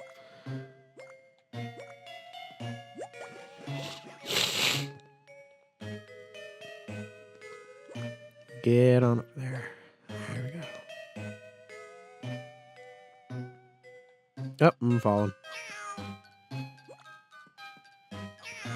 That's the same Gary sound effect from Revenge of the Flying Dutchman. So the first level was like, oh, that's like a teleport thing.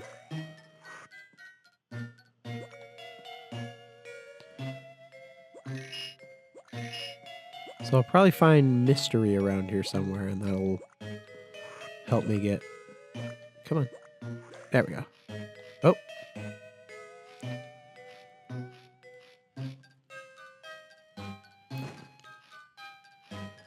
Ah! Oh! I got ambushed by that. Came out of nowhere.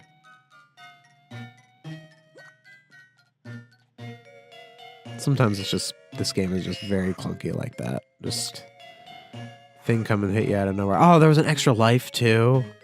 I could have been one life ahead. Now I'm just even on lives. Oh, I gotta... Oh, do I have to break him in order to get the life? It's worth it. Yeah, and then I can just get back on him. Come on. Go. Oh, the spikes got me. Crazy.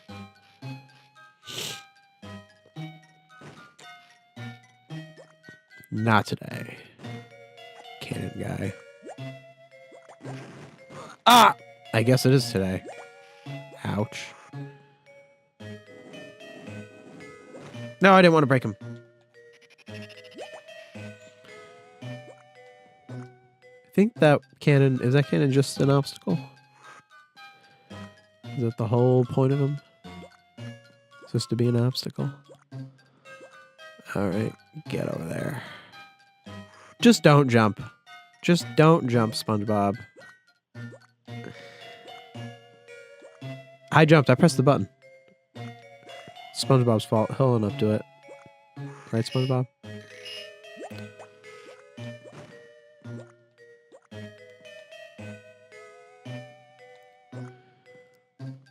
Alright. This guy over here. There it is. Mystery. Oh, and that's the teleporter. Alright, but I want to get the underwear first.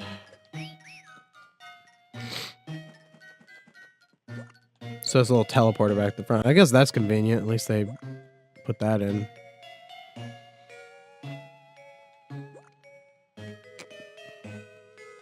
Yeah. There we go. Does the teleporter go both ways? I wonder.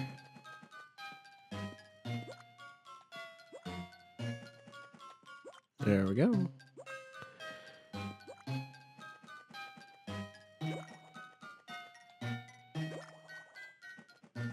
Alright. First golden spatula acquired.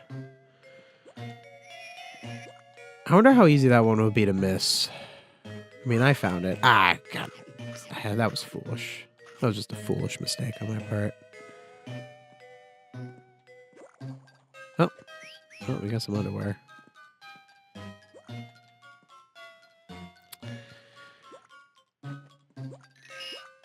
Yeah, his levels are just getting tedious at this point. Oh, look, it's this guy. We haven't... Whoa!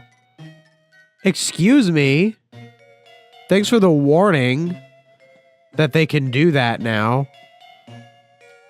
You see this nonsense? Look, now he puts the spikes on his top, on his head, so he's like a real enemy. I haven't seen this enemy in like 2 worlds. It was not... This enemy did not appear once in World 3. At least I don't think he did. I'm pretty sure he didn't. And he shows up now, and I'm like, oh, I haven't seen this enemy in a while. And now they do this. There's no indication that that is a different kind of enemy than the one that I knew before.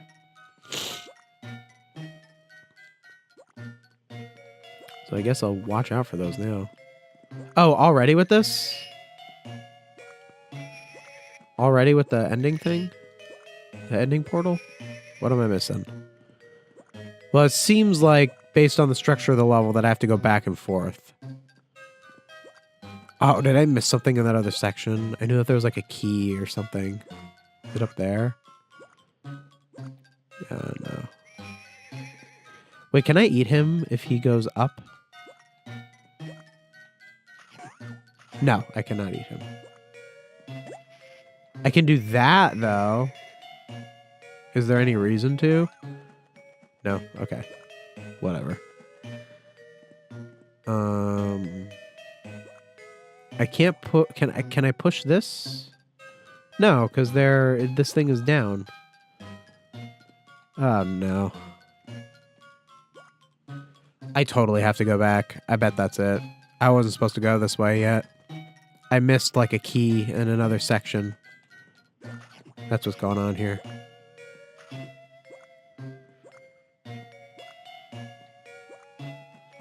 Must be it. Revenge of the Flying Dutchman flashbacks. Back and forth, back and forth. I love walking. Oh, that's cool. I can teleport at least. Okay, so there's probably like an extra key somewhere around here. No? Was I incorrect?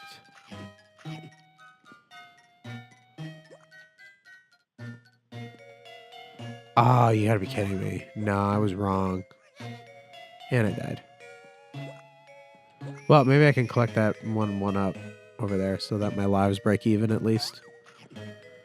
Okay, we got a cannon guy over there.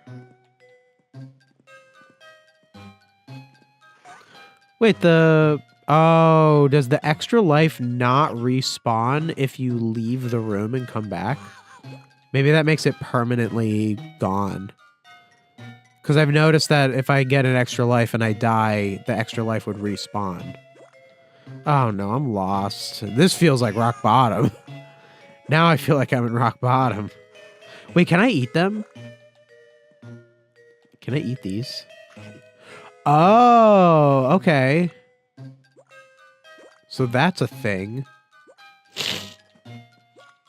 Okay, that explains what I have to do. That was not clear. These do not... do these seem like a thing you can eat? Really? Like, the small robots I get. You can eat the small robots. Makes sense. But those? Those do not seem like edible, grabbable robots. That did not read as what they are. Crazy. You can eat them. This is not clear.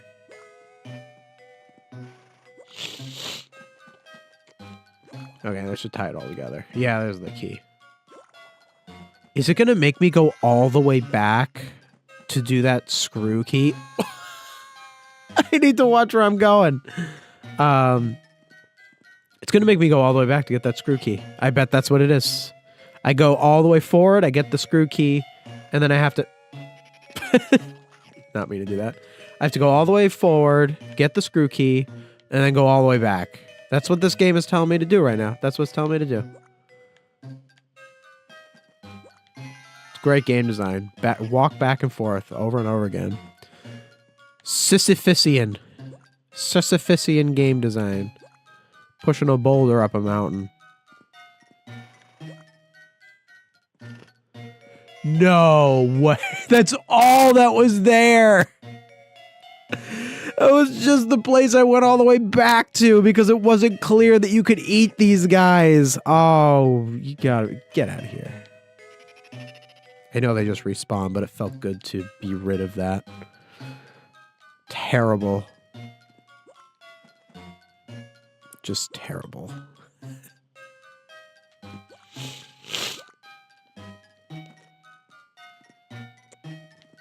Come on. Look, I'm just going back and forth. Just back and forth. Just loves making me go back and forth. I think this will be what the scripted video about this game will be about. Just about, like, worst... well, at least I can do that. Worst puzzles ever. Awful puzzles or something like that. Something to do with them trying to... Yeah, there we go. Goodness. All the way back to there for that. Can't go up there? Okay. Not yet, at least. And then we push him down. See, but like, what's the point? Okay. And then you have the terrible hitbox where you bounce off.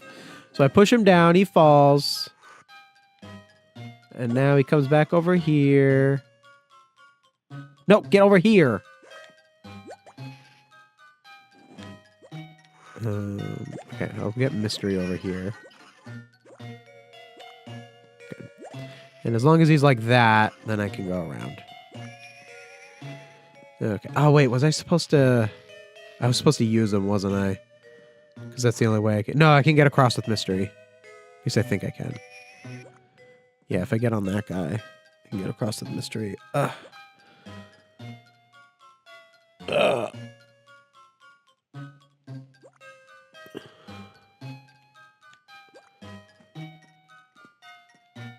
No. I don't know if that was how I was supposed to do that. I think I was just genuinely supposed to go across. Oh. And I lost him. Oh, great. I'm going around again. This game is very irritating. I thought this one was going to be better than the other ones. I don't know why I thought that. I don't know why I expected that. Maybe because people speak highly of Battle for Bikini Bottom console. people treat that one like it's kind of different in terms of quality. So I probably just thought that the GBA was going to be like that too. It was going to be the best of the GBA games. It is not. Probably better than Revenge of the Flying Dutchman. Definitely better than Super Sponge. Super Sponge is at least easier. Not easier. Easier is not the right term. Less, like, tedious, you know? Super Sponge, like, say what you will about it, it's a pretty bad game in a lot of ways, but at least it's not tedious. You know, at least they didn't do that. Yep, golden spatula, okay. Glad I didn't miss it, at least.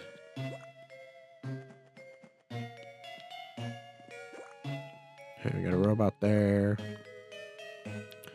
We just need one more golden spatula, which is probably over here somewhere, because I already know where the exit is.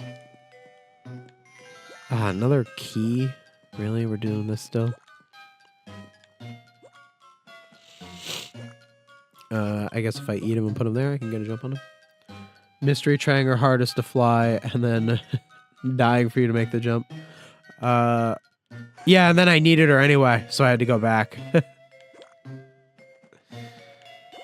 And then I had to go back anyway, because I needed her. Yeah, there's a lot of Yoshi moments with Mystery. Yep. There we go. Okay.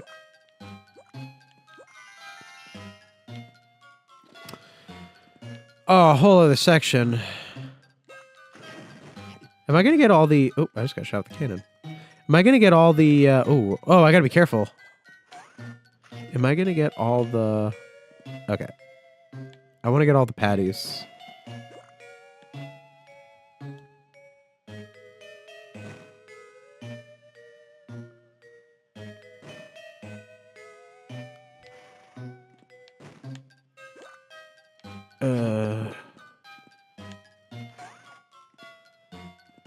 Wait, did that just break? How did that happen? Oh, I gotta watch out. Ah!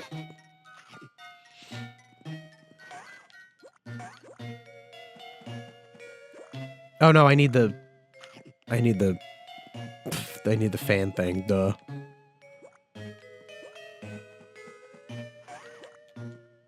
Okay, if I at least deactivate that, it's not gonna shoot me later. Gotta be, smart about it.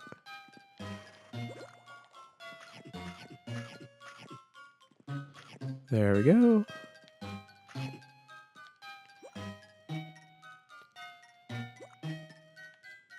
Wait, didn't I just get that key? Or is it somewhere else? Wait, I just got that key. Did I use it somewhere else? Yeah.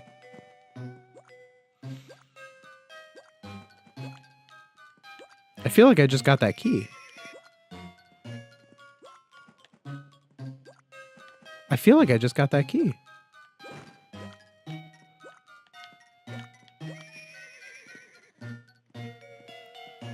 I'm going crazy in these levels. I am stranded in rock bottom right now. They're just so long. Oh wait, this isn't death. I assumed that was a death fall. So I guess the keys. Oh, okay, the key's over there. So didn't I just have a key like that? It's all blending together. It's all blending together. We're almost through. We're almost through this game. I hope it's entertaining for you guys at least.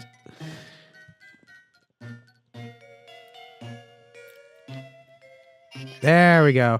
Oh, and I got all the patties. Oh, and it takes me right to the end. All right, well, that was nice. That was nice of it. I want to see what the patty challenge is in the last world.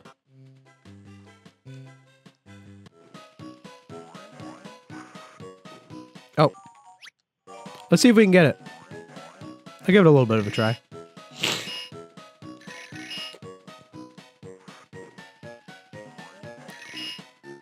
There we go. All right, we got 6. Ah, okay, I need to jump. Reminds you of Super Sponge on the PlayStation 1. I need to play that one too. I played the GBA Super Sponge on stream. I haven't gotten to the console ones yet. Next one I'm going to do is actually Titans of the Tide to kind of jump eras a little bit. Go all the way to the most modern game.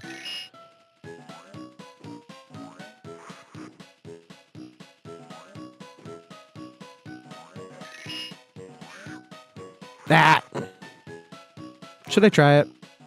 I feel like I'm getting... It's a nice change of pace. Like, I'm getting kind of... You know, I'm getting kind of fed up with a lot of the game right now. And honestly, this is a nice... This is a bit of a nice change of pace, trying this challenge. That wasn't... Didn't really work.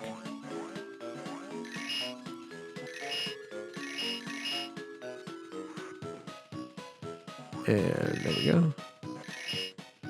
How hard is it to get all 20? Get it? Get it?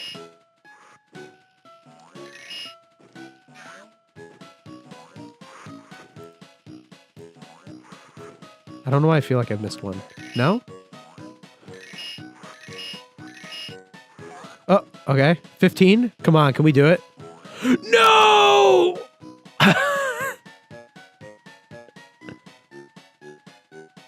Oh, that was funny. It didn't have a wall at the bottom, and it just flew through it. Nice testing, guys. Nice game testing. Titans of the Tides, the best SpongeBob game ever? Oh, really? You like it a lot. Okay, cool. I really enjoyed the demo. I played the demo. But I need to play it. I wanted to cover Titans of the Tide, like, right when it came out. Like, I wanted to, like, do, like, streams or whatever. But it came out literally, like, the week that I was very busy. I was doing so much when Titans of the Tide came out. It was crazy.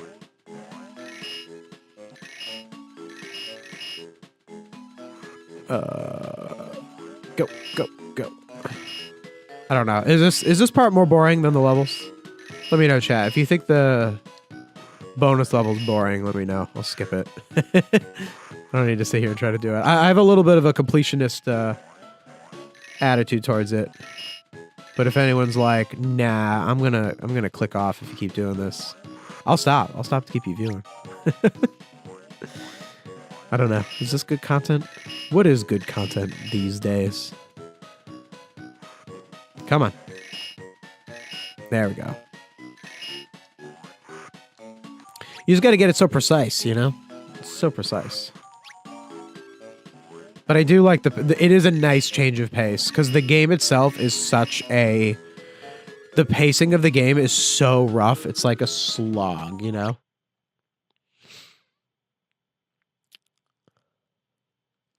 It's just a...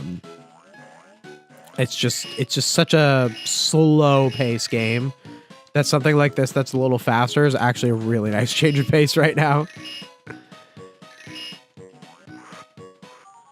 The most polished SpongeBob game. It has good accessibility. Your girlfriend has dyscalculia and she was able to beat it by herself. Oh, nice.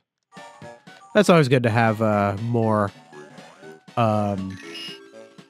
options in games. Play a lot of old games and they usually don't have much with that. I'm sure this game is not very accessibility friendly, I'd say, in a lot of ways. This one was you play it our way. Come on.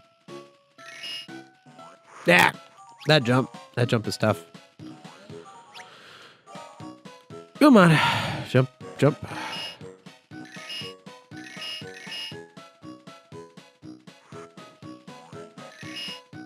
Alright, I'm gonna give this a few solid more attempts.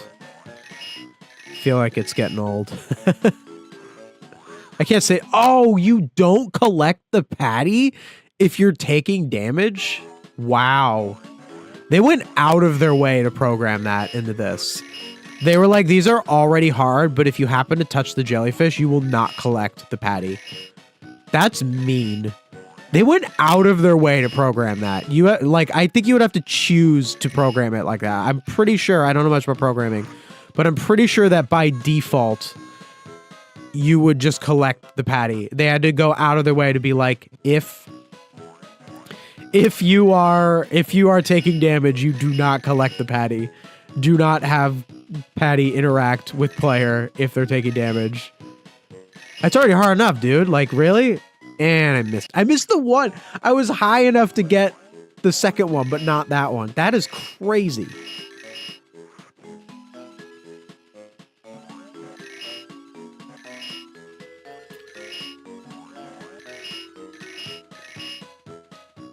I really do want to do it. Why did you not jump? Why did you not jump, SpongeBob? Come on. I mean, dude's riding a unicycle. I kind of have to give him a little bit of credit. Dude can ride a unicycle, but he can't drive a car. I feel like riding a unicycle is way harder than driving a car. I can't ride a unicycle. I can drive a car. Maybe it's all in the balance of it. Is a unicycle actually like an efficient mode of transport? Like, would it be faster to travel a place on a unicycle than to walk? Or is it just like a circus thing where like it's about the trick of it, you know, the mastery of the, you know, balance and all that? Oh, I needed to anticipate that.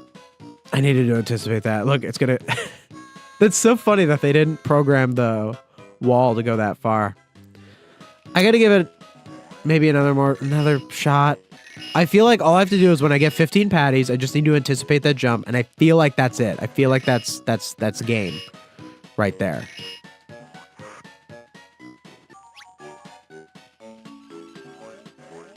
Oh, wait, that was enough? No, it wasn't.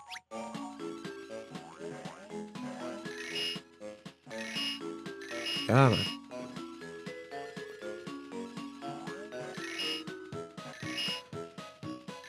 It's just like... You know what the problem is that you jump higher if you're holding A when you hit the robot, but A also makes you puff up. So like sometimes you want to hold A to jump on the guy, but A is also to puff. So if you let go of A and you press it again, cruel, so cruel that you can't collect it when you get hit. That's so crazy. They went out of their way to program that. They overlooked so much in this game in the development process. Like they overlooked the hitbox when you're pushing the thing off, that it often will destroy the robot when you push them off. And they went out of their way to program that. That's actually insane. That they went out of their way to program that. Like they would have had to have like meetings to discuss that. Be like, all right, so when SpongeBob gets hit in the bonus game, he can't collect the Krabby Patty once he gets hit. Oh, yeah. And they'll like sign off on it or whatever.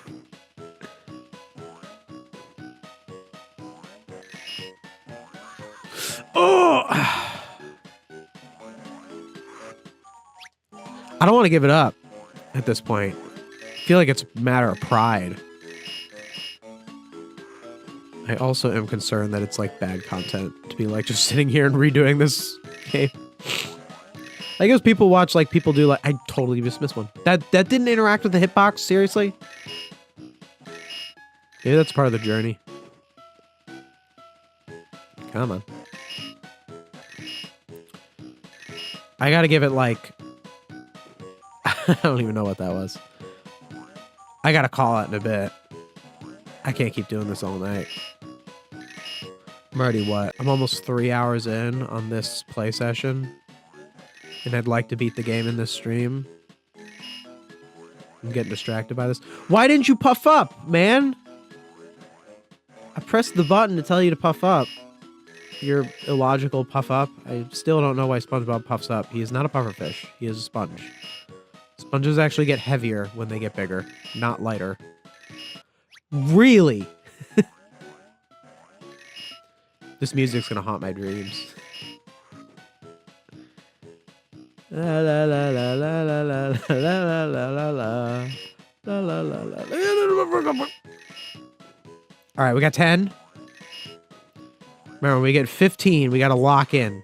Anticipate the jump at 15.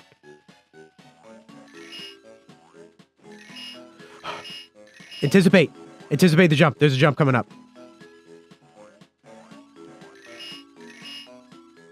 Huh? Oh, please tell me they weren't up there. Oh, they were up there.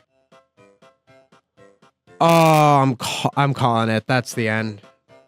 We're not getting the picture. I'm sorry. Sorry, chat. Can't do it. I can't do it again. I know I'm this shy of perfect. We gotta move on. We gotta move on. We must move on. Sunk cost fallacy at this point. Keep doing it. Retry? No, we're done. Are you actually a sponge boomer? That's a skill issue, I fear. It's more of a time issue, but sure. It's absolutely not a skill issue, actually. Not to get defensive, but I have the skill to do it. I think that's pretty clear. I just would have to attempt it a bunch of times. It's more of a time issue.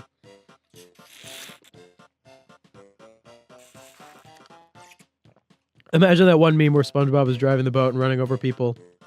Instead, he's on a cycle getting Krabby Patties and destroying robots. True, that's basically what just happened. Are you actually a sponge boomer? Boy, that is a loaded question. What is like... Okay, so I get the term. Right, I get the term. Sponge boomer is like... gets thrown around a lot. So it's like... I even made fun of it in one of my videos. It's like someone who like only likes the first 3 seasons, but like militantly, right? Like, is that the idea? Is like they think that only things from the first 3 seasons and the first movie are good? Because if that's the case, then no, I would not be a sponge boomer, because I have spoken positively of I've spoken positively of episodes even in the most recent season, actually. But I guess you could maybe be more broad with the term. Just be like anyone who like criticizes like modern or anyone who maybe it's not so much that thinks that there's no good episodes past the first movie, because obviously that's a very absolutist thing to think. Like I don't think any reasonable person actually thinks that there's literally no good episodes after the first movie.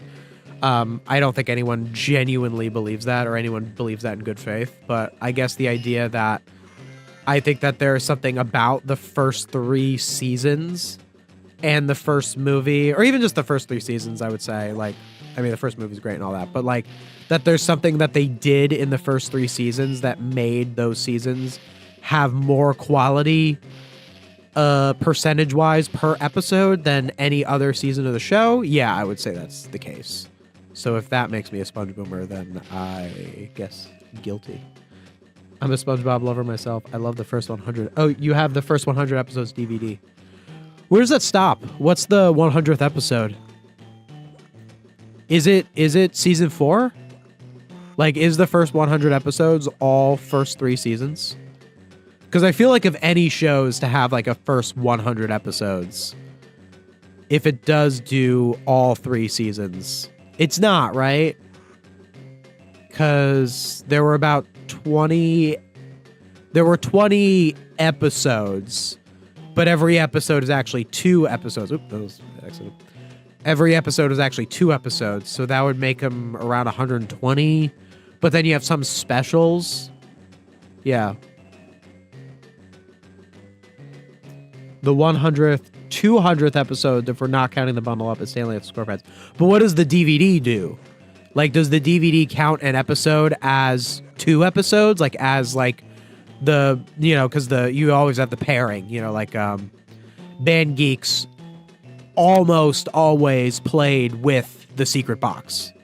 You know, they always played together. The sister episodes. Does it count it like that on the DVD, or does it count one episode as one continuous narrative? So if it's an 11-minute episode, that's one episode. But if it's Christmas Who, even though that episode is 22 minutes, that's one episode. Because I feel like I'd count it like that. I don't think the length actually matters. I think it's that it's its own narrative. Like, I wouldn't say that the secret box and Band Geeks are one episode. They're 2 episodes. Clearly, they're 2 distinct stories with distinct themes and arcs and all that.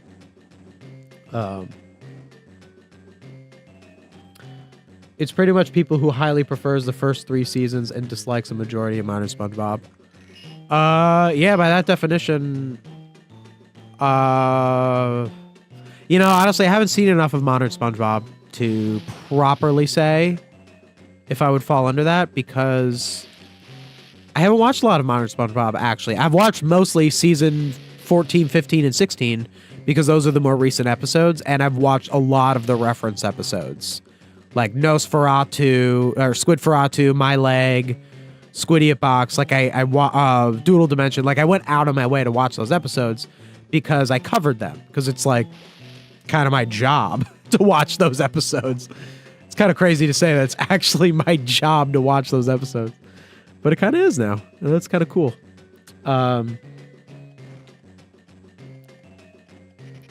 Yeah.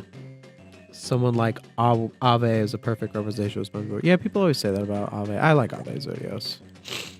Are they a little conversational? Sure. They're not as structured as mine are, but it's just a different kind of content. You know, sometimes you just want to hear a guy talk, you know? That's why I'm trying to do this like streaming stuff, is it's more conversational. What I'm doing right now, it's a different kind of thing. You know, you watch my, that's tough.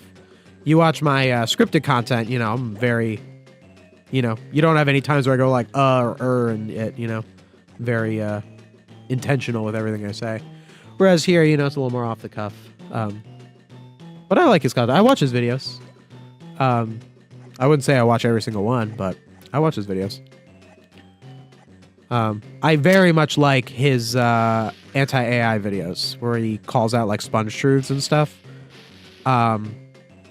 I think, even though I said in my own anti-AI video that I think that when people make videos like that, they should talk more about like legislation and like just basically how we should do more to like regulate AI. But, you know, I'm not going to fault him for not saying something, you know, in his videos, I think.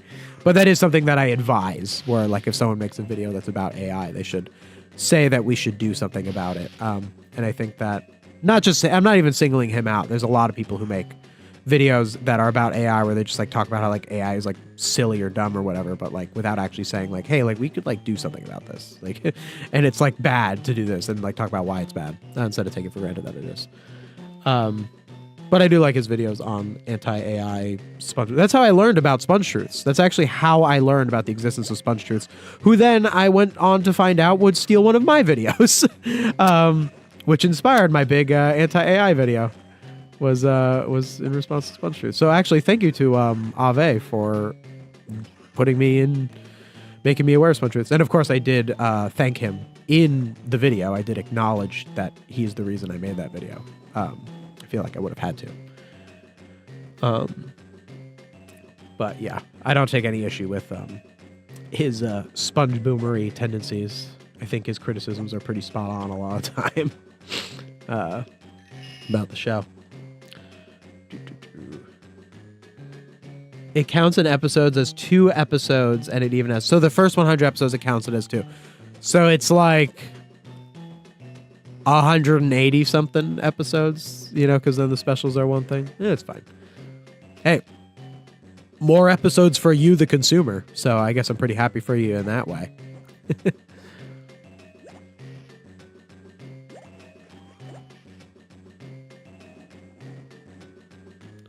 I only watch modern SpongeBob if I catch it on TV. I did see Search for SquarePants in the theater. Me too. I really liked it. I saw Search for SquarePants like day one. I saw it like immediately because I wanted to cover it. Made a video on it. I made a very positive video on it. I actually might have been to its detriment. If I was more negative on the movie, probably would have gotten more like sensationalist clicks or whatever. But I didn't really have anything bad to say about the movie. Like, I'm not gonna, you know, just because I see other people making complaints about the movie, I'm not going to complain about it when I thought the movie was great. That would be inauthentic of me. And that is one thing you'll always get from me, is authenticity.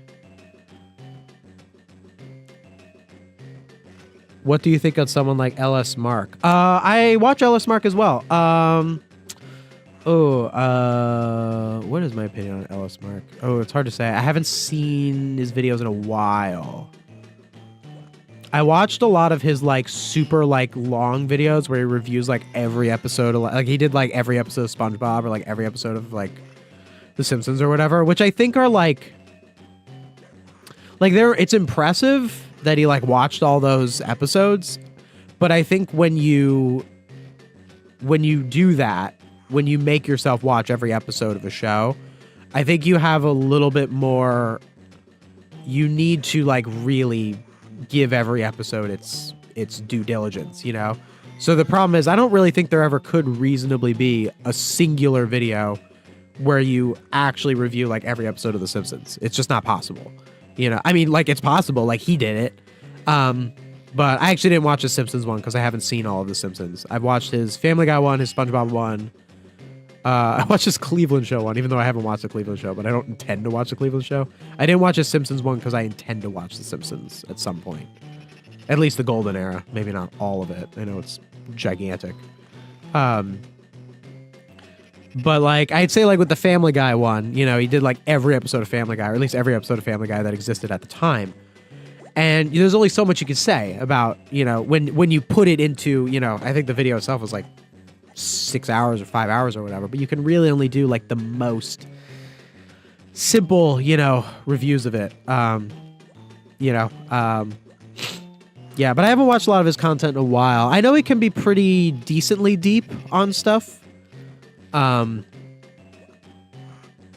I wouldn't be able to say for sure. But I do generally like him. I do watch his videos from time to time. And definitely was a inspiration for like what I do, I would say. Like watching some of the stuff that he does. I probably would have watched his videos a couple years ago and been like, oh, I want to do something like that. And that's kind of why I do what I do. Not that what I do is exactly the same as his, but like that. My thoughts on Search for SquarePants is it's okay, though for some reason I worry about continuity. With Flying Dutchman. Yeah, you know, I actually almost talked about that in my video. I actually had a whole section where I was going to talk about continuity. I'm not I've said I'm a continuity guy, and I like continuity. I think continuity matters. Like in the Plankton movie, I was like, I don't like that. Oh no, I so soft locked myself. That's so soft lock. So a soft lock. Like in the Plankton movie, I took issue with the fact that in the Plankton movie, they retconned that Plankton and Mr. Krabs were friends and created the secret formula together, because they had the scene where he goes to the Krusty Krab in the flashback and he just like hears about the existence of the Krabby Patty and he's like, ooh, I want to, and that's just far less interesting. Why did that blow up so fast? And that is just far less interesting than, wait a minute, hold on. Oh no, it resets my lives. I wanted to see if I could be cheeky. If I'm like, if I keep my life and the life respawns. What was I saying? Something about, yeah, so I didn't like what it did with the continuity in the Plankton movie. With Search for SquarePants, there's a few things about it with the continuity that I guess I could talk about now. I didn't feel it. I felt like it derailed the video a little bit when I was talking about it, when I talked about continuity, because the video was so much more about the story.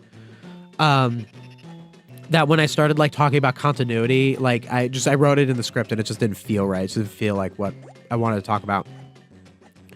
But yeah, the two main continuity issues in Search for SquarePants is that they acted like they never met the Flying Dutchman before, and that Search for SquarePants and the first movie basically can't coexist, because at the end of the first movie, Mr. Krabs gained this respect for SpongeBob, and gave him the manager position. But at the end of Search for SquarePants, Mr. Krabs gained respect for SpongeBob.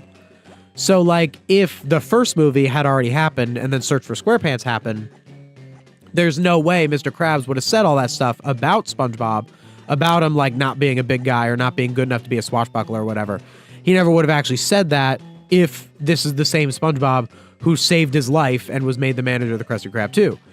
But then it's the other way around. If Search for SquarePants happened and the first movie happened, Mr. Krabs would have definitely already had SpongeBob be the manager of the Krusty Krab too, from the get-go, because this is the SpongeBob that got farther than him with the Flying Dutchman. He was the coward from the Flying Dutchman. And SpongeBob got farther than him, proving that SpongeBob was more of a, was the bigger more of a big guy than Mr. Krabs was. So that's two of the issues. I guess there's one more, which is that if Mr. Krabs was actually a wimp in his youth, how come he was in the Navy? Like, you know, he talked about being a swashbuckler and how, like, that was a lie. And, like, that made him, he was actually, like, kind of a wimp like SpongeBob. But also Mr. Krabs was in the Navy. So even if he was a coward when he was a swashbuckler, that does mean that he eventually went on to be in the Navy. So he was a tough guy at some point in his life. So I guess that's another contradiction. What I would say kind of in response to all of that is that I think the story of the movie was so strong, not to say like, oh, I'll just give it a pass because it was a good story, but like it kind of needed to have those contradictions in order to tell the story. Like in order to use the Flying Dutchman in that way, it needed to be SpongeBob had never met the Flying Dutchman before. If SpongeBob was like, oh, hey, Flying Dutchman, remember Shanghai when I wish that you were a vegetarian? Or, hey, Flying Dutchman, remember when you stayed at my house for 6 months, you know, referencing Ghost Host? Like, it just would weaken the whole thing when it's like the Flying Dutchman is like, you know, it's kind of like Looney Tunes, like a cartoon character is representing a thing. I don't know, it's hard to say. Like, there's something about that, and I bet if I wrote it as a deeper video and really thought out the thoughts, I'd probably have a better way of saying it. But like, something like that is so much more mild than something like the Plankton movie completely retconning the Mr. Krabs and Plankton friendship and the creation of the secret formula. I think it's just so much more forgivable to have it be like, oh yeah, like this is just a new way of using the Flying Dutchman, and have that be the end of it rather than as opposed to what something like the Plankton movie did. So like, it's almost like it is a little inconsistent, but it's inconsistent with stuff that is like who met who at this time or who had this arc, rather than it being inconsistent with the creation of one of the most important central things in the show, which is the secret formula. Like, that's not something you can really be inconsistent with. But if you have like one episode where it's like, oh yeah, like I wouldn't have met the Flying Dutchman, then I feel like that's a bit more forgivable. Or like you want to do a story where Mr. Krabs gains respect for SpongeBob and you want to do that story twice, even though he wouldn't gain respect for SpongeBob again. I think that's just a part of having a long-running show. Whereas retconning the existence of the secret formula, I don't think is necessary. I think that that is only the product of, we don't care that much about continuity, we're just going to do whatever we want. That makes sense. That was quite a ramble. They ask, what about South Park or Fairly Odd Parents 1? Talk about LS Mark. They reviewed every Fairly Odd Parents, every South Park.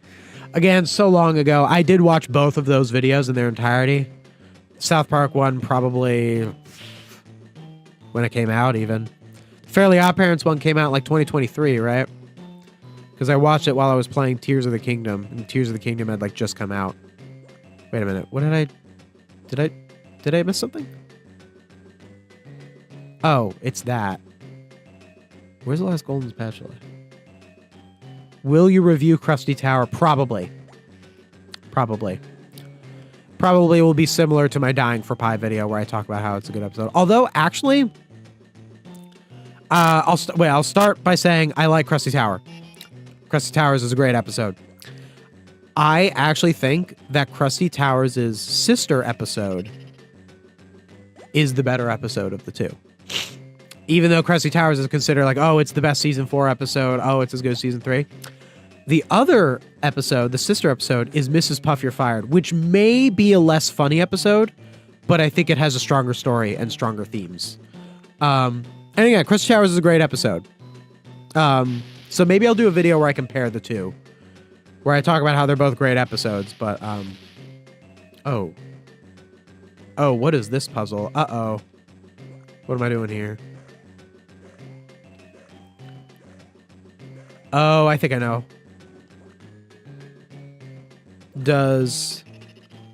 Wait, that can't be right.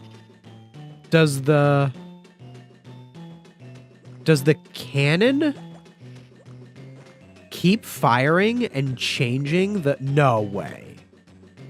Because it wouldn't remember where it spawned before. Does the cannon change the... change the bubble color? Does it? Let's see.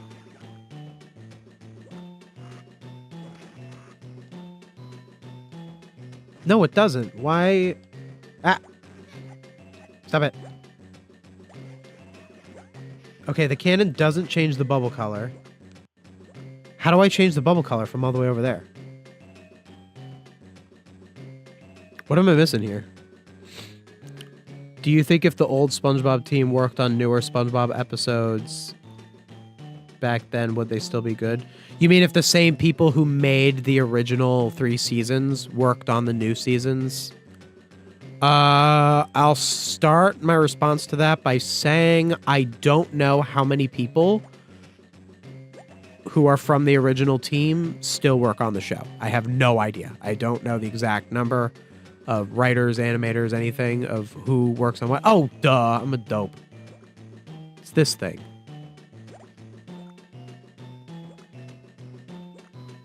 Oh, wait. How do I move it? Am I soft locked? Oh, wait. Can I get across just from this guy? Oh, can I? Is that how it works? Did I have to move that? I'm so lost here. So it's a tough question. I would say... I gotta wait for this guy to come over. If the original SpongeBob team worked on the newer episodes, would they still be good? It's really tough. So the reasons that shows decline in quality is more than just it's not the same people working on them. That is an element of it. That's how flanderization happens. Like basically like flanderization would be, for example, like Patrick, you know, you have, Patrick is, you know, oh, kind of dumb, but he has all these like other traits, you know, to it. But you know, an average person, someone who works on the show, bro, what do I do? Was I soft locked? Is it this thing? Do I break it? Was I not supposed to push it? I feel like I'm soft locked. This is ridiculous. This game is driving me nuts. Driving me absolutely bananas. That's so crazy. What was I saying? So like, yeah, so flanderization occurs when someone... I guess I gotta retry the section. I guess I just gotta be careful with that one fan thing. So yeah, so flanderization happens when a new writer is hired, or new writers are hired, who replace the original writers, and because they didn't create the character, because they weren't really in tune with, like, for example, like Patrick as a character, all they really know about Patrick is, oh, he's dumb, and they just lean into that trait. And as the show goes on for longer and longer, that trait of being dumb, and then, you know, like, the writers who replace the first writers, they get replaced. You know, now you're 2 generations in of writers who just know Patrick as, oh, he's like the dumb guy. And then it just goes into deeper and deeper into that trait. And the characters become more and more a product of just those traits. Now there's an easy fix to that. You just have to really deeply study the character, or just study writing in general. That, like, characters should not just be one trait, you know, and all that sort of stuff. But that's usually why flanderization occurs. But also, shows can be very hard to write for a long time, even if you are the same people, because it's hard to say. Like, I don't know if I truly believe that, like, oh, there's only so much you could do with SpongeBob. Like, there's a finite amount of stories that you could tell with SpongeBob. Okay. Figure out. If I push this, I feel like it gets stuck, right? Is there any way to push this farther? Oh wait, is it like this? I think I know it. I think I know what's going on. Yeah, okay, so I think I have to get up on that. So I would say, to answer your question, if the original... I guess it just depends on too many other factors. Like, sure, if the original people worked on it, they were the people who made those episodes. They clearly understand storytelling. They clearly wouldn't want to have an episode like Bizarro Bottom or like Laundra Madness, where it's like, hey, this episode has no story, it has no themes, it has no lesson. Clearly they cared about those things because all of the episodes in the original run had themes, had a lesson. Which means that when, you know, they were writing an episode and noticed that there was not those things, they went out of their way to make sure that there was. Whereas with whatever the current team is, allows there to be episodes that lack lessons, allows there to be episodes that lack stories. Broke the thing again. This is such bad design. So I think, yeah, I guess if the question is, would they still be good? So I guess good is, you know, kind of hard to say. There could still be seasonal rot. There could be fatigue. You know, there could just be running out of stuff to do with the characters. But I think it would be better, I guess, because whoever the people were who worked on the show originally understood story, and provided that they don't give up on that, they would end up making better episodes in the modern era than they would have back then, or than the current team would, just by virtue of understanding those things. Really not sure what's going on with this. I feel like there's something I'm missing with the puzzle here. Okay, we got that, but we need to just keep these need to stay closed.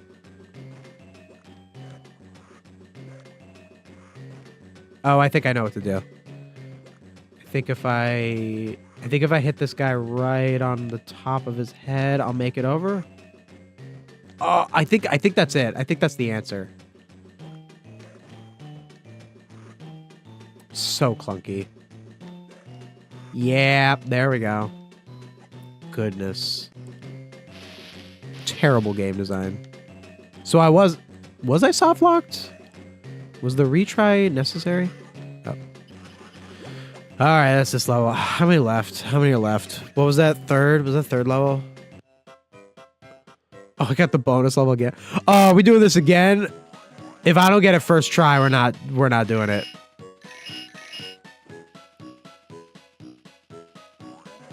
First try or bust. Okay.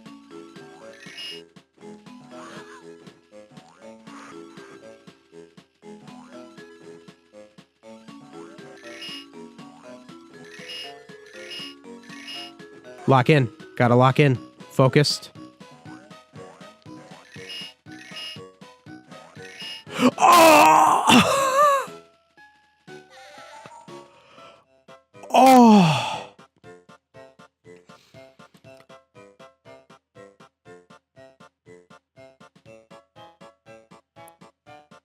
That was first try. Oh, I feel like I need to try it. I feel like I need to try again. I feel like I need to try again.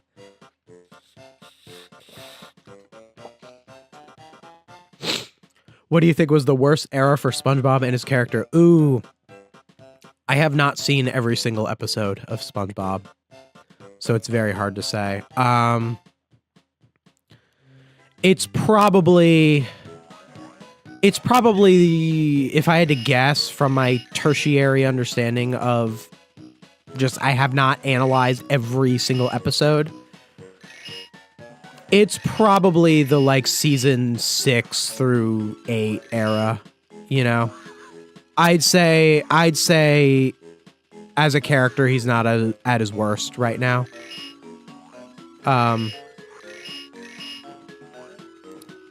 So it's probably that, but I would have to really deeply examine the whole show in order to really give you an answer. Yes! Oh! Awesome. Yeah, photo unlocked. Let's see that photo. Oh, retry? Why? I can't do better than that. Yeah! I earned that! I earned this grainy screenshot from season 1. Nice. Tea at the Tree Dome. Why this screenshot? Why did they pick this one for the reward? I know that they're all like a screenshot from the show. All the photo rewards. Oh, that was so satisfying that I got that. Because I gave up on it. I gave up on it 2 attempts before I would have won, because that was the second attempt when I got all the Krabby Patties again. I gave up to... Dude, 99% of gamblers quit right before they hit it big. That is true... not financial advice. Not financial advice. How many... Oh, we got... Ooh... Back to the sea cave. Why are we back? I thought we were going to the chum bucket. Why are we going back to a sea cave? What's the point? I thought we were going to the chum bucket. Reusing. We were doing a good job at not reusing biomes. Now we're reusing biomes again. Coloring them slightly differently. That was smart. That was real smart of me. Is that death? That is death. Wait, I could just hit retry, right? Yeah, okay.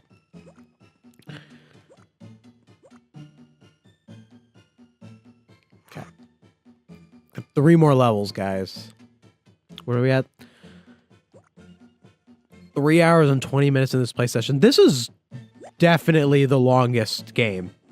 It did not take me this long to beat the SpongeBob movie game. This is a much longer... Would this... Nah, the console version would probably take longer. I'm sure, right? It's gonna be a lot. It's gonna be a lot of time investment for me to play all these games. You guys better support the stream. Make sure to like the stream. Support the streams if you want to see more. It's a lot to do streams. It's a lot harder to do streams than to do videos. So please make sure to support it and all that. And go to, I think it's linked in the chat. It's currently called Game Cubicle Plays. I think I'll be renaming it soon. I'm workshopping a new name, but go subscribe to that. I know it hasn't posted a video in a while. It's going to start posting videos. It's going to be where the stream highlights go. So if you miss a stream, you can watch them there. They do not stay on the main channel because they're bad for the algo to have the streams right next to the regular videos. They hurt your analytics, so I have to have a separate channel for the stream VODs. So please make sure to go there if you like the streams. And just make sure to support the streams, like all that sort of stuff that I gotta ask for. All right, where are we going here? Ugh. What are your top 5 favorite villain in SpongeBob? Oh, top 5. That's a lot of things to think about. Top 5 villain in SpongeBob? It's hard to say. I'm a big Flying Dutchman fan. As you can see from my video I did on it. I do like Bubble Bass as a villain in Pickles. I know he's a bit overused nowadays. I don't mind Bubble Bass as much as the next guy.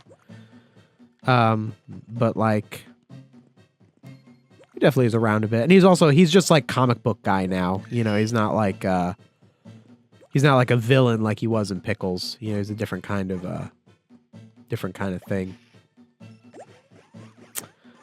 Oh, I have to get that there. I do like, well, I mean, Plankton's like a main villain. Oh. But I do love Plankton. I guess I could say... Alright, what is that? Bubble Bass, Man Ray, Plankton, Flying Dutchman. Mr. Krabs has been a villain of episodes. He was the villain of Jellyfish Hunter. So Mr. Krabs has been a villain. Narratively. So has Squidward? Has Squidward ever been the villain of an episode narratively? I know he's been like a jerk, like in like Fools in April, but in Fools in April, he was more the protagonist than a villain. Like, there's a difference between the protagonist who makes a mistake and has to learn to be a better person, and a villain who is the person who is the opposition to the protagonist, and the protagonist learns to be a better person based off... What is the... Oh, I can eat them. I forgot that I can eat them. They do not seem edible. I don't know if I'd call Mr. Krabs like a favorite villain though, even though he's been the villain of some episodes. Oh. Okay, I gotta be careful there. Oh, what? That's tough. Would be another. What's another interesting like villain in a SpongeBob episode? Trying to think. Not a lot of early episodes did like specific like villain of the week stories. Like even like Man Ray. I think Man Ray was a great subversion of like a villain that just the way they did that whole episode. Where it wasn't so much that he was like a typical villain, that he was just such a like a guy. I don't know, I love that episode. So I'd say with my top so far, Plankton number 1, Flying Dutchman number 2, Man Ray number 3, Bubble Bass 4 or 5, depending on my next pick. What would my next pick even be? I'm trying to think of villains from the show. From the show or from the movies, too. I guess that's another. Why did you fall? Why did you not jump? Oh, I'm at 0 golden spatulas. I hope I do not get. Why are you not? I'm having trouble jumping. I'm trying to think. I know Dirty Bubble's a villain, but I'm not like Dirty Bubble's whatever. It's the time I went to Cancun with the killer shrimp. But Dirty Bubble, like, as a villain, I can't really think of a time where Dirty Bubble was, like, a villain with, like, a presence. You know, like, you have, at the end of Mermaid Man and Barnacle Boy 2, like, Dirty Bubble's there, and then, like, SpongeBob just pops him, and that's kind of the joke. Or Mermaid Man, Barnacle Boy, I want to say 5, the one with Barnacle Man. A little bit of Dirty Bubble. But I think Man Ray, because of the one episode that is the Man Ray focused episode, being the one with the, you dropped your wallet, you know, it's not my wallet. That episode, I think is a pretty big point in favor. Man Ray's villain. I'm trying to think of another one. What's another one I'm thinking? Like, what am I missing? Dude, these stalactites. I am not liking this level. This is very clunky. Very clunky. Very clunky level. Shame on you. 0 lives. How far am I in this level? I should take a dive. I should take a dive. Yeah, I'll take a dive. I wasn't that far into that one anyway. So it's better to just take a dive and go into it with 3 lives. Just a little more prepared for it all. Didn't you stream Super Sponge and Flying Dutchman? Do you remember me? I did. I did stream those. Here, try that. That probably wouldn't have been on this channel, right? Yeah, no, I wouldn't have streamed those on this channel. This channel was barely even getting started back then. That was 2024. I was really mostly I was mostly just a gaming channel back then. And then I started doing another channel where I talked about SpongeBob, and it just really blew up really fast. And now that's like my main job. But no, I don't remember you exactly. Unfortunately, I'm sorry. But I'm glad that you saw my Super Sponge and Revenge of the Flying Dutchman streams. Thank you for being a loyal supporter of the channel. And I do intend to do more streams, because back then I had a little bit less of a studio setup. Like now I got, as you can see by my nice background here, got my nice limited edition Nintendo 64, and got hit while I was bragging about my limited edition Nintendo 64. It happens a lot. I have more of a studio setup, so I'll probably be able to stream more, should they be well received. So make sure to support the stream. Make sure to like the stream, because it'll recommend it more. If you hit like, it recommends it to more people. And then we get more people to watch it. And then I can stream more.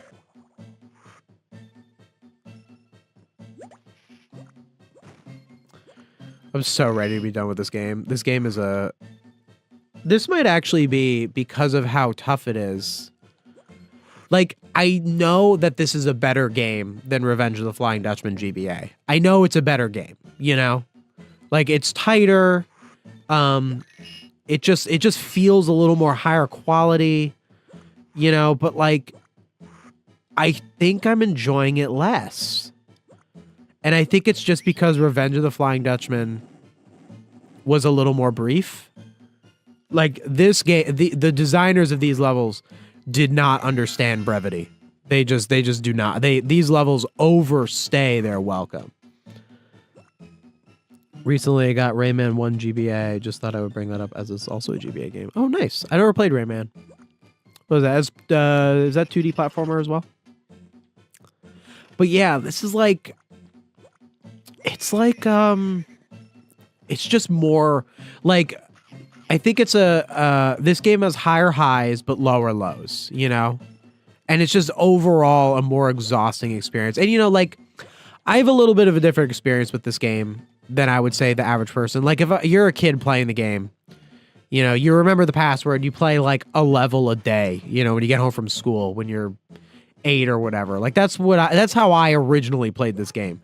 And I bet it's really fun when you play it like that, when you're 8 and you pick up your Game Boy after school and you have a password written down and you play each level and you write down the next password. That was how I played this game as a kid. You know, that's probably a lot more enjoyable than like forcing yourself to binge every level in a live stream because, you know, you don't want to play one level a stream, set up the whole stream to play one level. It's not going to be very good content. Rayman is a 2D platformer. Nice. Should I do this elsewhere? Because I was getting hit by the stalactites. Oh yeah, I guess I can do it over here. I still get hit. Okay. Oh, something. Do I eat that? Wait, so that was just a golden spatula. So where's the actual next part of the level? At least I got a golden spatula. Wait, did I miss one? Is there something? No, that was the key. That was the key. Rayman 2 and 3 are 3D games. Gotcha. I've never played it. Played mostly Nintendo and now SpongeBob games. Do I need this thing? Is there a point of going up there? Oh, I think I want to go up there. Yeah. Okay. Okay, that needs a key. Can I get up there without dying? I don't want to sacrifice mystery. Is that what the game is telling me to do? Is it telling me to Yoshi mystery? I don't think so, right? No, it's not. It was not telling me to Yoshi mystery. Okay. I'm glad I went over all of my options before I did that.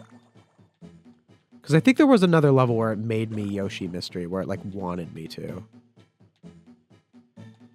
Come on.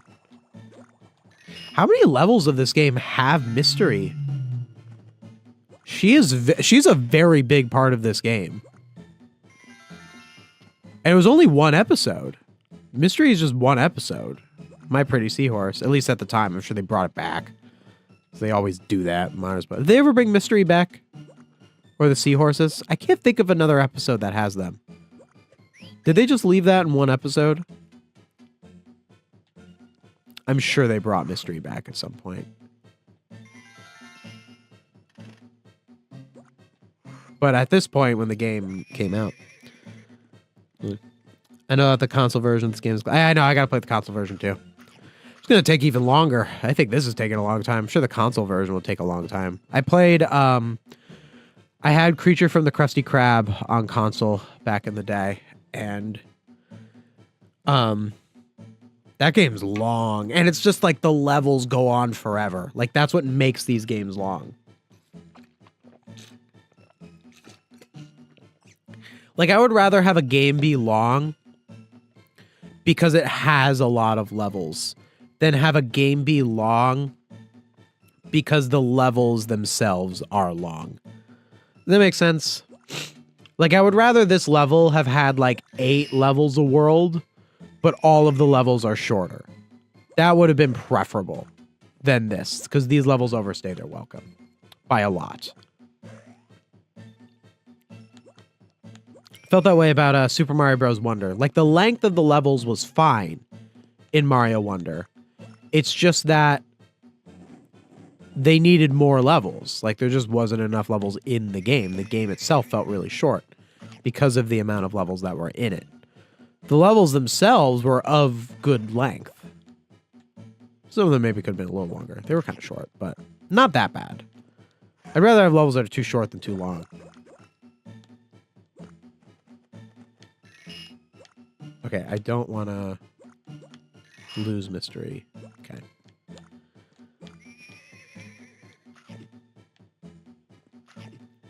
Rayman 2 was actually put on the Nintendo 64 Switch. Maybe I'll check it out. Okay. I feel like World 4 is actually easier than World 3. I think World 3 was harder. Wait, 19 patties, 1 golden spatula? Ooh, that's scary. I hope I didn't miss one. I don't feel like I would have missed one. What? Mermaid Man! I tell you, Sonny, fighting crime isn't as easy as it used to be. These robots are just too fast for me. Oh, okay. All right. I feel like that's, judging from the structure of the game, that I didn't miss a golden spatula. Oh.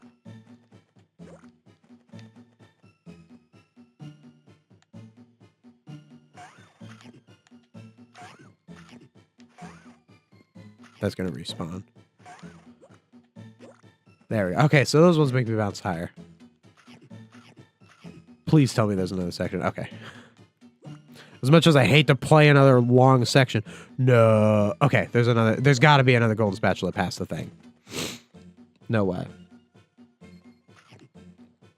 I watched the SpongeBob Christmas episode this year with my cousins, season 2 1. Hey, you should check out my video. I reviewed all 4 SpongeBob Christmas specials. I know it's a little past the holiday season now, but, you know. It's a good one. Or you can wait till next year for it. Is that all I was supposed to do? Just leave mystery there and go get it?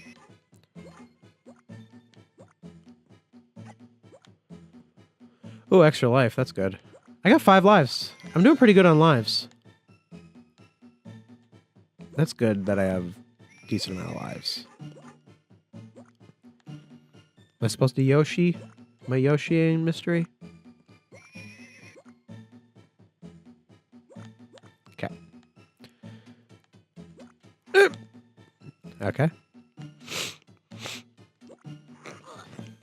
Nice. Okay. All right, we got 2 levels left. We are almost there. We just might make it. Oh! That was a close one. Yeah. Oh, we're so close. So close. Almost done. Oh, almost through. Oh, we're using this biome again, huh? Is this going to change? See, that one doesn't change. They should be a different color if they change to the spike on head. There should be an indication that that's a different kind of enemy than the one that I'm used to. Oh, already? Am I supposed to go this way? Oh, hi, Mr. Krabs. You've almost made it to the chum bucket. What's with this chum bucket stuff? Where did did I miss like a cutscene that said that like Plankton moved the chum bucket to like the other side of town or something, and I have to do all this stuff? I'm losing money as long as robots run loose. Well, I guess that's pretty in character. Okay. How did that even hurt me? It didn't even crush me. I touched the side of it. It's not like it's a thwomp and it's spiky.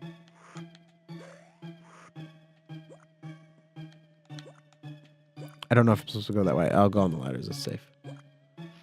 To this day, I still remember the password to the final level. Ooh, no spoilers. I actually used to, like, know... I think I guessed the password to the final level once. Like I used to. I'm sure anyone who played these games would just go in and put random passwords and see where the game took you when you happen to guess one. Was I the only one who ever did that? Or anyone else ever do that? I would do that with the SpongeBob movie game too. But with this game, I actually did get the end. There are so few of these giant robots. They put the giant robots in like the logo at the beginning. You would think that they'd be more prevalent throughout the game. But there really aren't a lot of them. Okay, I need the...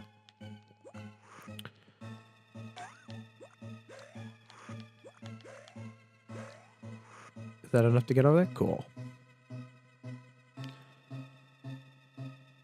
So you know those iceberg videos on YouTube? I might be making one day. Yeah, I haven't really seen any of those. What would you like do? What is iceberg videos? I don't really watch those. I'm kind of familiar with the concept. What is it? Just like increasingly weird like theories or something? I'm not really a theory channel. I don't really do that. I'm more analytical, where I talk about the writing and stuff. But like, what would you do? SpongeBob video game iceberg. What is like iceberg? Like it's because it's the lower you get, like the more weird it is. You know, like because like the tip of the iceberg is like I've seen it with like the Mario 64, where like it's like the bottom of the iceberg is like every copy of Mario 64 is personalized or whatever. Like just like weird like meme stuff. Oh, knowledge of a topic going from well-known to obscure. Oh, so it's not like all like... I might have a misunderstanding of the format. It's not all like weird meme stuff. Like it's a general like just structure thing. I might have a misunderstanding of what it is. I guess I mostly know it as like memes. Not really theory specifically. Oh, knowledge that gets more obscure, weird. Like of the show and the characters and the universe, or of like behind the scenes, like the production. That's pretty cool though. Good luck on that. What kind of so you doing like video making? Like what do you got, like a channel? Don't blow up, don't blow up, don't blow up. No. That's gonna blow up. Yeah, I'll wait for that to blow up.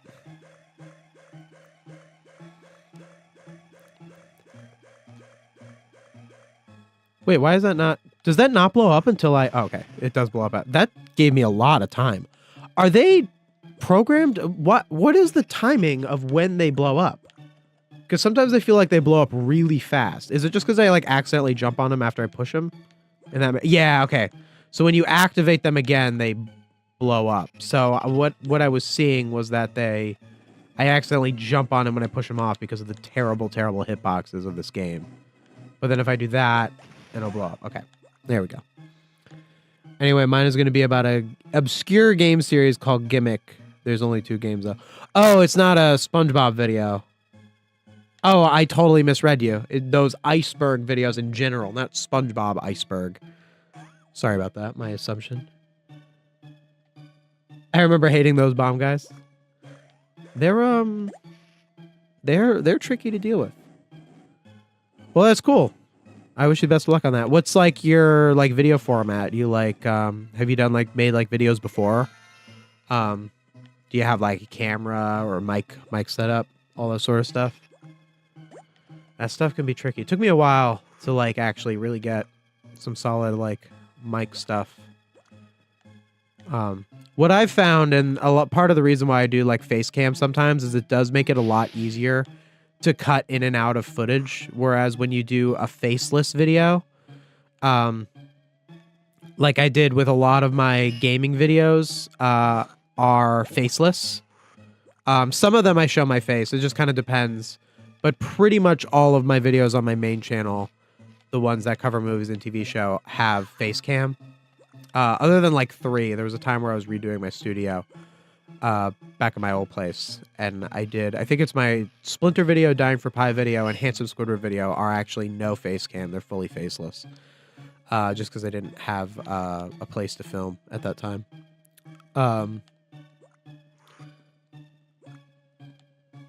working on a video, but I'm doing I'm losing a lot of Steam editing. I'm doing it faceless.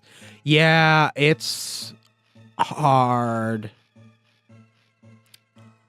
Editing is tough, especially if you're doing a faceless. Yeah, I could totally see that. Not that there's anything wrong with doing faceless channels. Like, there are some great faceless channels out there.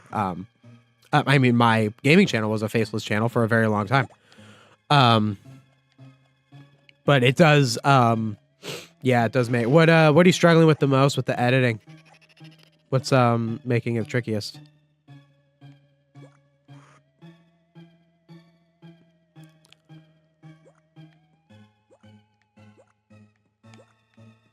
I feel like the other level that had this biome was harder than this one. Oh, like, this level is actually not... Like, I was kind of on the edge of my seat on the other level that had this, like, industrial biome. And this one I'm not really struggling that much with.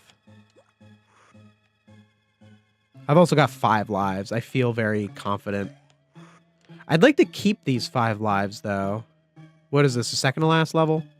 No, this is the boss. I'm not too worried about the boss, final boss.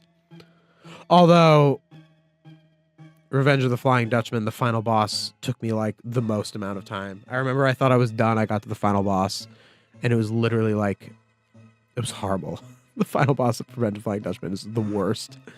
Not because it's hard, just because it's tedious. It's a long video, and keeping track of everything is such a pain. I honestly would put it on the back burner and look at something else. How long is it? Like, do you have, like, all, like, the audio edited so you know how long it will end up being? Or at least an idea? You like the bosses in this game? Yeah, they're pretty good. Ooh, I'm running out of water. That's not good. I just jumped right into a spike. Yeah, long videos can be tough. I remember my longest video is my... Oh, wait, if I retry... Okay, that just healed me. My longest video is my... my anti-AI video. That's my longest video, and the reason it's my longest video is because I needed to make sure all of my arguments were rock solid.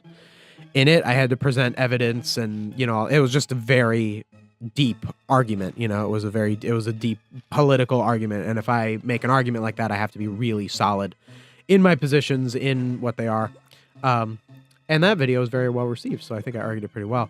It ended up being 44 minutes long, and that video was actually not that hard to edit because it was mostly my face cam. I didn't have as much footage. I would say one of the hardest videos I ever had to edit would have been a recent one, which was, does modern SpongeBob hate its past? That video took me and my fiance editing simultaneously. So 2 people were working on editing this video at the same time. She would edit some, and I would go in and I would polish it, because I do, like, the tricks. You know, what she does is she finds the footage and she puts it in place. And then I go in and I do, like, the timing and the special effects and all that sort of stuff. And sometimes I change around some of the footage and all that sort of stuff, or I add in stuff. So the 2 of us working simultaneously, we worked for, it was the day after Thanksgiving, we worked for 13 hours each. Maybe she was more around 10, 11 hours, but I worked on that video for 13 hours in one day. Does modern SpongeBob hate its past? And at like 2 in the morning, the computer crashed. And I thought I almost lost all the footage that I was editing. And I just, like, barely recovered it. And that was, I think, a 36-minute video, and it got over 100K views, so I was worth every second of editing that video. And the reason that that video was so hard to do is, 1, its length, and 2, it was covering a 44-minute special that referenced 4 old SpongeBob episodes. So I had to have footage from those episodes, from the special, and then I had a whole, like, prelude where I talked about the Patrick Star show. So I had to have footage from that. It was insane. So, like, I get you that you were doing his stuff. I'm halfway through, and it's 20 minutes so far. 20-minute videos can be tough. Yeah. 20 minutes so far. That's another thing. Like, I'm recording the audio as I go, and I know that's not optimal. I just don't know how to keep track of the files otherwise. Let me see if I give some advice on that. You're recording the audio as you go. So, like, you record some of the audio, and then you go and edit it? Oh, like in each, like, section? Because it's an iceberg video, so there's different sections of, like, the iceberg and all that. You actually just rewatch your AI video. You say, "Hey, well, I'm glad someone who's making content themselves is watching my video on that. I hope I can. I hope I was able to encourage a creator like you, because that was what I really wanted to do with that video. Was really to empower creators and talk about the importance of creators. So, and I'd also like to leave with that message now as well. Oh, hey, this game, I never beat this one. Haha, you can watch me beat it. Live vicariously through me. I don't think I'd recommend it. I think it's kind of a nightmare. I think you just watch me play it. I think that's a better choice. Like Revenge of the Flying Dutchman GBA more for some reason. You know, I was just saying that I might have enjoyed Revenge of the Flying Dutchman GBA more than this one. It's hard to say. This one, the levels are just such a slog. I haven't lost a ton before, but even losing a little bit. I haven't lost a ton before, but even losing a little bit, so like losing a lot of footage. The AI video is definitely my favorite. Well, thank you. It's actually, would it be my favorite video? It's my favorite argument I've ever made, I'd say, because I'm actually I'm a very argumentative person. It's funny because I have to actually actively avoid having my channel be political, because I don't want to be a political channel. But I do want to not be apolitical, if that makes sense. Like, I don't want to be like, oh, well, like, I think that all sides are valid. I don't, you know, like, I think my side is valid, you know, which is, I'm on the left, if you don't know. But I don't want to like act like I'm like apolitical, like I don't have any beliefs. But also I don't want it to take over my content, you know, like, cause I'm about the arts. I talk about the arts. That's the thing that I think is really important is, the arts and movies and TV shows, and that, like, that's my thing. And if I only talked about politics, I would never talk about the arts. So that's why I only talk about that stuff in doses and when it's relevant to what I'm talking about. But that video was fun to argue because I'm a pretty big argumentative person. I mean, if you look in the comment section, you can see it. And I honestly, I personally enjoy it. But yeah. I'm not doing the iceberg video. Oh, but it's broken up into section. I record all the audio for one section and then add everything else. Gotcha.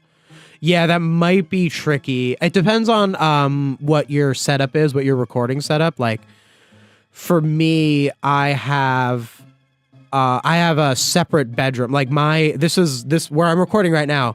This is a separate bedroom in my condo. Like, I used to, when I lived in my old place, I recorded in a corner in my bedroom. And that was hard. Like, when I had to set up and record, I had to rearrange the room in order to do it. You know, now my camera is set up. It's pointed at here pretty much always, you know? Like, I came in to stream today. I didn't have to rearrange the camera. I didn't have to reset up the lights. They were all in place. So, like, if you're recording your audio by section, it depends on how hard it is for you to, you know, put the lights on in your where you're recording. So, like, sometimes that can be difficult. Like, if I need to come in and record something new, all I got to do is walk into this room and turn on the computer. And if I need to record audio only, it's easy. Recording video is still kind of difficult. You know, usually I try to make sure my hair looks kind of nice at least. And all that sort of stuff. But yeah. I just watched your Halloween video. Your videos are growing on me. TBH, I thought you were going to be a classic SpongeBob purist when I first saw Videoverse. I know, I'm trying to make people not have that immediate perception of me. That I'm not like some... And my Halloween video is a great example because I spoke positively of all 3 Halloween episodes. You know, even the one that was in the most recent season, that was in season 16. Because I've liked every Halloween episode they've done. I think that they were all good, even though some of them were not in classic SpongeBob. It's tough, like, because I think a problem that I'm having, and I noticed that the r/SpongeBob subreddit is starting to get mad at me a bunch, Especially whenever I do a video that has the word modern SpongeBob in it. Like when I say like, my most recent one was a little cheeky, you know, modern SpongeBob forgot that gorillas don't live underwater. That was my most recent video title. And like, I tested 2 titles for that video. The other title for that video was Gorilla Suit Day is a mess of a SpongeBob episode, which is the same title as my Bizarro Bottom video. Bizarro Bottom is a mess of a SpongeBob. Bizarro Bottom is a mess of SpongeBob episode, which is the most viewed video on my channel. So I thought that video was going to work. But if you look at the analytics, the percentage of people who clicked on the gorilla, the cheeky, you know, modern SpongeBob forgot that gorillas don't live underwater. The amount of people who clicked on that title is higher by 5%. Than those who clicked on the more standard title. So I have to title things a little strongly. A title and thumbnail can only tell you so much about a video. There's only so much you could do in a title and thumbnail. I can't have a title where I'm like, modern SpongeBob did this wrong, but we should give the benefit of the doubt. And like, you know, there are still great episodes. Like I can't put that all in a title. It's not possible. It's not how this works. No one's going to watch the video if I have like this wall of, you could put like 4 words in a thumbnail and you know, 3 or 4 words. And the 3 words that I usually put in a thumbnail, this didn't work. All right. And this didn't work. Those 3 words have gained me thousands of subscribers, you know, like you just have to find the balance, you know, because it is a business, you know. There's a great creator who's actually, speaking of, we're talking about my AI video, who's an anti-AI creator on Facebook, not Facebook, on TikTok. I wish I could pronounce his last name because I want to shout him out because I think he's great. Jeremy B something. I actually am gonna look up his name. Okay, it is a TikToker, and the username is Show Tools AI. So word tools AI. And the name is Jeremy Carrasco. It's Carrasco. I'm talking about something that he came up with. So I want to shout him out, and I think you should go follow him on TikTok. Just because I'm mentioning a thing that he came up with. So I should credit him. I almost died. And he said this thing where he was talking about like the idea of, he called it being a creator and being an engager. Because in this content creator world, we have to be both, you know, or I have to be both, you know, or people who make videos have to be both. And it's about finding the right balance. Like if you're just an engager, you know, and the guy is, he focuses on AI, you know, like it's not the main thing that I talk about on my channel, but I have talked about it. But it's like people who just make like, I don't love the term, but AI slop, the people who do that, they are 100% engagers. That's their only thing. They just are trying to get you to look at stuff. They don't care about what the content is. They just want you to look at it. Or people who like repost like Family Guy clips that they didn't make. You know, they just post Family Guy clips and try to get ad revenue of people watching Family Guy clips. Like those are engagers. They're a net negative for our media landscape. But also, if you are 100% in the other direction, if you're 100% creator, if you only do what you want to do, if you don't think about the audience, if you don't think about the algorithm, if you don't think about how to get things to people, well, no one's ever going to watch your stuff. No one's ever going to see what you do. So if I was like militantly like, oh, I always want to do the most like I wish I could do more academic kind of thumbnails. Like I would prefer it if my titles and thumbnails were something as simple as like, oh, a close look at this episode or whatever, or review of this episode or stuff like that. It just doesn't work that way. No one's going to watch my stuff. And I don't see me doing that as a like major compromise, or it's a compromise, but it's not a concession of something that I really deeply believe in. Like, I don't think it's like horrible that I have to do that. Whereas like I would never like, for example, like use AI in my videos to like make my videos come out faster. I would never do that. It's the thing that I'm ideologically against. It's against me as a person. And even if it made my videos come out faster, even if it got me more views or more clicks or more money, I wouldn't do that. Whereas I don't see having videos that say like this didn't work, or like modern SpongeBob doesn't understand story, or like those like strongly worded titles. Whereas I would prefer maybe more academic titles. I don't think that compromises me as a person. But I do understand why you might have had that perception. that I was kind of a like, oh, like, you know, and you know, there's a perception to it, like the kind of that kind of content creator who is all negative, or who just like talks about stuff not very analytically, like, you know, who talks about a new episode of SpongeBob being bad, a modern episode being bad. Well, why is it bad? Why is it bad that it's bad? Why does it matter if a modern SpongeBob episode doesn't have a good story? Who cares if it doesn't have a good story? Well, I care. And I care for these reasons because I think that stories are supposed to have deeper meanings and deeper this. And I think a lot of channels will take it for granted and they'll just have a modern SpongeBob review where they're like, oh, they're just screaming and yelling. And it's like, well, why is that actually bad? I think my most recent video, my Gorilla Suit Day video, really well demonstrates that really well. That philosophy of mine where I talked about how the beginning of Gorilla Suit Day is very hyperactive. It was very... you know, it just was very, and I talked about why that was a problem. It makes it harder to tell the story. It makes it harder to teach the lesson. The lesson of that episode, which was a good lesson about not pulling pranks on people or not letting a prank go too far, is ignored by its audience of kids because they are distracted by all of the crazy stuff that's going on. That's all they're focusing on. And I like to really deeply engage with that sort of stuff. So yeah. I do like the way you argue stuff. Too many people type like they're arguing oh, hold on, I want to make sure of that. What are you saying? I do like the way you argue stuff. Too many people type like they're arguing live despite having time to think before they text. I was surprised you responded to one of my comments. Oh, I responded to one of your comments. I responded to a lot of comments. Mostly because I enjoy responding to them. And as you can hear from the way that I talk, I think through that sort of stuff quickly. Sometimes I've taken too long to respond to comments. I've like sitting writing out of comments. I'm like, I should not have spent that much time on a comment. My time is better spent on other things. But sometimes I like to respond to people, especially people who are being like positive and talking about what they liked about it and that sort of stuff.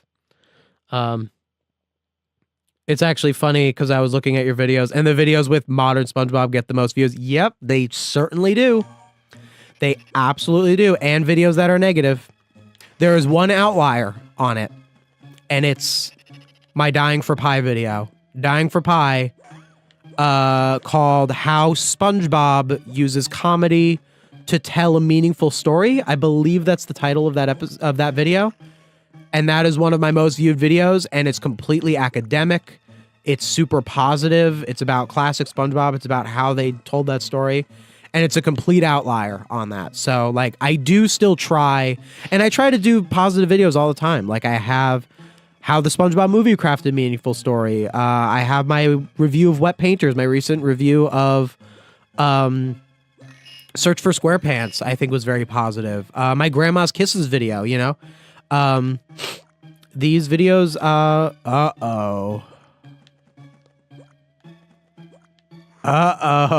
did we miss a spatula? Bro, please tell me it's close by. But, yeah, I will say the modern SpongeBob doesn't understand. Those videos are keeping the lights on. And again, those are not bad videos. Like, my Idiot Box video where I said modern SpongeBob doesn't understand imagination, that's like some of my best work, you know, like just the way that I argue that episode, the way that I talk about how Idiot Box told its story and how Squiddy Box, like all these, and modern SpongeBob doesn't understand basic story. Like, I stand by all of those videos. They are all great videos. I love doing those videos. Did I do those videos?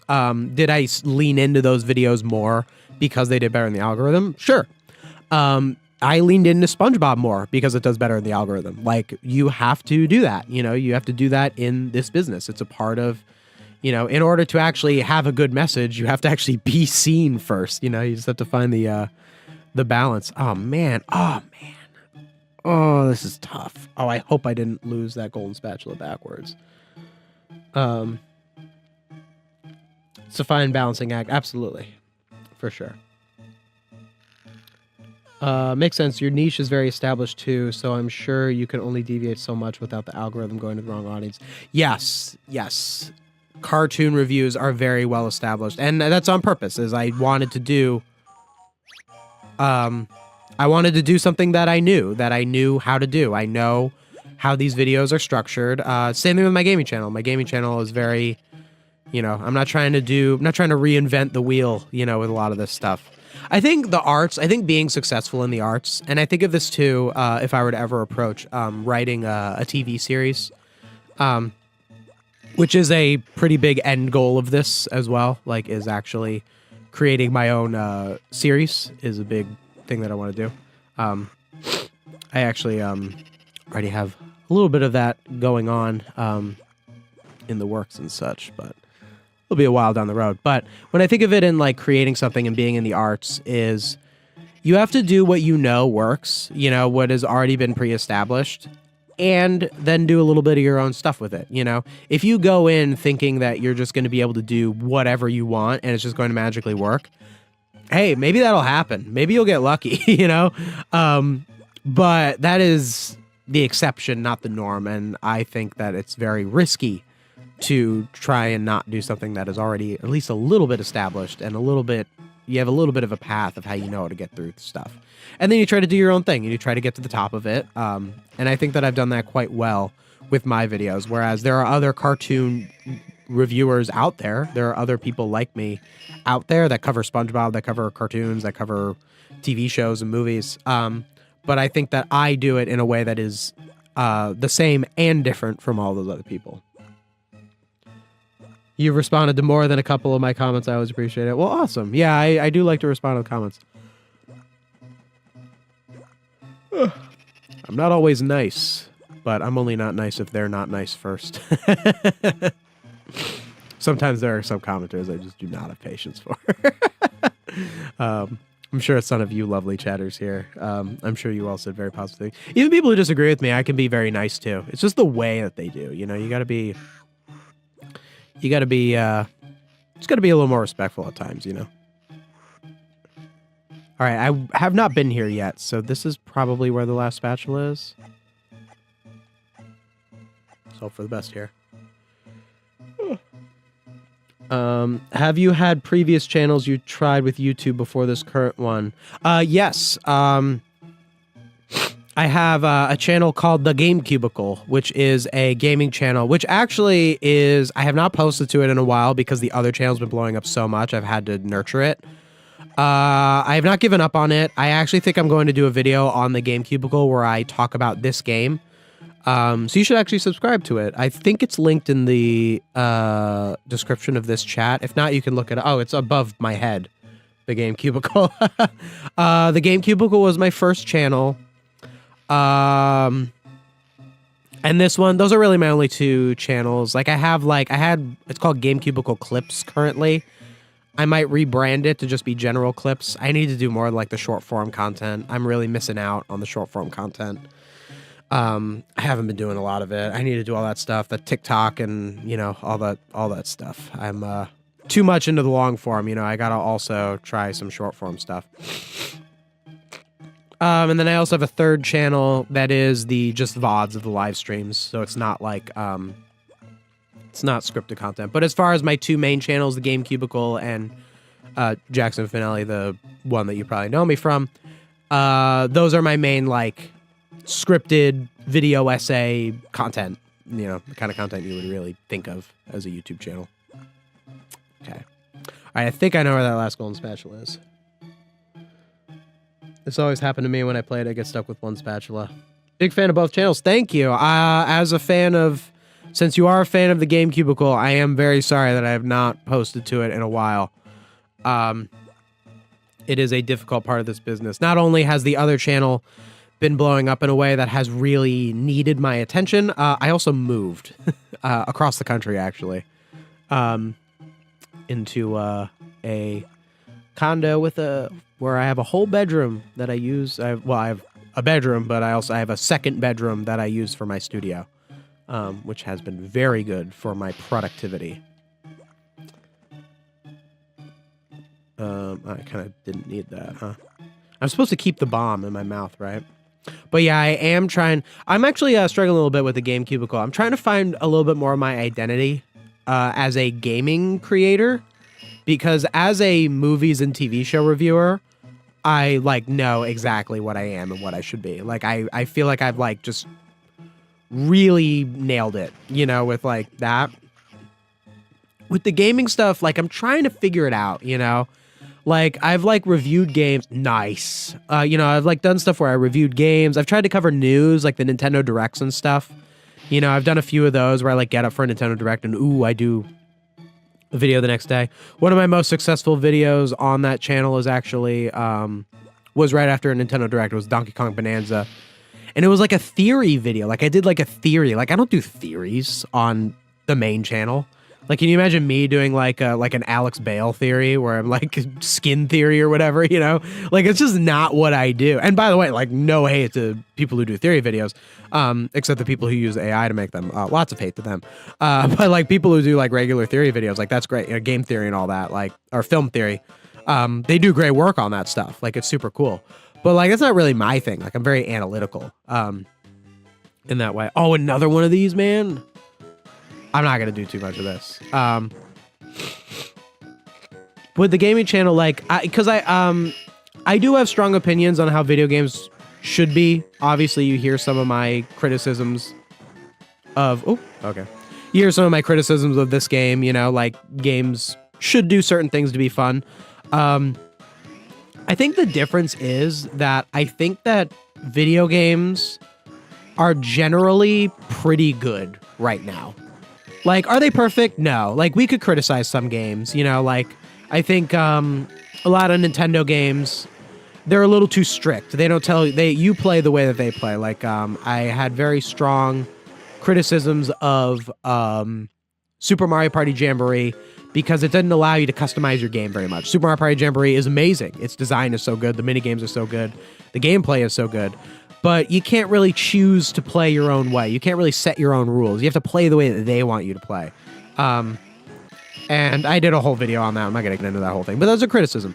But I feel like TV shows being not good, like SpongeBob being bad, or movies being like more shallow and stuff, like, you know, the prevalence of risk aversion in the movie and television industry, I think is a very serious social problem that is like affecting our world. And the perception of movies and TV shows as something that like don't matter. Oh, like movies are just dumb fun or this. Well, I don't think movies are dumb fun. I think movies are actually a way to challenge people's perspectives and make the world a better place. And I think that not viewing movies as that is has social consequences. And because I go from that standpoint, it gives such a strong passion to my videos when I talk about something as silly as SpongeBob. And I think that video games are very important. And I think that video games should also be taken a little more seriously in the world. Like, I think that there is an idea of like, you know, oh, video games are just waste of time or just this and that. And I think that's a bad perception for sure. But I think that the people who make the video games are, in general, doing a really good job. And like understand what it is that makes video games fun to the point where I don't think it's like a huge problem. It's not a huge social problem. So when I criticize a video game, I could criticize a video game, but I have a lot less to say because the video game industry is just not reflective of a broader social issue in the way that the movies and TV industry is. And it makes it pretty hard for me to have a gaming channel because a lot of the stuff that I cover is very disconnected. So I'm still trying to figure out what to do. I know, like, challenges were very interesting. I've done a few videos that are, like, about, like, unique challenges. Definitely covering the SpongeBob stuff, I think, will help. I think people are interested in these games. Whereas, like, when I talk about, you know, I did videos on, like, Mario Kart World or Donkey Kong Bonanza or Pokemon Legends ZA, you know, these huge games that, like, so many other YouTubers were covering. Like, it's just it's so much competition, you know, these people have already gotten their licks in, and I don't really have that much more to say that's like super unique about these games, you know? And I feel like a lot of those videos competed, especially my Donkey Kong Bonanza videos. I think that some of those did really well in comparison to like other much bigger channels. But I'm just still trying to find that identity. I think obscure stuff could be good. SpongeBob games, Maybe a lot of older games too, like GameCube games. I think I started to focus a little too much on contemporary games with, should I call it? I'm not gonna do this. I'm fine. I did the other one. It's fine. Let's. Well, we got one left. Oh yeah. Let's end this. Plankton's Inner Sanctum. Do you have a schedule for your streams? This is the first stream I've caught. Consistent schedule. Ooh, hard to say. For now, turn on notifications. That doesn't mean I'll never have a consistent schedule. You're probably likely to catch them on weekends. Probably more likely a Sunday than a Saturday. This is my second stream. I actually did the first. Well, I mean, I've done streams before, but like in this studio, this is my second stream. So you're catching me early, and I am intending to do a lot more, especially because I am getting pretty decent concurrent viewership, especially for this being the second stream of the consistent ones. I feel like they're worth pursuing currently. Can't give you a specific schedule just yet, but I'd say stay tuned. Stay tuned. Definitely turn on those notifications and check weekends. Check weekends, I think. But it's hard. I'm actually possibly doing I might start getting a little busier in February on other things. So we'll have to see. We'll see how it goes. But if you support the stream, make sure you like the stream. And make sure to subscribe. Go down to it's called Game Cubicle Players. I'm probably gonna rename it. And you can catch the lives. And there's already a lot of content on there too. Because I've streamed before, so there's actually already a lot of content already on there. That's very stream-like. Oh, okay. Messed that up. Yeah. I grew up subscribing to a lot of animals, so I'm used to long turnaround. Oh, gotcha. With the Game Cubicle. Yeah, I try not to have too long a turnaround. Once a week is pretty good for me. I like to post once a week. Sometimes I skip a week, you know, if it's like a vacation or whatever. Game Cubicle might be closer to once every 2 weeks. Just because those videos are a little more difficult to edit with all the like footage and all that and the game stuff. Whereas covering a SpongeBob episode, I just have so much to say about SpongeBob in general. Yeah, shorts are good, but tough to learn, especially for me, because I like to ramble and I struggle to edit down my own rambling while still being coherent. Very difficult, yeah. I'm just going to try to edit some of my stuff that's long form into shorts and see if I can cut it together. Maybe I'll write a short version of something that I've already made a video about if I like find that I don't have a particular, if I ever find that I don't have a good part of a video that could turn into a short. So I can maybe do that. But I am trying to get that, trying to get on that, you know, because, you know, I have nothing against like the concept of short form content, you know, like I'm just like long form just speaks to me more. You know, I do like having a big central thesis and covering a topic for 10, 20, 30 minutes. I don't know if I'll ever do like mega videos that are like multiple hours long. I definitely would need more of a production value to it. But I think if I was going to do that, I would need like a central thesis, you know, rather than just like a lot of talking. That makes sense. What are some of your favorite games that came out last year? Mario Kart, Donkey Kong Bonanza. Haven't played Titans of the Tide yet, so I've only played the demo. Was that it?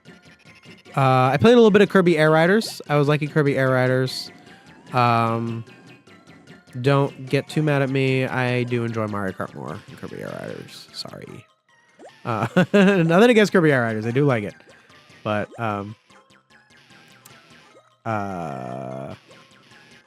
Legend ZA was fine. I can't get that into new Pokemon. I'm a classic Pokemon guy. My fiance liked Legend ZA more, actually. We played the same file. I started the file, and now she's playing the rest of it. She's finishing the game for me. Just playing the same file. But I have a lot to say about modern gaming, but I don't know if I want to do videos on it. I mean, I would never want to disencourage someone from making videos because there's a lot you can do.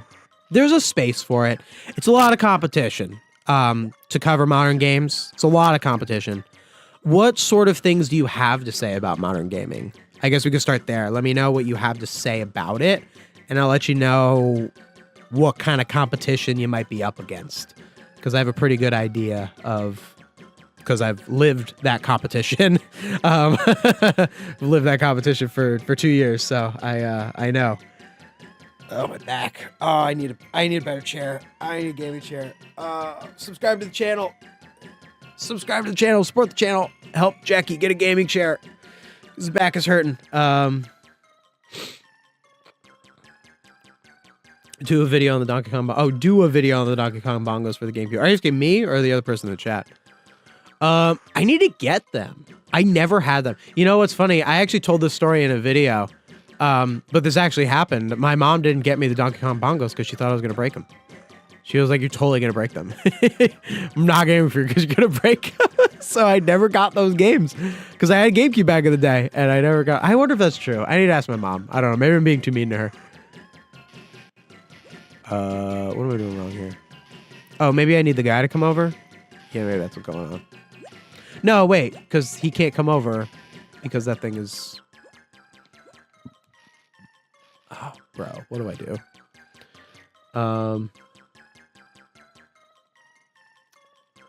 Which GBA SpongeBob game do you like the best? Currently, the movie game, I would say. Of the 4 that I've played on stream, the movie game. I'd say this one might be second. I think it's still above Revenge of the Flying Dutchman. I'm debating it. It's Super Sponge is last. Super Sponge is trash. Super Sponge is garbage. It's barely even a game. All right, can I get up there? Oh, something's going on up there. Maybe does he spawn? Okay, he spawns over. Gotcha. All right, that's what I have to do. Oh, and I just push him over. Okay, there we go on that. My favorite game that came out in 2025 is SpongeBob Titans of the Tide. I need to play it. I need to play it. What was another thing that came out in 2025 that was like... it wasn't a game. Because I did not like... Oh, it was... I liked the Kirby Forgotten Land expansion. That was fun. I liked that enough. The Mario Party Jamboree expansion was atrocious. That was a joke. I couldn't even believe that was all they added. Like, don't even do an expansion if that's all you're going to add. It was ridiculous. It's nonsense. Who's your favorite Kirby character? This is important. Escargoon from the Kirby Right Back At You anime. Duh. The only correct answer. I'm actually playing through Black 2 right now, Pokemon Black 2. I'm more of a fan of the older titles, but I think it's so good. Pokemon Black 2, I got that the day it came out. I was very into Pokemon back then.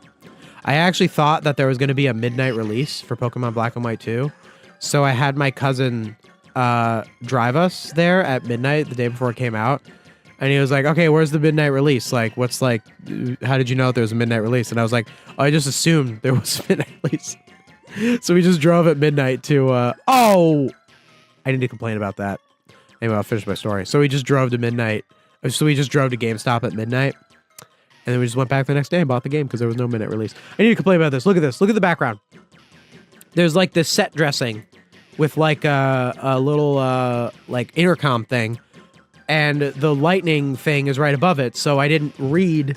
Because I was looking at the set dressing, I didn't know if there was a thing that would hurt me. That's just bad design. Very sloppy. Sloppy. Okay, we got an extra life. Did I miss something? I feel like I missed a spatula in there. If I missed a spatula in there... Oh, bro, I forgot about Silk Song. I'm talking about my favorite games of 2025. I didn't mention Silk Song. Silk Song not mentioned. No, I did like Silk Song. I actually haven't beaten it yet. Mostly because I'm a very busy person. I'm like a crazy busy person. I can't believe I've spent collectively 6.5 hours playing a video game. I have not spent 6.5 hours collectively playing a video game. Well, I guess Christmas just passed. I had a little bit of a vacation, but like I do not usually spend this much time playing video games. As someone who loves them very much, I spend a lot of time working. I work very, very much on the stuff that I do. What do I need that guy for? But yes, Silk Song was very good. You love Kirby. Very nice. I love Kirby too. I think Ant Dude is the most well-known Kirby reviewer. I don't really know. I've heard of Ant Dude. I just don't know. Ant Dude that well. I don't think I've ever watched their videos, but apparently they make good stuff. One of the people in my chat. Apparently he beat me to the punch talking about SpongeBob games, but that's okay. I think I'll have my own take on it. We're almost done. This is like the last level, and then we have the boss. I feel like this level is going to be a slog, though. Right? Haven't even gotten one spatula yet. This is going to be tough. At least I got 4 lives.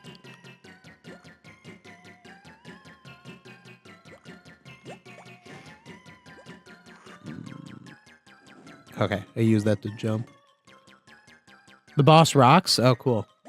I probably played the boss back in the day, because I did guess the password that got me to the final boss. I don't think I played most of these levels back in the day. I'm pretty sure the last level I played as a kid, or that I distinctly remember playing as a kid, is the one that had all those rocket guys. Because I was afraid of them, and I probably quit the game at that level. So most of these levels I think I'm experiencing for the first time. I have no recollection of ever playing this level, so I'm pretty sure it's my first time playing this. Wait, no, here you go. Put him down. Out of his videos, I think my favorite one is Battle for Bikini Mountain console version. Well, I'm going to cover that soon. I will say the final boss is not as epic as the console version, but I will say it's really good, though. Well, you know, you can only do so much with the GBA. Visually, they did a really good job in this game. What am I missing? I'm backtracking. Oh, we're just backtracking. Oh, I'm so ready to beat these robots, man. I cannot believe how long this game took. At least if I was playing, like, the console version, I would know that that's going to take forever, you know? But, like, I just didn't expect this one to take that long. Because Super Sponge was, like, 3 hours. Like, Super Sponge is nothing. I finished Super Sponge so fast. I think I did something else the same day. Like, I had a different stream. I streamed a different game the day I did Super Sponge. Just because it was so already finished so fast. Revenge of the Flying Dutchman, I'm pretty sure I did in 2 streams, but they weren't very long. SpongeBob movie game I did in 1 stream, but it was a long one. Like, it was, I took a while. It was just 1 long stream, but it was still 1 stream. Like, I've been, what? I'd be over 6 hours if this was 1 stream. If I did the whole game in 1 stream, it'd be well over 6 hours. 4 hours and 26 minutes I've been at this. And I started halfway through the game. I don't know where I'm going.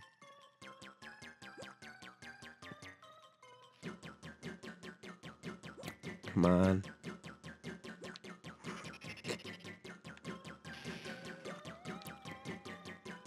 Did I miss the other key? Is, like, the other key somewhere?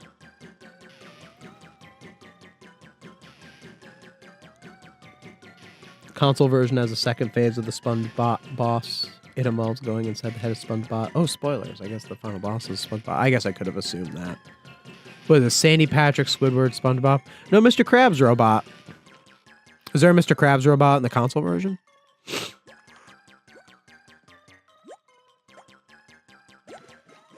Oh, I don't know why I tried to push him. I know that they push you. Will you do analytical videos about other animated shows? Yes, I am trying to. I'm trying to not get railroaded into being just a SpongeBob channel. But the, oh, wait, what? Did it fall? Oh, you jerk. Get out of here. SpongeBob just, like, there's just something about it where people are really interested in hearing about that show specifically. I'm actually thinking of doing another Family Guy video. Also, if you're interested in hearing me talk about other animated shows, you should look, like, deeper into my channel. Because I didn't, I've been doing that channel for over a year now, and not all the videos in the backlog. Like, a lot of the more recent videos are SpongeBob videos, because that's what's been blowing up, but You can find, like, I did a Family Guy video. I've done Avatar videos. What's some other ones? I did an Amazing Digital Circus video. I talked about some movies. Minecraft movie. Like I have a lot of stuff that's not specifically SpongeBob. I definitely will be talking about the Mario Galaxy movie. I'm very interested in talking about the Mario Galaxy movie. And I did the trailer. I did a video on the trailer, and it actually did... I hesitate to say well. I guess it did well relative to, like... not relative to the SpongeBob videos, but it also was a trailer reaction. Like, maybe the video on the actual movie will do better. What am I missing here? Is there something through the door? Of course the last level is going to be like this. Of course it's doing this to me. The worst. This game is tough. Being real tough on me. You fight the actual Mr. Krabs in the console version? Why? What happened? That's funny. Oh, you don't. Yeah, you don't fight robot Mr. Krabs. There was a robot Plankton in the console version. I would love to see you talk about Family Guy more. Well, I think I have a couple cool things to say about it. Because I watch Family Guy, like, very closely. Like, I've seen, like, all of Family Guy. Modern Family Guy. Like, I've seen more of Family Guy than I've seen of SpongeBob, actually. I would say of the two shows, I know more about Family Guy. Funnily enough. I've only done one Family Guy video so far on the channel, which is about the giant chicken. Family Guy and the giant chicken. Where I analyzed all the giant chicken fights. Very fun video to do. I think the next one I want to do is about the concept of cutaways, of like what a cutaway should be in Family Guy. Like, is a cutaway a good... should we accept the cutaway as a part of the episode just because it's funny, or should it have to contribute to the story? Should it have to contribute to the character? That is the central question that I want to pose with my cutaway video. I think that's going to be the next one. There's also some other stuff, a lot of, Modern Family Guy. I feel like a cool Family Guy related video would be about the idea of like parody episodes, because they do a lot of parody episodes. Like, you have like the ones that are like really good. You have like Family Guy Star Wars and stuff, but like, what is a parody episode? What should it be?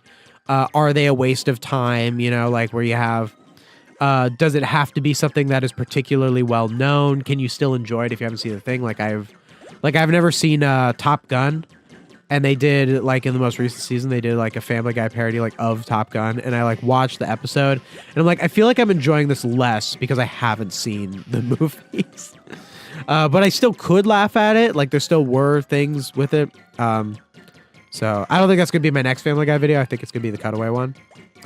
But that's another one. As far as other shows I could cover, I really like Amazing Digital Circus. I don't think I have that much to say about it. I did my one video on it.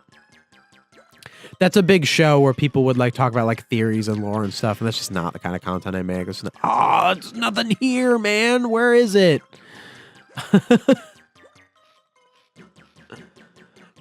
How do I move forward in this level? Okay, there's got to be something with this bomb. Like, why is there a bomb up here if there's nothing to blow up? What am I missing? Hello, I'm a fan of your videos. Thank you for being a fan of my videos.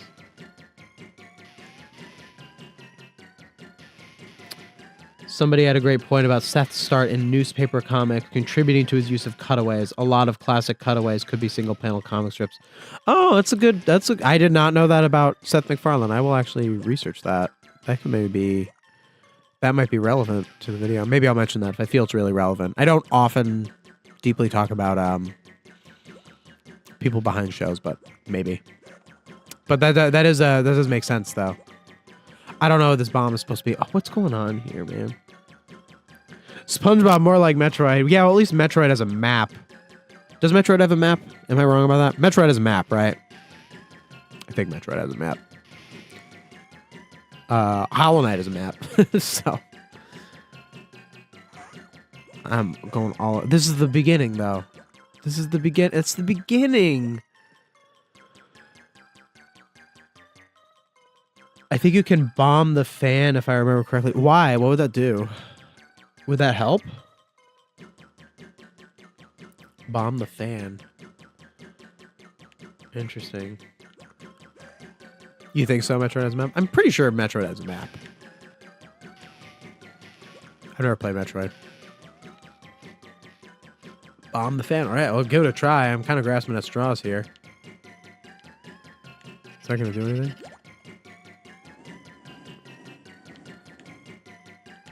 Go.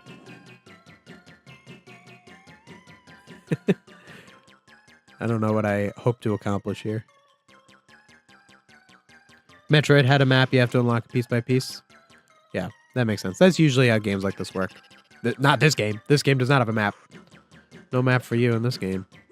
All right, it's got to be like over here or something. Oh, wait, maybe it's... Oh, wait, I think I know what it is. I have to break him, and then he respawns, and then I can jump. And then I can jump farther. That's what it was. I went around in circles just to figure out that that's what it was. Oh, my goodness. That's bad game design. If your player does that and doesn't realize where they were supposed to go and they backtrack around the whole thing, that is poor game design. That is, you have screwed up as a developer. That's not on me. That is a development issue. And just that jump was really annoying too. I think I was mistaken about the bomb. Yeah, it's all right. You're trying. Hey, we were all confused. All right, we're just on this journey together. Yeah, terrible game design. I know, great. This game's a bit of a mess. You know what's this game is gonna be hard to cover though because like it's a mess, but it's a mess in a way that really takes a lot to explain. Like Super Sponge was so easy to criticize because I could just look at Super Sponge and be like, this is not a thing in SpongeBob. Like, this is a weird way to present a SpongeBob video game because it doesn't look like SpongeBob. But with this one, I gotta like really talk about like game design theory and stuff. It's like a whole thing. Oh my goodness. 2. Please tell me that's 2 of 2. I'm sure it's not 2 of 2. Sorry,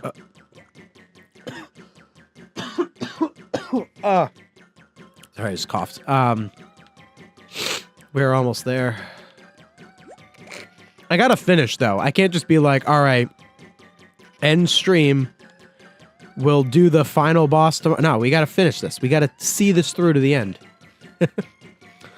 I thank you all for being here with me to see this. Thing just at me. I thank you all for being here with me to see this game through to the end. And stay tuned on the Game Cubicle, because I will be publishing a video where I cover this game deeply. Where I criticize it. And that won't be like the stream. It's not going to be the same as the stream. It's going to be scripted. It's going to be a whole new... It's going to be a new video based off of this. Not to be confused with what I'll be putting on the video where I post the... where I post the streams. Because I don't leave the streams up on the regular channel. Because it hurts the algo. I have my own channel that's dedicated to that, which you can go subscribe to. It is in the description. There's also a lot of stuff there. If you like my streams, if you like hearing me talk off the cuff, there's already a lot of great content on there. Already lots of stuff where you can hear me chit chat and just talk a little more off the cuff. All right, I see a key over there. I see lots of stuff. I see lots of goodies. There's a SpongeBob fan game I recommend, Super SpongeBob 2, which is a sequel to the classic game from The Legend of the Lost Spatula, the movie game. It has references to the franchise. Oh, interesting. I want to play mostly official games now, but I'll look into it. I wouldn't say I'm opposed to doing a fan game. Is this the final level? Yes, this is the final level before the final boss. This is the Chum Bucket, which apparently was a very long journey too, even though it's across the street from the Krusty Krab. There was a DS SpongeBob game where the cover was SpongeBob Merriman's outfit on the cover. It was very confusing. Is that the Yellow Avenger? Was that the Yellow Avenger? I played that back in the day. All right, we got ourselves a... Oh, I only have 1 heart.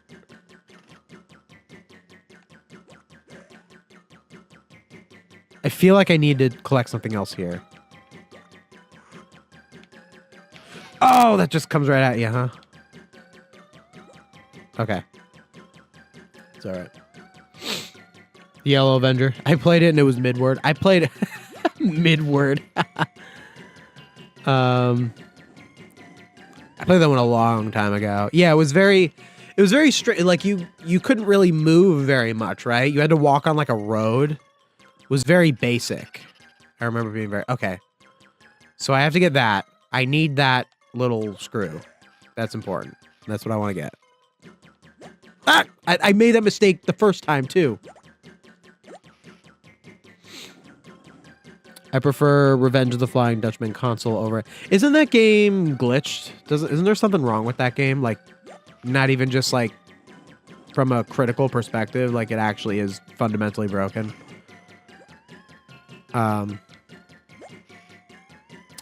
Does that just turn off this, or does that turn off the other one too? I guess we'll have to see. Anyway, so over there's that key. And we don't want to go down there. This is just death. Oh, I can't even see what's down there. I think that's just death. I think that's just a bunch of, like, electrical panels. It's gonna hurt me.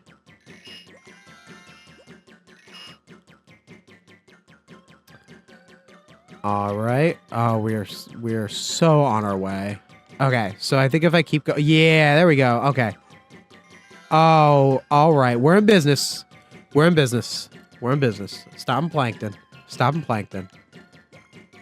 Wait, if the robots disobey Plankton, why are they in the chum bucket still? Wouldn't they have all left the chum bucket to like wreak havoc or whatever? Feels like if they're in the chum bucket and attacking me, seems like they're obeying Plankton, right? Maybe he flipped the switch and got a few on his side. And that's these ones. Here we go. All right, we're in business.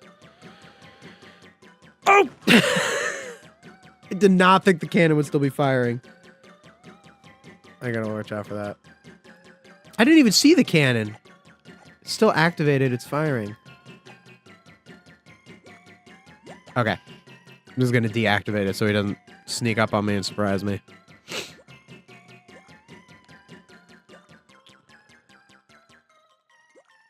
I blame THQ for rushing the developers produce the game. I have heard that. Yeah, I've heard of that.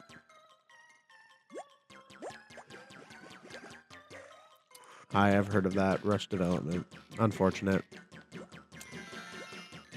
Yeah, and these SpongeBob games, they really could have been so good. Imagine a SpongeBob game that was like in this era, but it was like as good as like Mario games. That would have been like unstoppable. Because they don't make games like this anymore, you know? And, like, I'm sure Titans of the Tide is great. I'm looking forward to playing it. But they don't make, like, these kinds of platformers anymore. You know, this is, like, outdated. You know, maybe they'll make them in the future. There'll be, like, a resurgence of these more, like, simple games. I think there's really a place for simple games like this. I think games like this are important for, like, young people. Like, I think, like, if you're a little kid, you know, if you're, like, 8 or 9, I think having... like a Game Boy Advance is important in any era. Like, I don't think it's just like me because I was a kid when the Game Boy Advance was around, you know, and maybe I say that because I'm a big, like, you know, big, like, anti, like, iPad kid thing. You know, I think it's very bad for these kids with all this stuff that is doing this. And I think the thing about Game Boy Advance games that I think are really important is that they teach you to be okay with being, like, a little bored. You know what I mean? Because they're not perfect, you know? Like, they don't maximize your attention, Game Boy Advance games. Because they can't. They were not capable of doing so. And I think now, like, we're so desperate to maximize people's attention with video games and, of course, like, social media and stuff, that we've kind of lost sight of, like, stuff like this. And I think, like, the philosophy of, like, hey, when, like, you have, like, a kid... who's like 8 or 9, they should have a Game Boy Advance. That's the thing that they should have. They shouldn't have like an iPad or whatever. I sound like a boomer, but you know, like whatever. I think it's objectively true. You know, I don't. And I think I was better off having played these games when I was young. I think it like taught me to be okay, because I think sometimes it's good to be like a little bored, if that makes sense. To be okay with boredom, especially while you're like playing a video game or reading a book. I think that's a huge thing. You know, like reading a book should be a little boring. You should have to push yourself to read a book, because when you're done reading the book, you've walked away from it with a better understanding of the world and a better experience, you know? Not everything has to like hold your... Just because something holds your attention really deeply doesn't mean it's inherently better than a thing that doesn't. And that's why I think it's kind of a shame that they don't really make games like this anymore. And I kind of hope that we'll see them come back. You know, even like games that are still like 2D or side scrolls. You know, you got your Silk Songs and you got your Shovel Knights or whatever, but they're still very advanced, you know? Like these kinds of simple games, I think there was a place for them. And I think we feel like there's not a place for them anymore. Like, oh, well, these are done. We're done making. We don't make games like this anymore. That was for the past. That was for when it was the Game Boy Advance. That's such a valid argument. Thank you. I know. I have a lot of Hey, maybe that's what I should maybe that's what I should talk about more on the Game Cubicle. Is that sort of thing. Bringing back old games like this. You know, simpler games. Being okay with being bored or whatever. You know? I think there's a balance to be struck, you know? And hey, I'm gonna be lining up to get, you know, GTA 6, you know? Or Donkey Kong Bonanza. Donkey Kong Bonanza was a ginormous game, you know? It was fantastic. But like these nice little simple games, yeah. It's not even the worst SpongeBob game. Oh, you're talking about Revenge of the Flying Dutchman console. It's not the worst SpongeBob game. Super SpongeBob PS1 are much worse. I had the Ed, Edd and Eddy game, and that game is literally one big chore. Is it? I never played a lot of licensed games going up, except for the SpongeBob games, and I did have Fairly Odd Parents Breaking the Rules. That was another one. And the only reason I had Breaking the Rules is because it was bundled with Revenge of the Flying Dutchman. It was like both of those games were together. And I had that, and I had Revenge of the Flying Dutchman twice, because I had Revenge of the Flying Dutchman and Breaking the Rules, and I had Revenge of the Flying Dutchman and Super Sponge. So I had Revenge of the Flying Dutchman twice, both on 2-in-1 cartridges.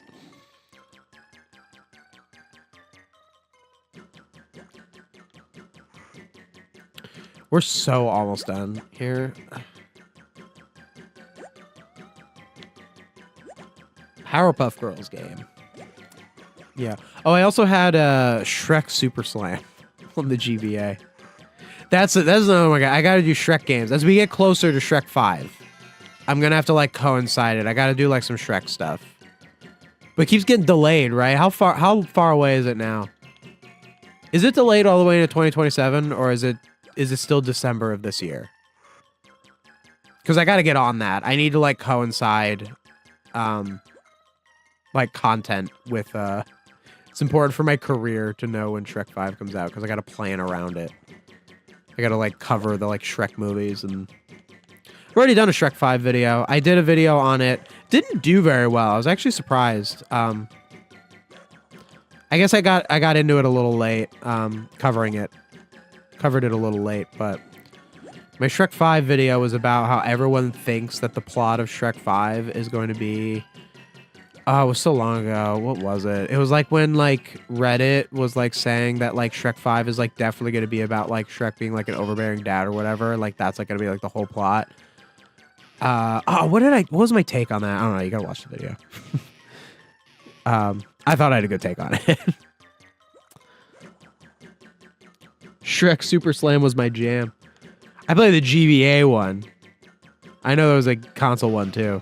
I just walked right under that electrical thing, living on the edge. 4 of 4, I hope. I made that joke with 2, but this one actually works. They could be 4 of 4. All right, as the exit with one more. This has got to be the last room. We are. Oh, and I have all the burgers already. It's just. And 3 lives, dude. We're here. Okay. Oh, I thought that was death. Okay, cool. 3 lives. Just one more golden spatula. And we got all the burgers, all the patties on the last level. Oh, and I got electrocuted. Okay. Well, that was not so good. All right, I don't need to go over there yet. Is this that's the door? All right, there's just one golden spatula hiding somewhere in this room, and then why? Okay, that wasn't so bad. That could have been. Why do I even play video games when I'm not good at them?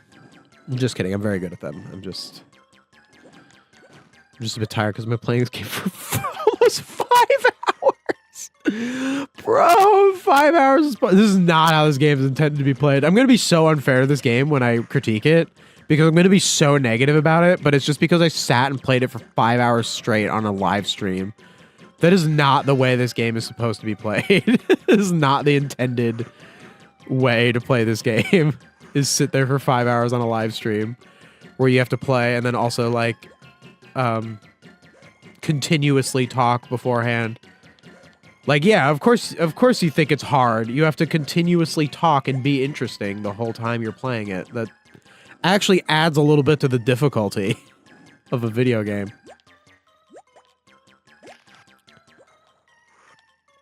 Maybe I'll acknowledge that in the video. I'll be like, hey, maybe I'm being a little unfair to this game. Maybe it's actually really great if you play it the way that you're supposed to, but I did not play it the way that you're supposed to. So this is what I think of it. I think that's an interesting take. I think that'll be interesting. Yeah, I feel like I have less to say about this game than the other ones. The SpongeBob movie GBA game was such a fun one to cover because I just compared it to the movie. You know, but this isn't based off of like an episode or anything. So like, I don't... It's the last golden spatula. Oh, I gotta push him. I gotta push him off. Because he's gotta open the lock. But this one's not based off of anything like that. Uh-oh. I gotta wait for him to let me in. We did it, guys. We did it. We are on a... I really hope it's not like Revenge of the Flying Dutchman and the final boss takes like 2 hours. How long did it take me to do the final boss of Revenge? It took me a long time. It was rough. It was real rough. Yeah. Plankton's inner sanctum. Got him. The final boss is brutal. Uh-oh. Oh, no. Oh, no. All right. I don't think I ever played more than 3 levels at a time when I was a kid. No way I played more than 1. Except in, like, the first world. No way when I got into World 3. I was pushing through it. All right, back on this. Should I attempt this a little bit? I feel like I just want to get to the final boss. Apparently it's brutal.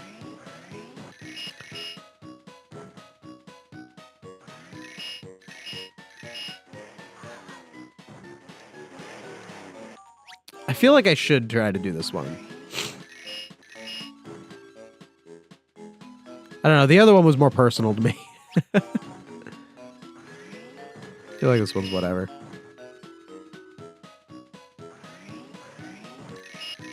Yeah, World 4 was not as bad as World 3. World 3 was actually worse design-wise than World 4. World 3 had more annoying levels. For sure. And I think World 3 had harder levels. Like, I just think they didn't really pay a lot of attention to the difficulty. Like, even that last level, that was not that tough. I had that one part where I had to backtrack, but that wasn't difficulty. That was just more... I keep making that same mistake. I gotta stop making that same old mistake.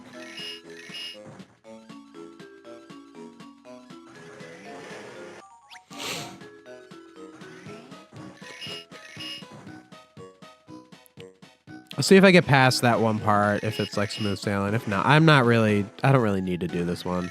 It's okay.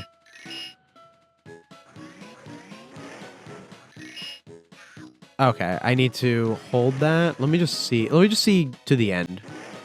Or not, or I could just die because I don't jump. That's also something that could happen. Oh, the final boss of this game is not hard. Oh, you were just trying to hype me up. Final boss will take years off your life. Oh, I'm gonna feel like I'm like a pro. Like what you're gonna be like, oh, it's so hard. And then I beat it in like one try. I'm like, I'm the best. Well, I appreciate your kindness. All you have to do is have Mystery chomp one of the Krabby Patties and spit out robots. Oh, I remember it. I remember it. I played it back in the day because I entered in the random password and I got to the end. All right, well then I guess we can try to do this. If the final boss isn't going to be that tough, why not? Let's run this out. If someone's actually watching the entirety of my 7-hour journey of playing this game, I think they'll want to stick around and watch me do this. Man, am I actually going to upload a 7-hour video where it's just me doing the stream?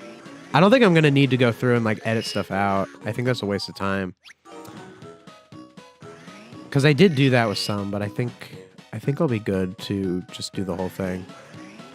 Yeah, let's see if anyone's down to watch me play this game for 7 hours. Someone out there's gotta. Should I do it? Should I do it? Should I do this? I feel like I should. Okay, just getting hit right off the bat. Background is so beautiful. Doesn't the background look a little weird? Hey, are we noticing this? The background. There's like an outline of the so it's a night background, but like look at the shape of the flower cloud. It's almost like they tried to edit out the flower cloud, like it was a daytime background and they changed the color. And they wanted to get rid of the flower cloud. And like look at the corner over there on the side. There's a pink. Isn't that weird? It's like they tried to like kind of badly Photoshop it out and they couldn't like keep the texture of the background correct. Isn't that weird? That does not look intentional. It doesn't look like it does. Like that's not like what the clouds look like at night in SpongeBob. That is, they tried to edit it out poorly because this is the daytime background and they just changed the color and it made the cloud look weird. Can't believe they shipped the game like that. That looks so awful. But again, how few people noticed it, you know? We even got this far and got all the burgers in one of the last levels. Okay, that was weird, right? What do you get if you get all the patties? I think they're like photos. I think the way it works is there are so every world has 6 levels. And if you get all 20 patties, you unlock a bonus stage, but it's the same bonus stage. So like if you're in World 1, levels 1 through 3 of World 1 have the same bonus stage. So you only have to get 20 patties in one of those 3 levels. And I believe, don't quote me on this, but I believe that you get the same photo, like whether you do it in level 1 or 2 or 3. But then once you get to level 4, 4, 5, and 6 have a different bonus level. So I think there are 8 bonus levels total. So you only have to get 20 patties in one or in what is it? 1 out of 3 of each of those levels. And then you get and then you get all 20 patties in the bonus section and you get the album. And the albums are literally just a random screenshot from an episode that has like nothing to do with the game. It's a very weird reward. Like it feels so unearned. Like you do all this, you take all these different tries to do it, and it's like, okay, here's like a screenshot from the show. Remember this episode? And it's like, yeah, I do remember that episode. That has nothing to do with this game where robots are attacking. I feel like I kind of want to... I'm like not... This is like not grabbing me as much. Oh, I keep like messing up that jump. Should I do it? Is this compelling? I feel like it's kind of whatever at this point. I'll give it like another shot. I'm done. Done. I hate that jump. That jump. There we go. SpongeBob Steel Pants. Final boss. Let's do it. SpongeBob, I was expecting the Krusty Krab's best fry cook to come here and try to stop me. Yeah, across the street. That's the whole game, is we're going across the street. I had the perfect plan, you know. Blah, blah, blah, blah, blah. I created... Yeah. I even created my own giant robot chef to make my own Krabby Patties. Unfortunately, I forgot to make the robots obey me. Yeah, we also saw this in the first cutscene.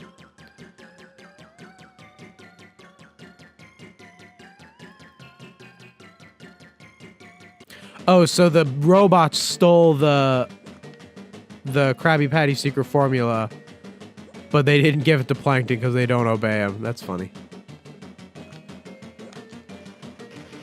Yeah, okay. And then I just blow up the thing that makes the robots. But the robots are so cute. What if I like the robots? I don't want to kill the robots because they're adorable. I'm on their side. At least they didn't give Plankton the formula. How evil can they be?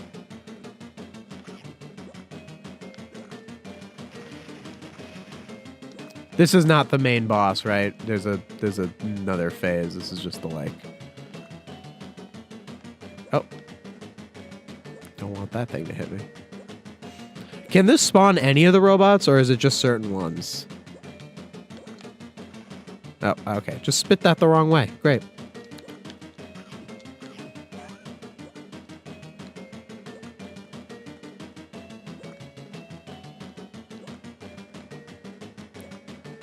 No, I think you do fight Robot SpongeBob. I think this is just the first phase.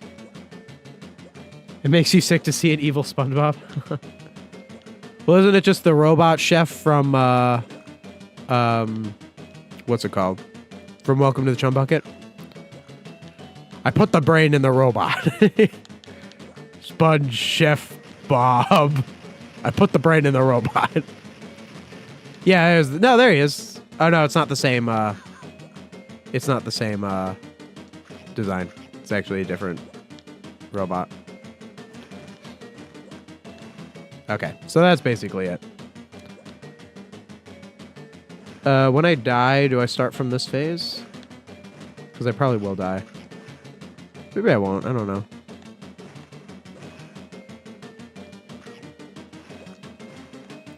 Oh, cool. I get healed. That's cool. This ain't that hard. It's not like the Flying Dutchman, man. Watch my video on it. I tear it apart. The design of the Flying Dutchman boss fight in Revenge of the Flying Dutchman GBA. It's terrible. It's some of the worst game design I've ever seen in a video game. This is just kind of unremarkable, to be honest. I think this is easier than the Squidward boss fight. Oh,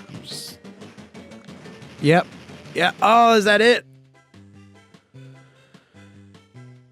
Oh, I hope you learn your lesson, Plankton. You make Krabby Patties with love, Plankton, not robots.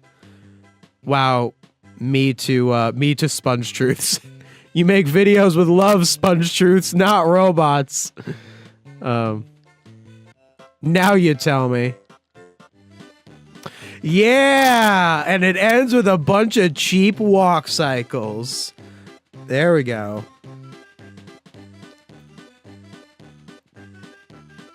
That's pretty good, the animation of it at the end. Oh, okay. Sponge Truth should play this game. They'd learn a thing or two. Had to roast him. Had to roast him on that. That was just such a funny line for that. All right. Yeah, so final thoughts on this game.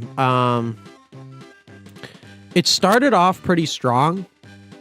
Like in the easy levels, you couldn't really see the flaws of the developers. Because the developers clearly aren't very good at making like levels that are compelling, making, you know, things happen that are fun.